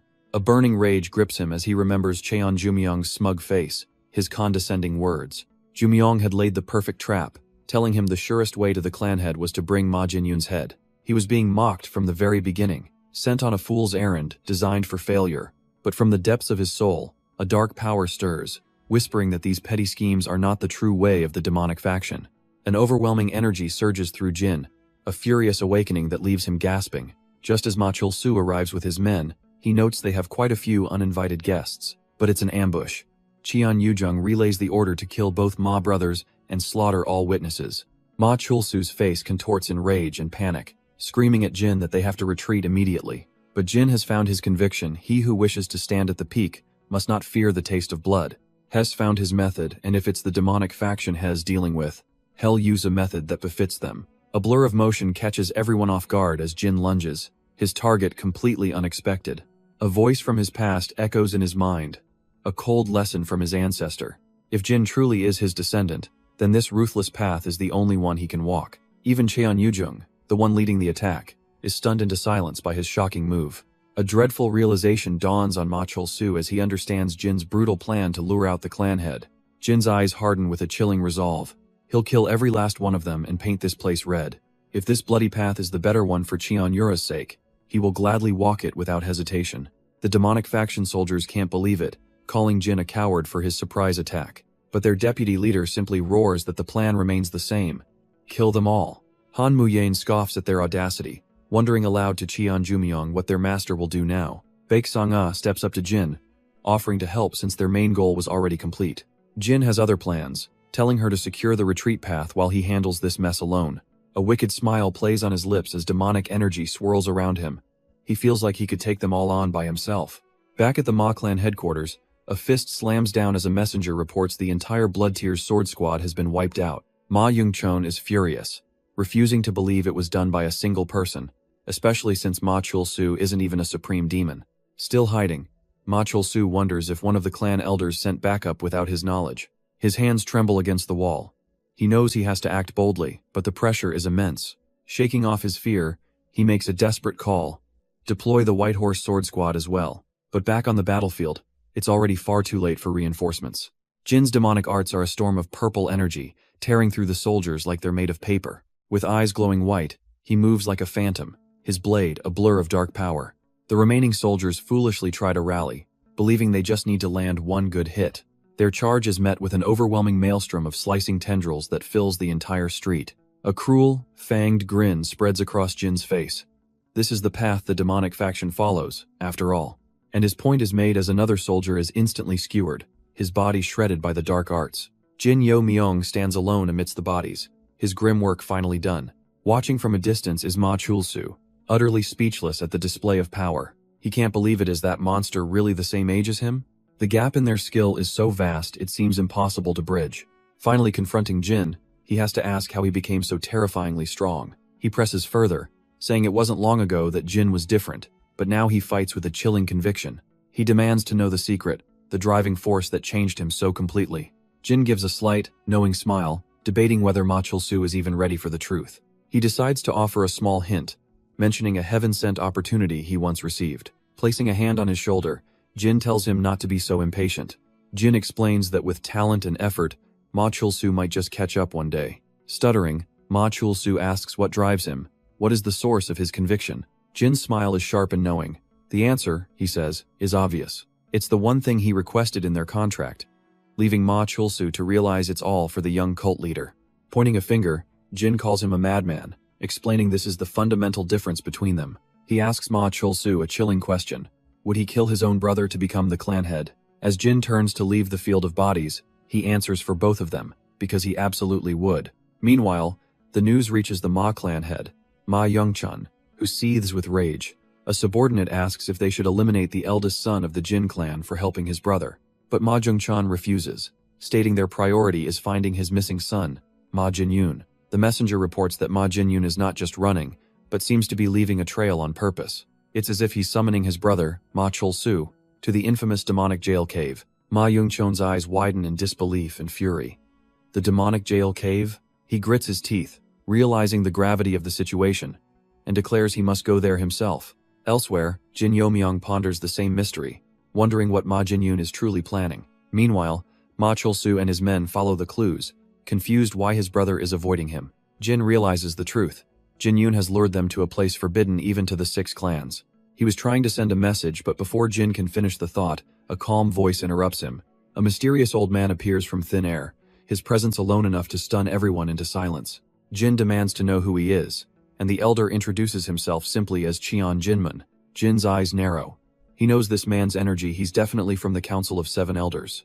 The old man, Cheon Jinmun, seems amused, noting that the boy recognizes his title, the One-Eyed Demonic Lord. Of course Jin knows. The council is the shadowy group pulling the Cheon clan's strings, the very architects of the civil war he aims to prevent. So he bows respectfully, playing the part of an obedient junior, which only seems to intrigue the elder more. Cheon Jinmun praises his recent impressive actions, but then casually tells him to stop right here and turn back. He warns that while the elders might be greedy, they are the foundation of the clan, and challenging them with borrowed power is a fatal mistake. But he offers a sliver of mercy. Turn back now, and he'll let Jin and the second son of the Ma clan live. Jin processes the veiled threat. So he'll pull some strings for Ma Chul-su? He has to ask what happens if they keep going. The elder gives a theatrical shrug, a sly grin spreading across his face, as he suggests they might get attacked by someone scary. He then drops the bombshell, spelling out his threat. What if a martial master from the Orthodox faction just happened to escape the demonic jail cave? Jin's lips curl into a knowing smirk. So, the caretaker of the demonic jail cave himself has graced them with his presence. The pieces finally click into place. His gut instinct about this man was spot on. He calmly challenges the elder. If they stop here, what happens to the killer star? The old man's expression sours, immediately suspecting that brat Cheon Jumyoung must have spilled the secret. Jin simply denies it, noting to himself that Jumyoung seems to have a terrible reputation. The elder dismisses the topic, declaring that child is a lost cause who must be disposed of before things worsen. Hearing the word disposed, Ma Chul-su explodes with rage, but Jin holds him back, now resolved that he cannot turn back. Looking up at the imposing figure, Jin announces he has one last question that needs a serious answer. Ma Chul-su can only watch in horror, calling out to his young master as the tension thickens. Cheon Jinmun unleashes a crushing aura, asking if Jin can remain undeterred by an unbearable truth. The pressure is immense, rivaling what he felt at the Heavenly Demon Hall, but he refuses to buckle. This time, he feels the power of the second Heavenly Demon protecting him as he demands his answer. With a furious shout, he rejects the old man's entire premise. For him, there is no such thing as an unbearable truth. After all, what could possibly be worse than the fact that he's a regressor? He dares the elder to try him. Seeing his unbreakable resolve, Cheon Jinmun finally relents, turning away and wishing him luck. Jin calmly accepts, ready to take full responsibility for the path he has chosen. But the old man glances back with a smirk, musing that this little test should be enough for now. Having passed the test, Jin makes his request.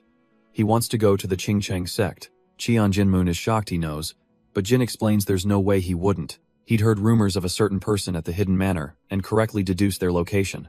The old man's eyes narrow, processing the sheer audacity of this boy's plan. With a heavy sigh, he turns away, finally granting his wish. News travels fast. Young Master Jin has entered the dreaded demonic jail cave. Elsewhere, Two women discuss the grave news, realizing he has no idea the sword demon is on the move. One wonders if their own white demon sword squad provoked the enemy into action, but the other knows it's far bigger than that. The 6 clans are tense, and even succession battles are on hold. The news finally reaches Cheon Yura, who can only curse that damned bastard under her breath. She fumes to her companion, asking if he really thought she'd be happy with him facing this alone. Her friend just sighs, pointing out how he never says anything, keeping it all locked inside. But as Yura considers the demonic jail cave, her anger turns into cold calculation. She realizes the cult leader has given her an opening, a chance to make her own move. Before it's too late, she vows to protect what's hers, and her companion fully agrees. With newfound purpose, she announces their destination, the Heavenly Intelligence Pavilion. The demonic jail cave can wait, but only for a little while. First, she has a score to settle with the old elders and a certain Cheon Yujung.